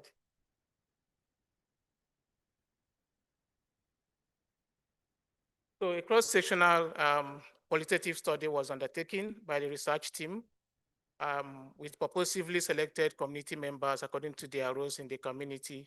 We conducted 30 key informant interviews and 10 focus group discussions. The recordings were verbatim translated within 48 hours and analyzed using in vivo software. Next slide. So there are some emerging themes which include knowledge and perception about Lassa fever, community strategies for entry, for them to be able to participate. Then motivation for participation in studies was also prominent. Then barriers, which include rumors, ignorance, and then distrust across the community members, which if they see researchers as coming to exploit them. Then concerns about collecting blood from apparently healthy persons for studies is a little bit strange to some community members. Then trust building as a foundation for engaging with researchers. And then the role of community advisory board also came up prominently. And then cultural traditions, norms, and timing for community activities, respecting their traditions and cultural festivals, and also dress attire that the community may frown at are some of the things that emerged during the analysis. Next slide. So the discourses were actually around the historical exploitation and exclusion of some communities in the previous studies that are not really Lassa. So this kind of put them a little bit afraid of researchers coming with a different agenda. The rumors and misconceptions about the purpose of research also was in the discourse. And then perceived or real knowledge inequalities. Some researchers see community members as ignorant and that they know nothing and come with that authority that they want to impose their own knowledge and agenda on them. Then the research benefits versus healthcare needs. These communities have challenges, cholera, water, malaria, and we are coming to tell them about Lassa fever that they may not see as real a challenge or burden to them. Then ethical issues about autonomy and informed consent. So are they really in charge of making decisions for participation to give you their blood for any trial? Then reconciling benefit with scientific views. So they kind of see your views as purely scientific and does not benefit them in any way. They also talked about incentive and compensations, which sometimes monitors see as a coercion to get the participants in the study rather than just paying them some incentives. Then sometimes they also feel that their leaders should not be the ones to make decisions for them, because a household head could come and say, my household is going to participate, but you still need to get the consent from the individuals. Then challenges also came up in translating complex research goals into local dialects, of course, without changing their meaning, so that the meaning will remain intact. Next slide. So the conclusion is that there's significance of community engagement frameworks, which focus on transparency, cultural sensitivity, knowledge co-creation, and they were emphasized. And then we also noticed that, yes, the communities have some knowledge about Lassa fever, but knowledge gaps exist, which the research team should be able to identify and bridge those gaps.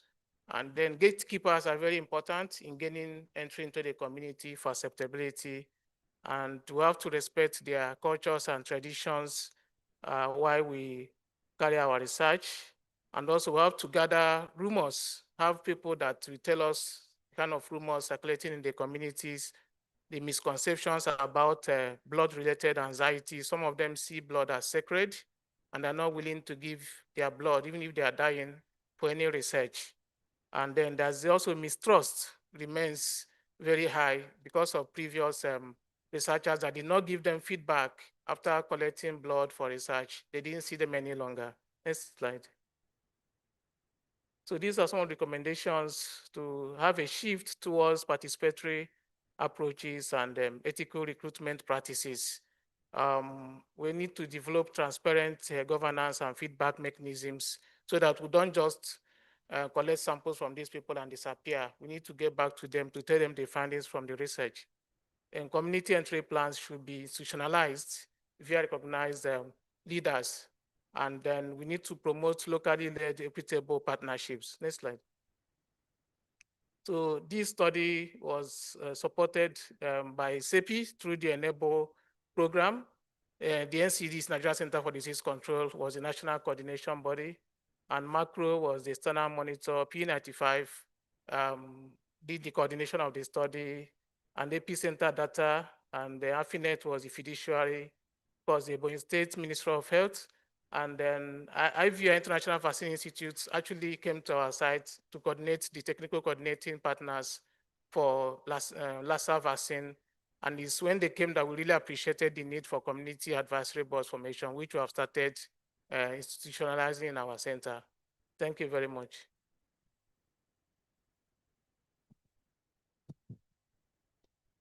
Thank you so much, Benedict. You were able to really give us an eloquent presentation within the allotted time to you.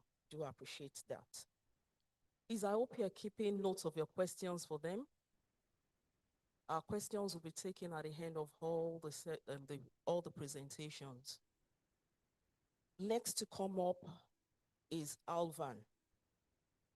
He will be talking to us about assessing the impacts of human behavior of transmission dynamics of Lassa fever in Grand Bazaar County, Liberia. You have the floor. 7 minutes. Thank you very much, Madam Chair, and good afternoon to fellow presenters as well as ladies and gentlemen in the audience. My name is Alvin Coker. I am an epidemiologist and I work for the National Public Health Institute of Liberia. Today, I'll be presenting a research entitled Assessing the Impact of Human Behavior on Transmission Dynamics of Lassa Fever in Grand Bazaar County, Liberia, from 2022 to 2028. The next slide, please.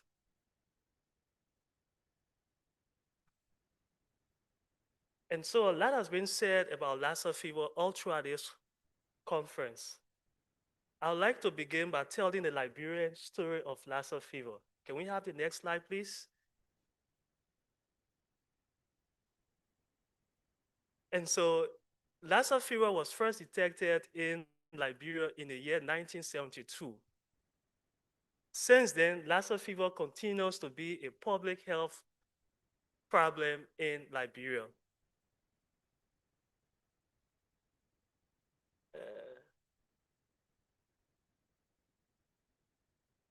Can Can we have the slide, please?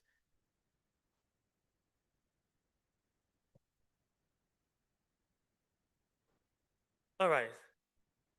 Great, thank you. The next slide. And so currently in Liberia, there are 5 counties that are endemic to Lassa fever. Of these 5 counties, 3 of them has been in sustained outbreak of Lassa fever since 2021, with high case fatality rate. In Grand-Bassa County, women and girls constitute 60 to 65% of cases reported. And this is due to the fact that women and girls are exposed to risks such as preparing rodents for consumption, as well as cleaning of the household. Next slide. So human behavior continued to favor the spread of Lassa fever.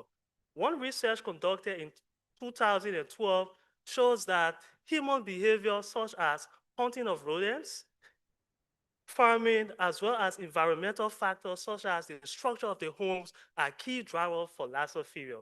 And you see the picture there just clearly show to us how these different exposure routes contribute to the spread of Lassa fever. The next slide, please. And so we conducted this study to develop a dynamic transition model of Lassa fever in Grand-Bassa County. And we also wanted to understand those different behaviors that favor the spread of Lassa fever among males and females, and to identify interventions that are effective in reducing the cases of Lassa fever across the country. Next slide. And so our study was conducted in Grand-Bassa County. And so the map there shows Grand-Bassa County that is shaded in orange. And this is one of the hotspot counties, specifically in district number 3A and B. The upper map also shows the 3 endemic counties of Lassa fever that has been in sustained outbreak since 2021. The next slide. So to achieve that, we developed a transmission dynamic model. And so this model divided the population into susceptible, exposed, infectious, as well as recovery.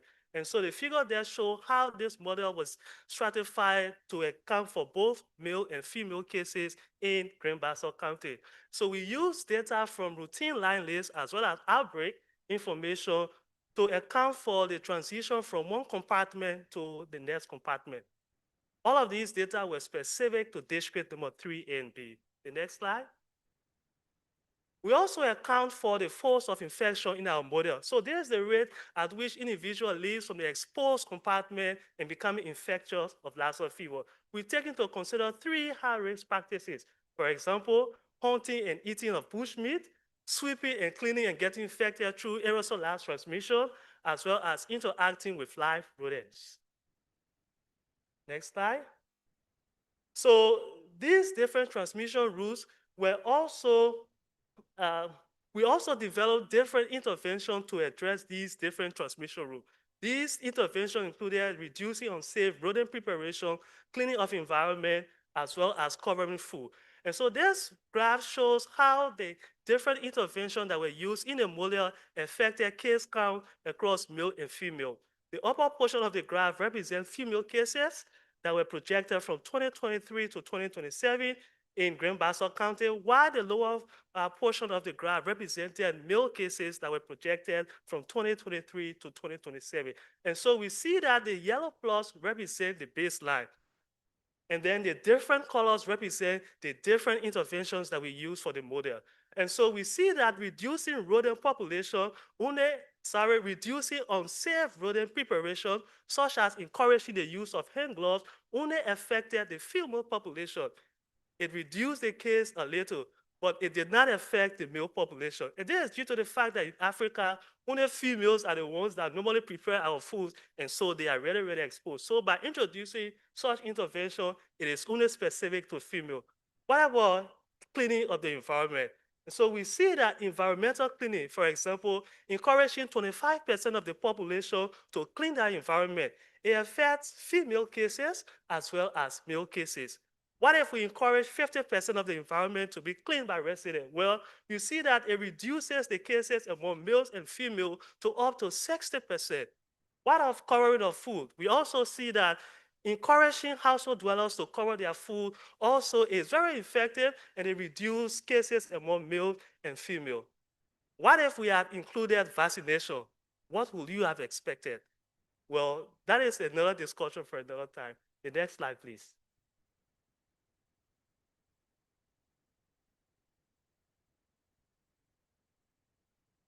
So just to conclude, our model accounted for the different behavioral factors that influence the transmission of Lassa fever across male and female. Outbreaks will happen and diseases will occur. We like to conclude that developing a behavioral focused intervention such as environmental cleanup as well as encouraging covering of food greatly reduce case count amongst male and female cases. Therefore, the next slide, we would like to recommend that the government of Liberia as well as the government of different ECOWAS member states here present to get engaged in conducting effective community engagement with tailored social and behavioral change messages specifically to cleaning up environment that will reduce the overall cases of Lassa fever. We are also encouraging the conduct of different studies to account for example, seasonal variation as well as sex-specific cases of Lassa fever, not just in Liberia, but also across the sub-region to inform surveillance and control strategy. Next slide. Upon this note, we'd like to acknowledge the National Public Health Institute, specifically our Director General and a member of the team who are here present, and also the University of Liberia School of Public Health and the West Africa Health Organization for giving us the opportunity to present this research work. And also want to say a very big thank you to you for listening. Thank you so much, Alvan, for your presentation. Up next is Omolara. She'll be talking to us on using human-centered design to identify behavioral barriers and enablers in Lassa fever presentation in Nigeria. Over to you. Good afternoon, everyone. My name is Omolara Oyinlola, and I will be presenting on, no, this is my presentation. Please put up my presentation.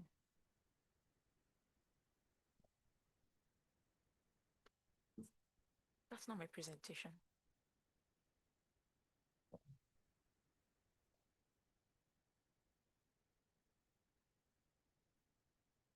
Oral 1 to 4.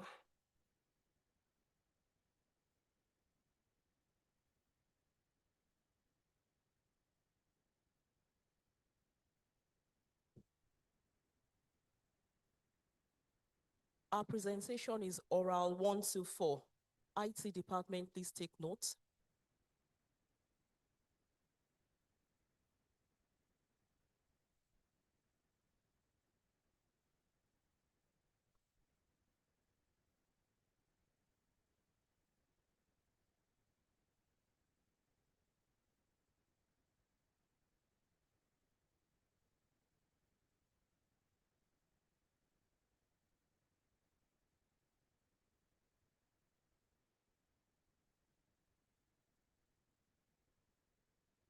Okay, I'm just thinking that since we are having some glitches with the IT, can we start to take our questions, at least for the presenters that have presented so far, in order to be able to save some time?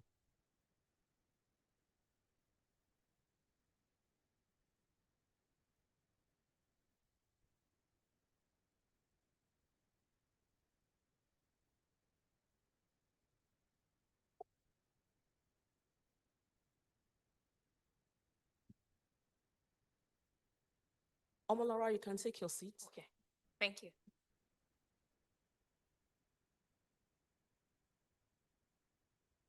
Sorry, please. Our questions, please let it be as short as possible. Let it be concise, brief, and precise because of the brevity of time that we have. Okay, so I will start from the right side of this room. I think I have okay, can we take numbers?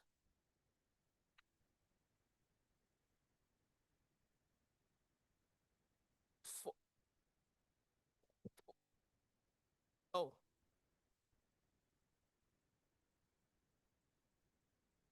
Okay. Sorry, I learned that the presentation is ready. I think it's better for us to complete the presentation since we have, so many questions. So Omolara can have the floor again. A round of applause for her, please. Thank you for welcoming me back. Okay, so I'm going to be talking to us this afternoon about using human-centered design to identify behavioral barriers and enablers in Lassa fever prevention in Nigeria.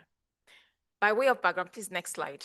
I'm sure that by the time we leave the conference at the end of this week, we can recite, the first line that everybody has been presenting from Monday. Lassa fever is a viral hemorrhagic fever that is endemic in West Africa, and things like that. Please, next slide, please. And because it's endemic in West Africa and in Nigeria, we thought to look at what we could do differently, because we've seen that the traditional approaches is not necessarily giving us the results that we want. Very many at times when people talk about social and behavior change, the first thing that comes to their mind is IC materials. But I dare say to you today that IC materials would not give us the results that we want. And it's important for us to begin to look at things, behavior change, across the different levels, because change doesn't just happen at the individual level. Again, because of this, we decided to embark on the human-centered design, which focuses on understanding the lived experiences of people and working together with them to identify solutions that could work and are sustainable.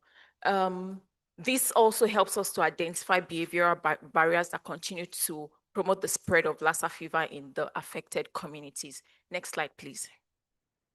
So for this phase of the study, what we did was to identify barriers and enablers for Lassa fever prevention and to work with the communities to identify community-driven and sustainable interventions. Next slide. In terms of our methodology, we worked with the voices of the HCD, which is the voice of intent, voice of design, and voice of expertise, to come up with the lines of inquiry that guided the development of the questionnaires. And based off of this, we were able to identify the hotspot locations across three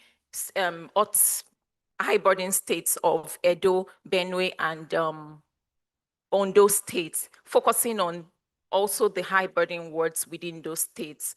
In terms of the number of persons that were interviewed, we had a total of 90 interviews, interviews and then observations, both direct and indirect observations, to help us really understand and get deeper insights into the factors that were continuing to that was supporting the spread of Lassa fever within those communities. For the analysis, we did thematic analysis within the states and across different states to identify emerging or recurring themes. And then we did the analysis of those themes to see what was prevalent across the different states where the intervention was done. Of course, we got ethical approval, both at national and state levels. Next slide, please. For our results, we did find out that the spread of Lassa fever continued as a result of the habits, or it was categorized based on these 4 themes. And these 4 themes are interrelated. So we see that the spread of Lassa fever continues because of the simple everyday habits that people practice. Sadly, they don't see these everyday practices as risk factors for the spread of Lassa fever. And these practices continue because there are also beliefs and misconceptions within the community that continue to tell them that, oh, it's really nothing to worry about. We also found out that there was limited access and flow of information within the community, and this supported the spread of Lassa fever. Specific insights that we got across the 4 themes are for under access and flow for information. There was insufficient dedicated scientific knowledge. So aside from the specialist facilities or dedicated facilities for Lassa fever, within the regular facilities, not very many of the healthcare workers would have a high index of suspicion when it comes to Lassa fever, and so they would treat for malaria without necessarily practicing standard precautionary measures, and so that puts them at risk. Also within the community, there was a lot of misinformation and myths and misconceptions that continue to spread wrong notions about the spread of Lassa fever. In terms of beliefs and misconceptions, we see that there were shared wrong beliefs and negative beliefs around this. So things around witchcraft being responsible for the spread of Lassa fever, it being attributed to witchcraft. There's also continuous cycle of stigmatization. So even for people who have been infected or who have been diagnosed with Lassa fever, they've experienced some forms of stigmatization. So subsequently, they do not want to present, and even when they do, they present very late, and that impacts on their overall health outcomes. And then there's systemic denial. So people tell you, oh, we've been eating rats for the longest time. Our forefathers did eat rats and nothing has happened to them. This is just another way the government is trying to scam us. Around risk perception, what we see is that people know what they are supposed to do in terms of practices, but it doesn't translate into action. So they know that they are supposed to clean up their environment. They know they're not supposed to spread food outside, but we don't see that translating into practice. And this has impact on the spread of Lassa fever. And then in terms of seeking care, so because there is the notion around the fact that infectious disease centers are places of no return, people are very scared to present in these facilities. And then they also, when they do, they know that they're going to be facing a lot of stigma within the community. As a matter of fact, within the some of the locations where we intervene, we saw that one person reported that her business, automatically came to an end just because she had experienced Lassa fever within her household. We also see unsafe household practices and then eating habits too. So people spreading their food on the road, using containers that are not rodent proof, for storage facilities are also some of the insights that we saw. Next slide, please. We also looked at these results along the socio-ecological model. Remember I said earlier on that behavior change occurs across different levels. And so it's important for us to look at what we need to do at these various levels. So within the individual level, it was important for people to address cooking habits and then address things around stigmatization. For interpersonal level, we talked about the fact that homemakers had perceptions around this, but didn't necessarily translate to safe practices. So it's important to address those issues. At the organizational level, stigmatization, towards infected persons and also healthcare workers occurs. And then there's poor sanitary practices within the facilities and even within homes. So waste management doesn't occur in a routine and in a standardized manner. In terms of community level, there are misconceptions, that have continued to propagate the spread of Lassa fever. And at the public policy level, we need to understand that there are structural barriers that continue to impact on the spread of Lassa fever. And until we address those structural barriers, then we're still, going around in circles. Next slide, please. So in conclusion, it's important that we understand that these high-risk practices will persist if we only focus on knowledge and awareness. Like I said earlier, knowledge doesn't translate to practice. So how can we begin to make sure that we are ensuring that our interventions don't just focus on increasing awareness among community members, but it also goes on to address the structural barriers or factors that can help them to move from just knowledge to actual practice.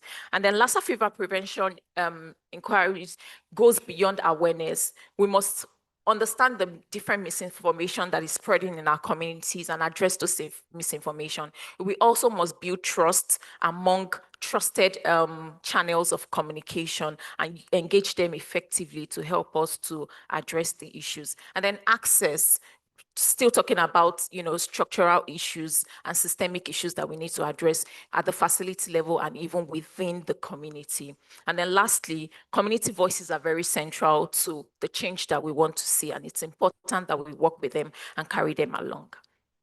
So based off of this, next slide, please. Based off of this, what we're recommending, next slide, is that it's important for us to engage a multi-sectoral approach and an integrated approach in designing our interventions.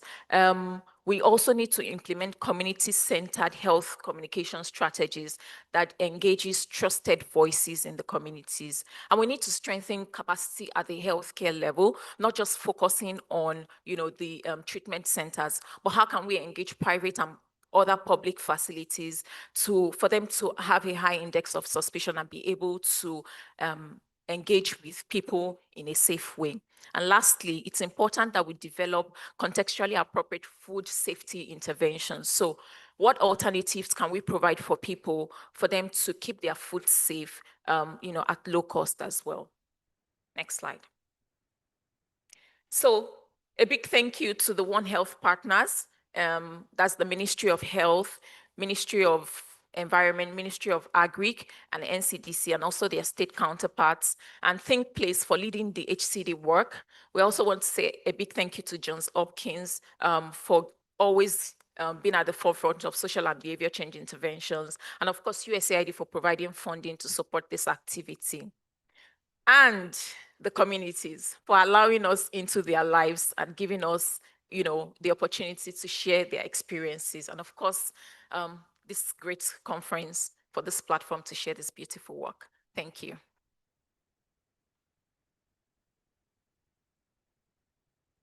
Thank you so much, Omolara. Omolara is an independent researcher, and I would say that I really appreciate her passion for research. I was in another meeting room earlier in the day where she had a presentation, and her presentation was a novel one. Thank you. Next is Aminata. She'll be talking to us on quantitative assessment of sociocultural determinants of Lassa fever transmission in Sierra Leone. Over to Thank you very much, and thank you very much for waiting. I just want to start. What is the probability that only women were left to do presentation last? I hope it's not a coincidence, and I'm sure it is not. Thank you very much. Can we have so my name is Aminata Gwiskobi, Technical Officer, Health Promotion in WHO.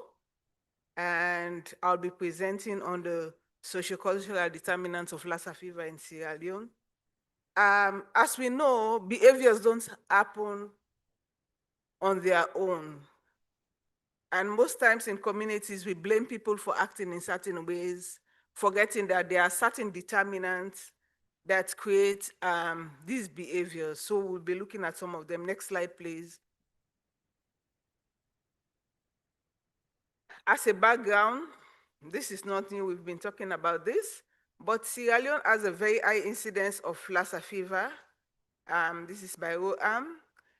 The interest is that between 2012 and 2018, national surveillance recorded over 2,000 suspected cases. This is not compared. Sierra Leone is a small country compared to countries like Nigeria. And the median age of the confirmed case was 21 years. Kenema district emerged as a major hotspot, especially during the 2012 and 2013. And despite these, attention has not been paid to sociocultural, behavioral drivers of outbreaks in the context of Sierra Leone. Next slide, please. What are the objectives of the study? We wanted to look at the awareness level of the symptoms of Lassa fever. We wanted to look at cultural practices that contributed to the transmission and containment of Lassa fever.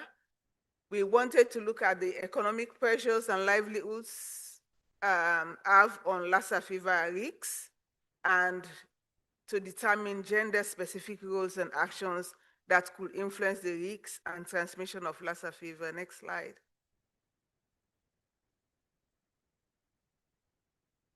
The design was a descriptional cross-sectional approach. And the study population were residents from Kenema and Kailaon districts. The questionnaire was used for the quantitative study. This presentation is only focused on the quantitative study and not the qualitative study. Next slide, please.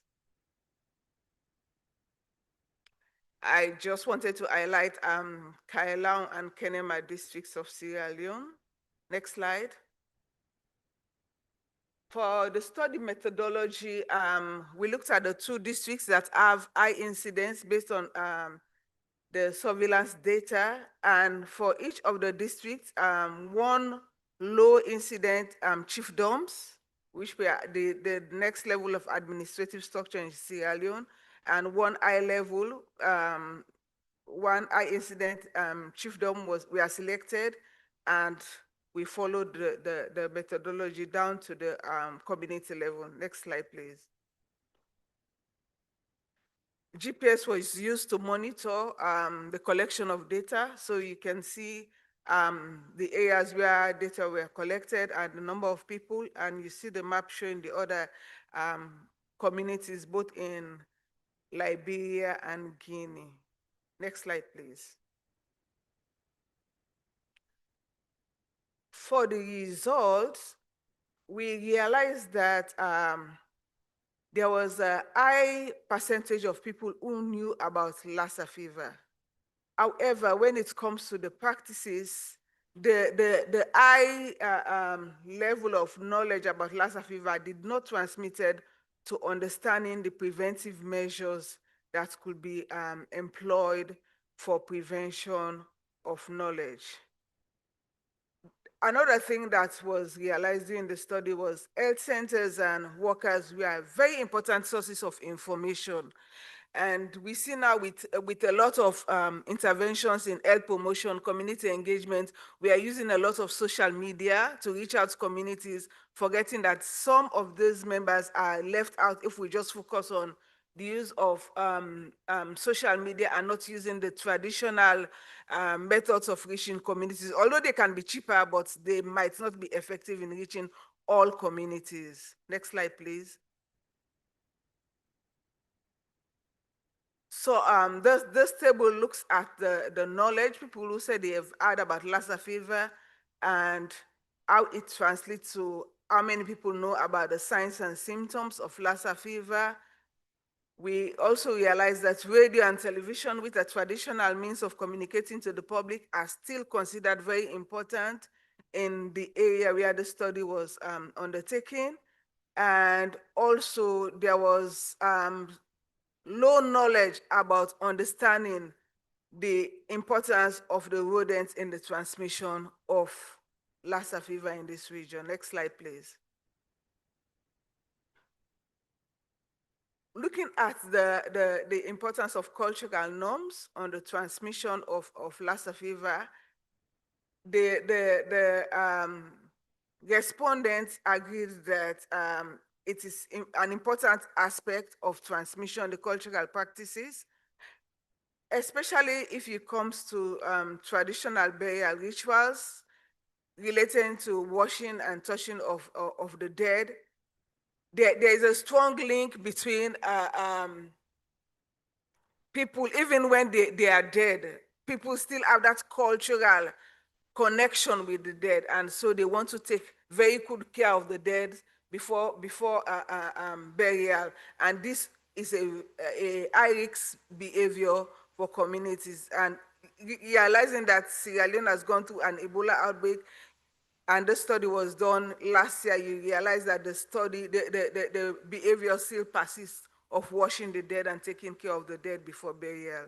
Next slide, please. Another area that was looked at is the area of financial capability. People are being blamed of eating rats, irrespective of their financial status and the possibility of them having access to other sources of protein. So the structures of the house, the environmental factors also has a great effect on the risks of infection. So you realize that there are families who have poor housing conditions, such as mud houses, that makes it easier for rats to be infested in these houses. Economic hardship is harder for families to access healthcare and maintain prevention, especially the ratting, when they cannot afford it. So we also looked at other aspects of the outbreak when they have cases in the house, in their homes, how it affects the whole family and the community itself. Next slide, please.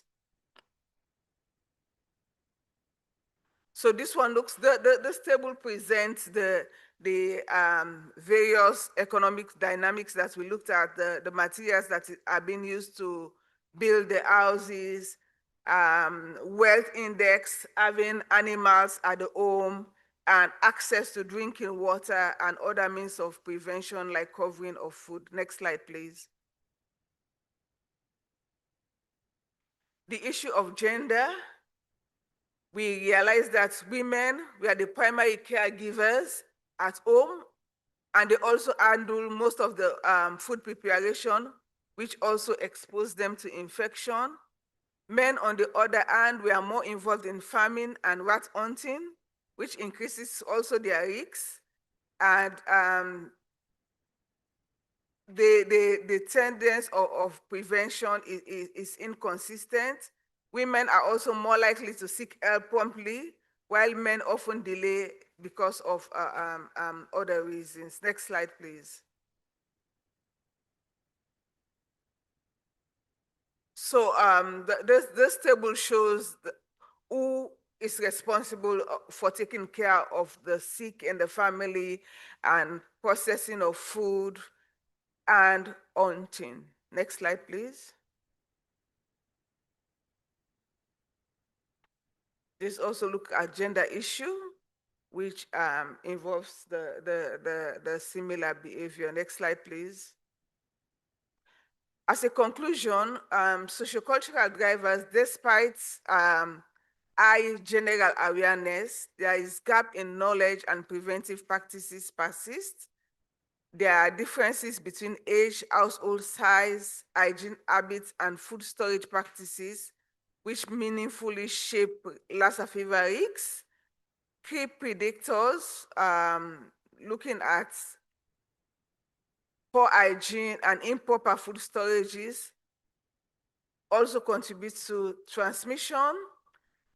We need to look for interventions, community-based education. We need to upgrade access to sanitation and enforce safer food practices embedded in the sociocultural factors into prevention and health promotion programs. Next slide.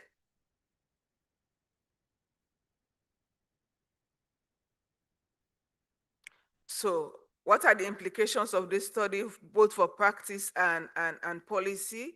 There is need to strengthen frontline health education to close the knowledge gap, the knowledge and behavior gap.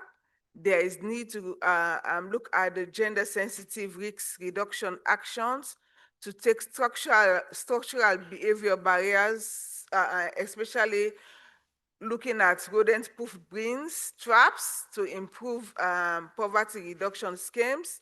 There is need to co-create messages with the communities and also to optimize multisectoral coordination, which has been identified by other speakers.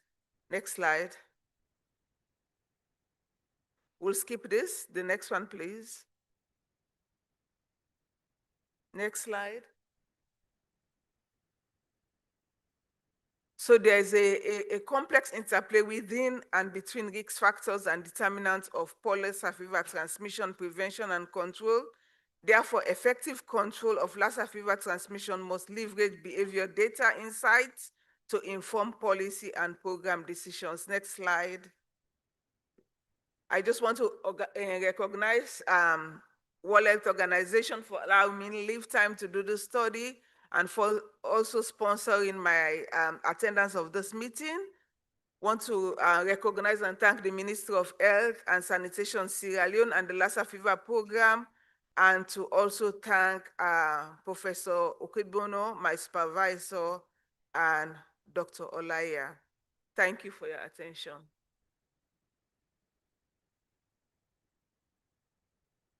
Thank you so much, Aminata, for that detailed presentation of yours. We'll move on to the very last but not the least presenter for today, which is another lady, Gloria. She'll be talking to us on the social, demographic, and prevalence of psychological distress among caregivers of Lassa fever patients at Rural Specialist Teaching Hospital, Nigeria. A round of applause for her, please. Good afternoon, everybody. My name is Ekaite Tobin, and I work with Rural Specialist Teaching Hospital. I'm presenting psychological distress amongst caregivers of Lassa fever patients at Rural Specialist Teaching Hospital, prevalence and associated social demographic factors. Next slide, please. So Rural Specialist Teaching Hospital is a global leader when you talk about Lassa fever management and control. And the Institute of Viral and Emergent Pathogens Control and Research is a 44-bed facility that has a critical care unit, a dialysis unit, inpatient wards, and takes care, manages a lot of patients. So for example, between Epi weeks 1 and 32 this year, we had 123 admissions, and in the last 5 years, we've treated up slightly below 1,000 cases. So this tells you the magnitude of cases we get. But aside from the patients, we also have this other group of people, the family caregivers. Sometimes they accompany the patients when they're coming for admission. It's not all the time we have the DSN who's bringing them. They accompany the patients. So other times the patients are just there. They're sent by family members to come and make sure the patient is okay. And these particular people, I must define family caregivers here. These are family members who provide unpaid support, either emotionally or helping with activities of daily living. They provide support to ill or disabled members. In our case, we're not talking about people who provide case management support, but they provide emotional and social support to these patients. And why do I say so? Sometimes when they're convalescing, when they're stable, they're allowed to come out to a patient care area where across a barrier, they're able to talk to their loved ones, and these ones provide the assurance and care they need to know that they've not been abandoned in a treatment center. But that is not all. These are people who are also facing a lot of psychological stress, unrecognized, untreated, because we don't know. And why is this so? Because just the logic, the fear of bringing them to a facility that has been termed an isolation treatment center for Lassa. Omolola had spoken about it in her presentation, where treatment centers are regarded as death graveyards. You know, the stories abound there in the communities. But aside from that, they're also afraid of their own infection risk. They may have managed these patients while at home or brought them in the hospital to the hospital, and then they're hearing it's an infectious disease. Not to talk of the social stigma they face just by being in the facility and by being termed Lassa patients. So these psychological needs are often unrecognized and go, without any treatment, despite all the outbreak responses we have. Sometimes we provide psychological counseling and all that, but really, is that enough? And no study has ever looked at the psychological distress these family caregivers go through. Next slide, please. So next slide, please. So we set out to determine the prevalence and associated social demographic factors of psychological distress amongst family caregivers of Lassa patients who are admitted in our wards. Next slide, please.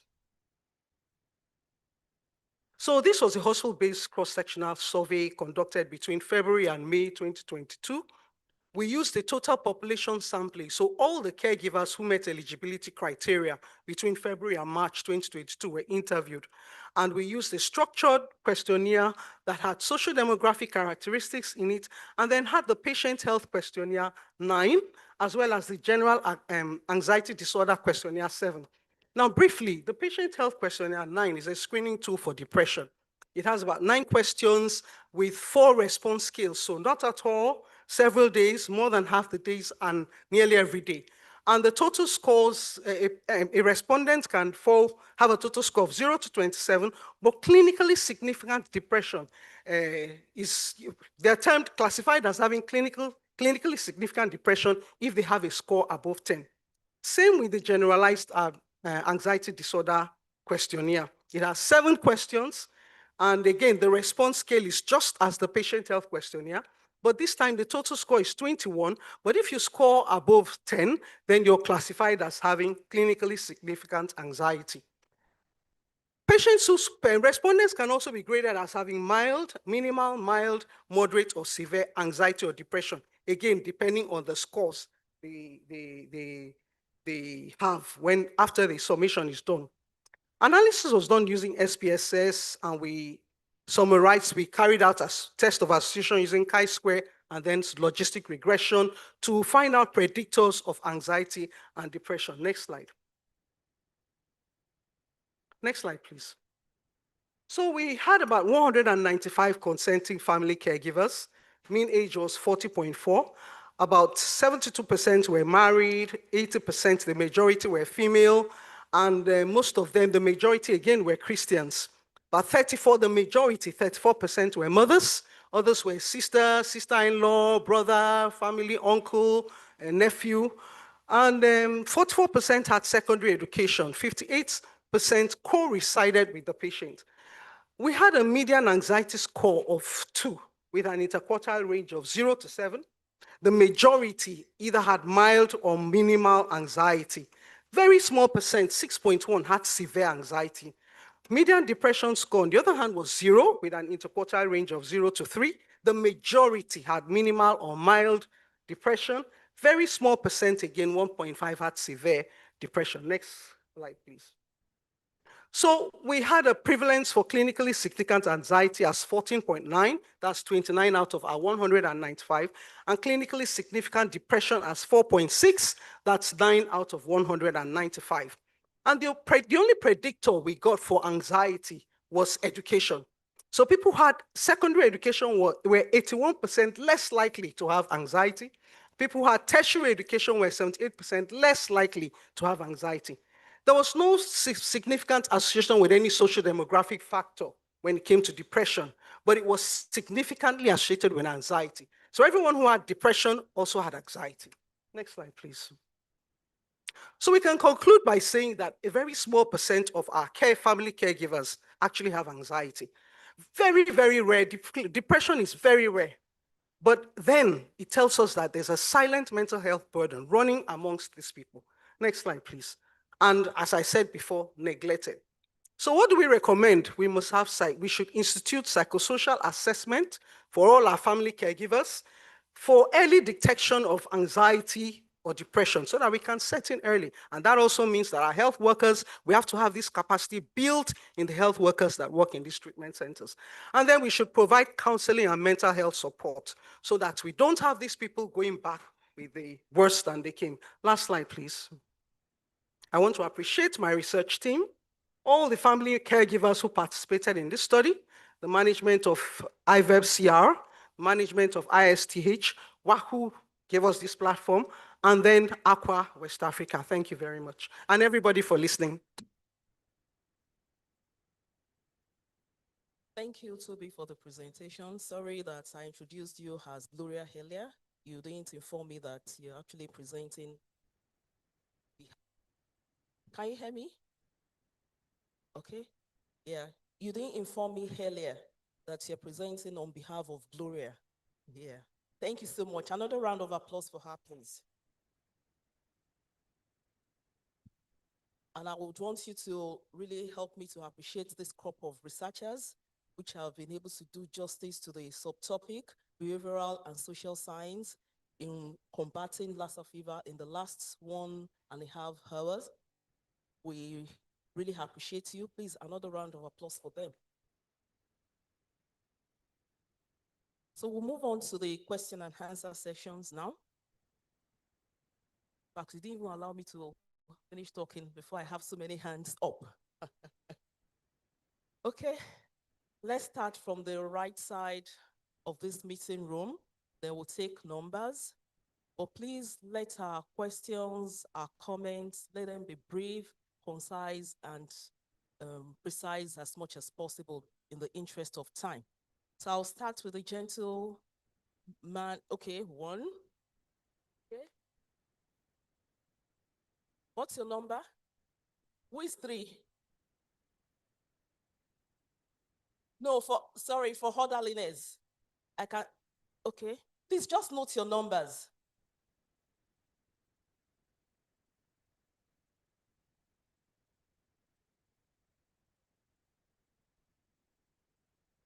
Who is the last person? 5, okay. So you'll be 6. Okay. You'll be 9, because she is 8 already. That's 9. Okay, 10. I'm not so sure that I'll be able to keep up with all the questions. Okay, let's set the ball rolling. Number 1. I am Dr. Adome Donatus. I want to add gender issues to this matter. So I want to direct my question to the third presenter from the moderator. I want to be educated. Is it drying the gari on the floor or on the mass on the floor or polythene bags or the storage that causes infection for the Lassa fever? Thank you very much. My question also goes to Dr. Stephen. I was a bit worried with the methodology. You talk about cross-sectional study. But when I look at the findings, it's looking more of like ethnography, a kind of quantitative study, because for you to go into people's house, checking for rat bones and so on, that must be some level of ethnography study. Then another question I want to ask to the last speaker, please, what are the confounders and your study limitation? Because of depression and anxiety, some people will have had it before, coming to serve as caregiver in that respect, considering the societal tension and so on within the society. So I will rest here. Thank you very much. 3.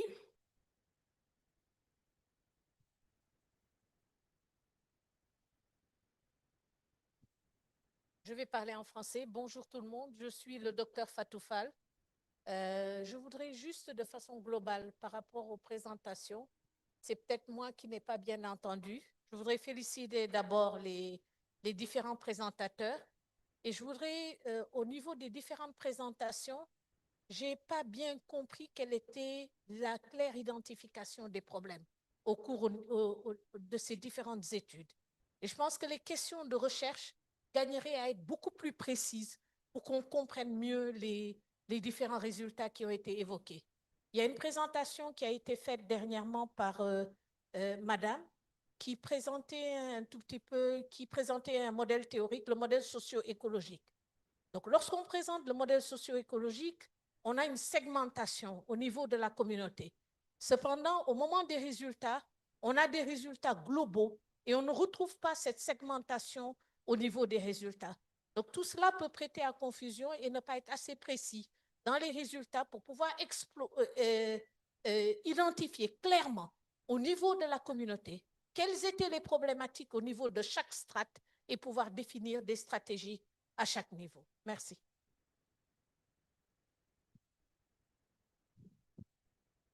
I'm Audu Wanyamuchu from Nigeria.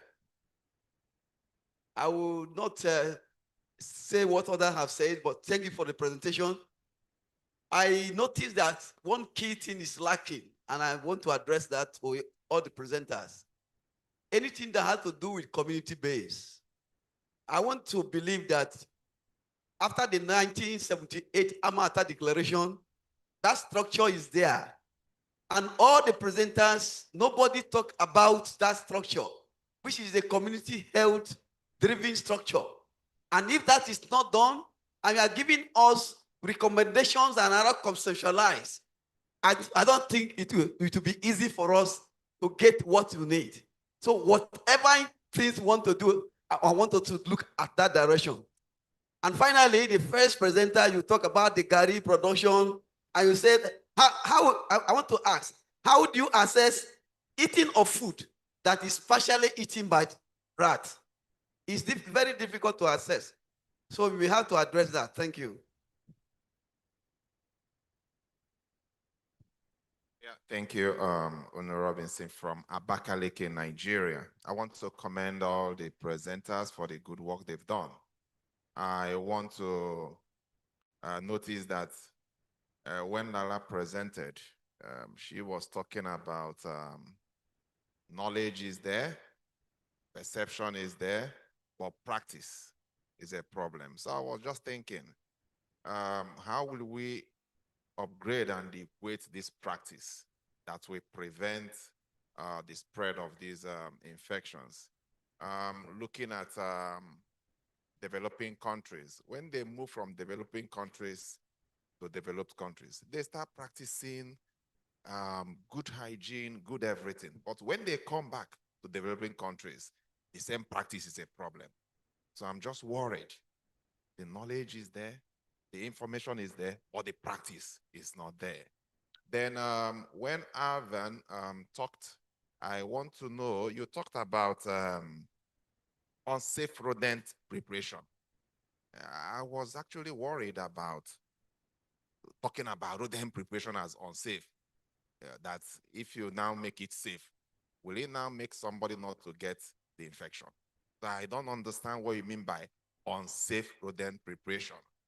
Okay, trying to reduce the cost will now make somebody not to get the infection.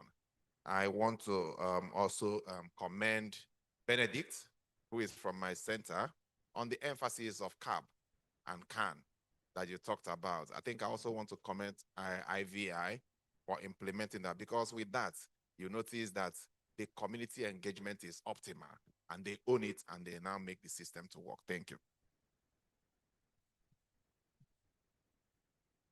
Thank you very much. Okay. Dr. Fagbemi from Abidjan Lagos Corridor Organization. My question goes to Mr. Rock from Benin. And since the presentation was in French, I will ask the question in French. Je voudrais poser la question à Monsieur Rock. Est-ce que l'errance diagnostique dont vous avez parlé ne serait pas due à une absence de protocole bien défini pour la prise en charge des patients au niveau de nos hôpitaux? Est-ce que l'une des recommandations, justement, ne serait pas de mettre en place des protocoles classiques pour la prise en charge de ces maladies virales à potentiel épidémique? Merci. Can I go? Okay. So my question is to Mr. Ivan Kuka. So you said in your data, you use data from line list, right? And then I'm now wondering how you now get data source on clean environment, covering of food, and eating of bushmeat. So from line list, how do you get those data source? And then what is the frequency of the database that was loaded into your model? I would like to get some insight on that. Thank you very much for the presentation.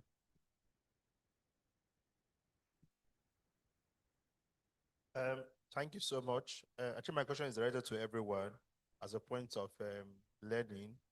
I would have said some question, but I think Adremi and the other person talked about it. When we come to community-based and government, I think government should have a very big role to play on this. I'll talk like somebody in the community, and someone asked me that I shouldn't put my career on the floor. I think I will not allow that to be done. And the reason is that because some of the persons that we've asked some questions say that if they fry that garri very dry, it reduces the quantity. But what is the role of government? So they don't want to do that. They just put the garri on the floor, it gets dry, and they go to the market to sell it. Because the more you dry your garri, you reduce your quantity, and that will also reduce the cost you have in your pockets. So it's actually between government and the community. So no matter what you tell them, they may not really understand. Then secondly, on this, we're Africans. That's the truth. We should have our model of doing things. On this body and body fluids, when it comes to safe burial practice. I just want to ask, as also someone in the community, how do you really get that from somebody by crying and touching your loved one? Funny enough, I don't know. I've seen some papers that says that once an individual dies from Lassa fever, the probability of you getting get the infection from that patient is quite low. It's at 0.03. So where are we actually seeing this study from? Then secondly, you can touch someone with Lassa fever disease because we see some centers where the patient relative actually stays with the patient with Lassa fever with a very high CT value. Unfortunately, they don't come down with Lassa fever. So what happens? They go there, they wash their clothes, they bathe their relative with Lassa fever, but they don't come down with Lassa virus disease. So how do we really explain that? I think that's my question for now. Thank you.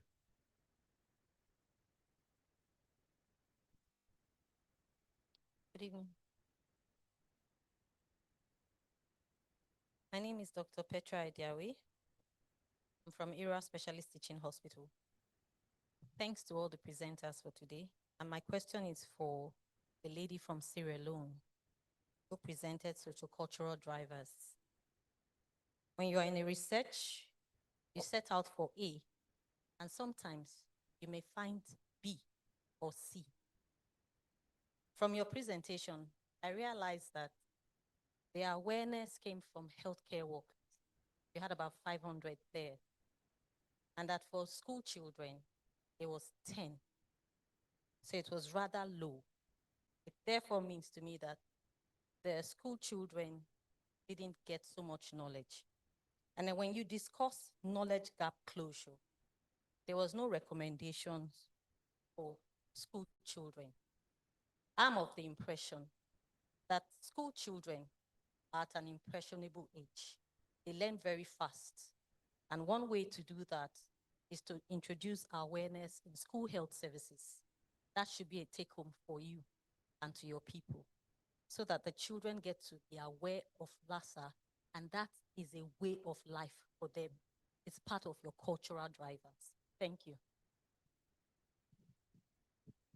Please let our questions be as brief as possible. Okay, Our quickly. time is really fast spent. Quickly, Dr. Kingsley Ogune from OAU Ile-Ife, Nigeria.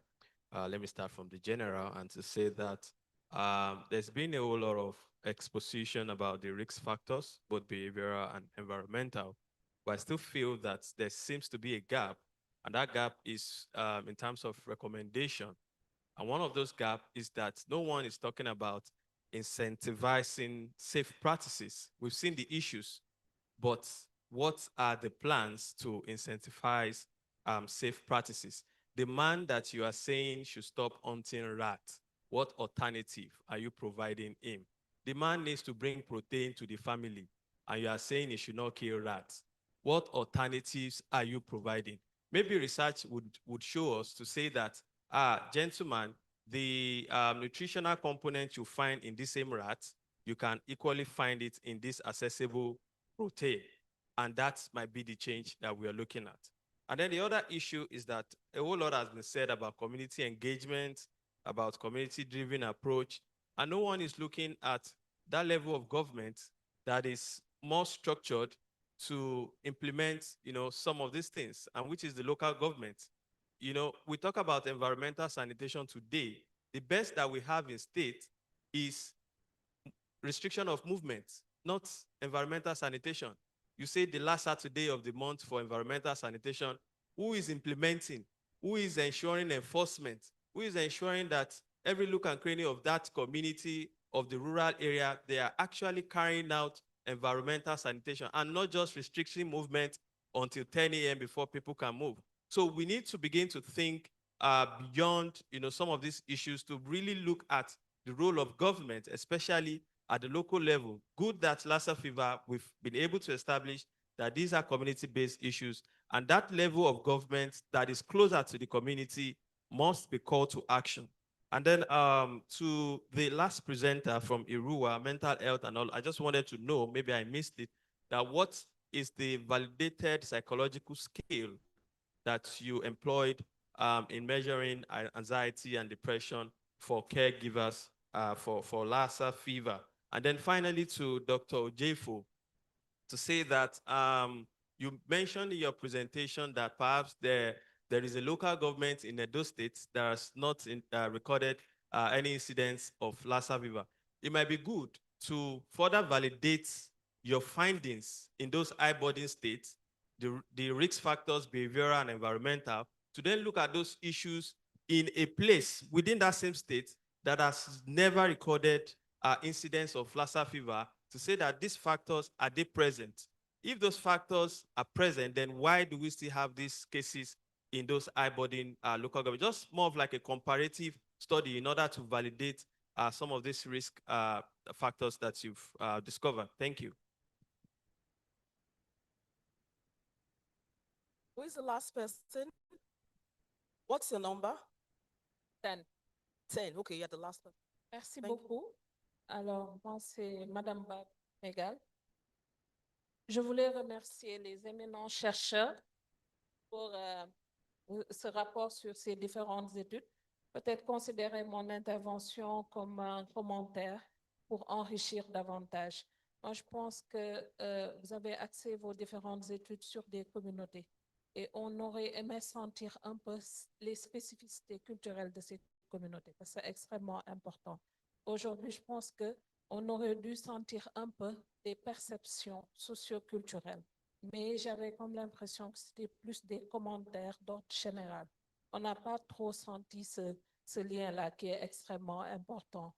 Autre chose, je pense que toutes ces études, la finalité, c'est pour aider à la prise de décision. Je pense que c'est important également de les traduire en policy brief pour qu'on puisse avoir des recommandations claires, quelque chose qu'on pourrait retenir de cette conférence. Merci beaucoup.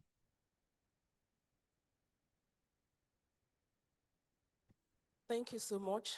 Thank you for those excellent questions that you have asked. It really showed that you followed through all the presentations. I'll now ask the presenters to respond to those questions that have been raised.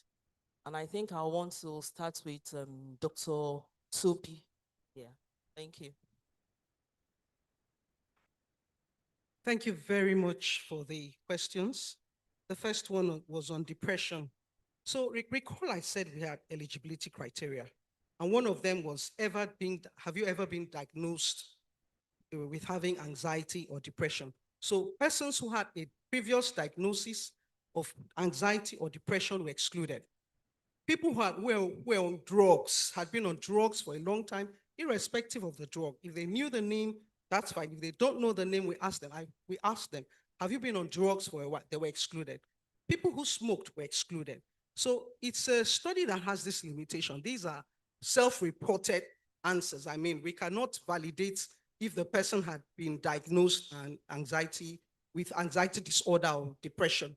But then that's a limitation of the study. And let's recall that the general anxiety disorder scale and the patient health questionnaire are screening tools.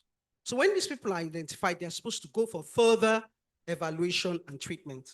So that's answering your question. We used the selection criteria to remove those people who could be confounders, who could have conditions that would then be confounders.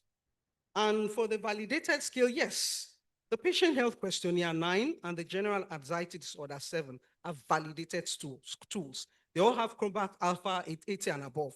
I don't remember the exact number, but they all have Chrombath Alpha scores 80 and above. They've been used in several studies and they're valid tools to screen for anxiety and depression. Thank you. Thank you. Next, Omolara. Okay. Can we take the questions that were directed at you? Okay, so one of the questions was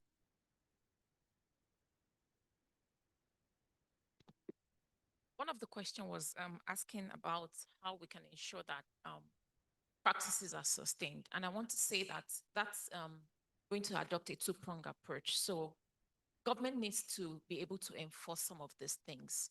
And that's one of the problems that we have as a country. And when there are no enforcement agencies or bodies or sanctions for breaking rules, people will continue to do the same thing because they know that there is no consequences for their actions. The other thing that we also found from this study was the importance of working with community structures. And what we were able to do was sort of activate these community structures to begin to practice environmental and sanitation practices. So for example, instead of just staying in till 10 a.m., we actually mobilized the community members to come out and use that opportunity to clean up their environments. We were able to do that in Ondo. We did that in Bauchi as well. So those were some of the things that we also took forward from our study. The other question was around the socio-ecological model. I think I did present the results also along the socio-ecological model. So maybe that was something you missed, but we can talk about it after now. Thank you. Next. All right. Thank you. So I want to firstly appreciate all of the different questions that came, and specifically the gentleman who raised the issue about incentivizing the community members. I think there is a critical aspect that we need to consider, and it's something that is currently being discussed in Liberia, that you are saying, do not eat me, but then what do I have as an alternative as opposed to me hunting? So if you're not giving me an alternative, I'm going to continue. So I think it is a very critical piece that we need to consider. There was a question raised by a doctor on the issue about safe rodent preparation. And so apparently the intervention was clearly not explained, but the community dwellers are not health practitioners, so they don't know preventive measure or IPC practices. And so the intervention was reducing unsafe rodent preparation. So most of them, as we were told by the keynote speakers, our concern is not about eating the rodent, but the processes of preparing that lead to the eating of the rodent. So within that road, there is a possibility of being exposed. What if they have pus on their hand? They are going to be exposed to contracting Lassa fever. So the intervention is, how do we encourage or how do we reduce unsafe rodent preparation? And one of the things that we're recommending is to ensure that they practice some basic infection prevention and control methods. So for example, what if we encourage them to wear gloves while they are preparing rodents, even though this intervention is not very well effective, as we saw in the model output, but the key is to ensure that they try as much as possible to reduce the risks while they are preparing the rodents. Another thing that also came up, there was a question on data sources, and I want to appreciate the gentleman for the question. And so in addition to the outbreak line list, apparently this other point did not also come up well, but we said that some of the data that we use to inform the different parameters came from routine line list, outbreak line list, and other research paper published online. I think it was clearly spelled out in the presentation, but because of time, we could not have gone into it in depth. Additionally, in areas where those information are not also available, what we did was to conduct the fitting of the data, and this was also informed by different research papers published online. You also raised a concern about the frequency of the data. What was the frequency of the data? I quite don't understand what that means, but I think we can also have an additional discussion right after here so that we can clearly explain what you mean. On this note, I'd like to say thank you very much for your question. Thank you. Over to you, Steve. Yeah, thank you once again. With regards to drying the gari on the floor, drying of the gari on the, normally you're supposed to dry your gari completely by frying, but for gain purposes, majority of our sellers try to dry the gari halfway and spread them on the floor under the sun to complete the drying to maximize gains. But what we are seeing here is that in the process of doing that, you expose the gari to being contaminated by the feces and urine of rodent, and that predispose them to being contaminated by that. And when they are being consumed in that way, there is probability of being infected by the virus. I think that makes it clear. Then with regards to the holes in our houses and the broken ceiling by the national epidemiologist. Yeah, these questions were based on questionnaire, not etymology as you proclaim, were based on questionnaire administered to household. Not really were we entering their household to detect holes and all that. So all questions as shown on the slide were based on household administered questionnaire, and their response was what was displayed on the slide. The eating of food that is partially eaten by rats. Yes, it's very obvious, can be seen. We also based on questionnaire that you can ask the household whether is there any way they are consuming food that were partially eaten by rats, and they will know because their kitchens they have the seen rats in their houses and they're playing in their kitchens, and when the food that the leftover overnight are being partially eaten by rats or soiled by rats, they are actually responded to the questions, and it shows positivity in that regards. Thank you. Thank you. Over to Merci. Professor Rock. Peut-être pour répondre à la question qui a été posée, imaginez qu'est-ce qui s'est passé, on est dans un hôpital de district et en moins d'une semaine, 4 à 5 agents décèdent, presque dans la même unité. Et les premières réactions, on a pensé, comme on le pense au Bénin, qu'ils se sont glacés et qu'ils, voilà, je mets glacé et qu'ils meurent l'un après l'autre. Il a fallu le décès du pédiatre. Et ce qui nous a intéressé, c'est que comment on n'avait pas pensé vraiment ni à Ebola, ni à Lassa, alors qu'on est dans la sous-région en contexte épidémique, puisque l'épidémie a commencé depuis mars 2014 dans les autres pays, et surtout, à partir d'août 2014, l'OMS a déclaré l'état d'urgence sanitaire. Donc, tout le pays avait mis en place des protocoles, tous les pays étaient déjà emballés dans la surveillance épidémiologique. Mais comment se fait que dans cet hôpital, personne n'ait pensé à cette épidémie-là? C'est ça qui a suscité l'intérêt des anthropologues pour voir qu'est-ce qui s'est passé. Voilà, donc on a eu l'errance, et c'est pour cela que nous parlons d'errance de diagnostic. Parce qu'il y avait également les protocoles qui étaient mis en place, il y avait tout le mécanisme qui était déployé dans le pays, mais on n'a jamais pensé à cela. Donc on a pu comprendre un peu toutes les logiques en jeu, toutes les pratiques, ainsi de suite, qui n'ont pas rendu visible cette épidémie-là. Je voudrais, pour finir, de me poser une question là. C'est vrai qu'elle a déjà parlé, mais peut-être qu'elle va revenir, Toby. Comment au niveau des populations, les populations font la différence entre anxiété et dépression? Parce que moi, au cours d'une recherche, si vous me demandez c'est quoi, moi, anthropologue, c'est différentes anxiétés. Quand est-ce que lorsque j'ai plusieurs états d'âme psychologiques, quand est-ce qu'on parle, que je peux dire que je fais de la dépression ou je fais de l'anxiété? Dites-nous comment, au niveau communautaire, au niveau des populations, vous avez pu objectiver ces différents états d'âme psychologiques. Et pour terminer, vous savez, en Afrique, Professor Rock, on n'a jamais eu de programme de lutte contre la pauvreté. Round up. Moi, j'ai mon ami, mon collègue Marc Egro qui me parle toujours de la France dans les années 40, 60, où vraiment, en France, à Paris, surtout, il y a de gros programmes de lutte contre la pauvreté, de gros programmes d'assainissement. Est-ce que dans nos pays-là, on n'a jamais connu des expériences du genre? Non. Merci. Thank you so much. We can always meet with our presenters later for more clarifications. So we'll move on to the last presenter to take the question in just 1 minute. Thank you very much. I'll try. Someone asked about the issue of behavior change and the role of policy. I agree. Behavior change does not happen in vacuum. So we have the issue of knowledge, we have the issue of policies, and we also have the issue of enabling environment so that it's easier for people to make choices.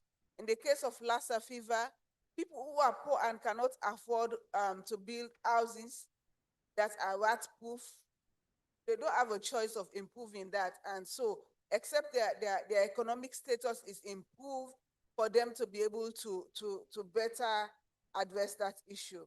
With regards to the prevention of Lassa fever, the case of burials, the evidence that we have shows that burial is a risk factor for Lassa fever transmission. Except that is changed, I don't know about that. So we really need to focus on burial and safe practices during burial. We are not against the traditional aspect, but we have to discuss and mobilize families and enable them and empower them for them to do it in a safe way. Awareness in schools, I agree, yes, we need to focus in schools. It is important for us to use the local data to adapt the practices and develop strategies to address the local situations. Intensive for safe practices, I presented that we have to support communities to do the right, and we also have to support communities to improve their economic status. Thank you very much. Thank you so much. A round of applause for all our presenters.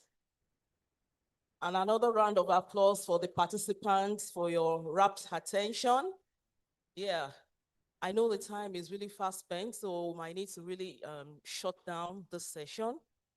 But before we do that, I would like to, on behalf of the organizers of this conference, I would like to appreciate all the presenters for their time, and also appreciate the participants for their patience and their rapt attention. Thank you so very much, and do enjoy the rest of your evening. Thank you.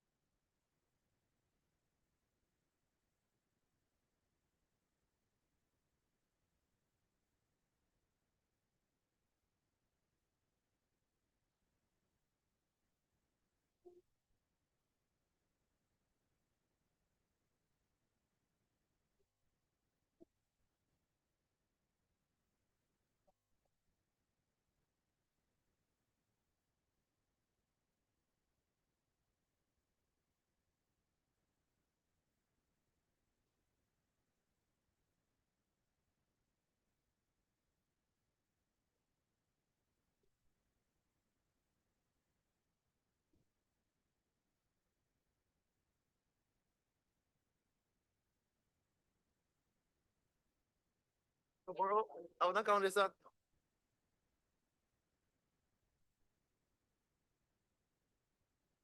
You told so? Okay.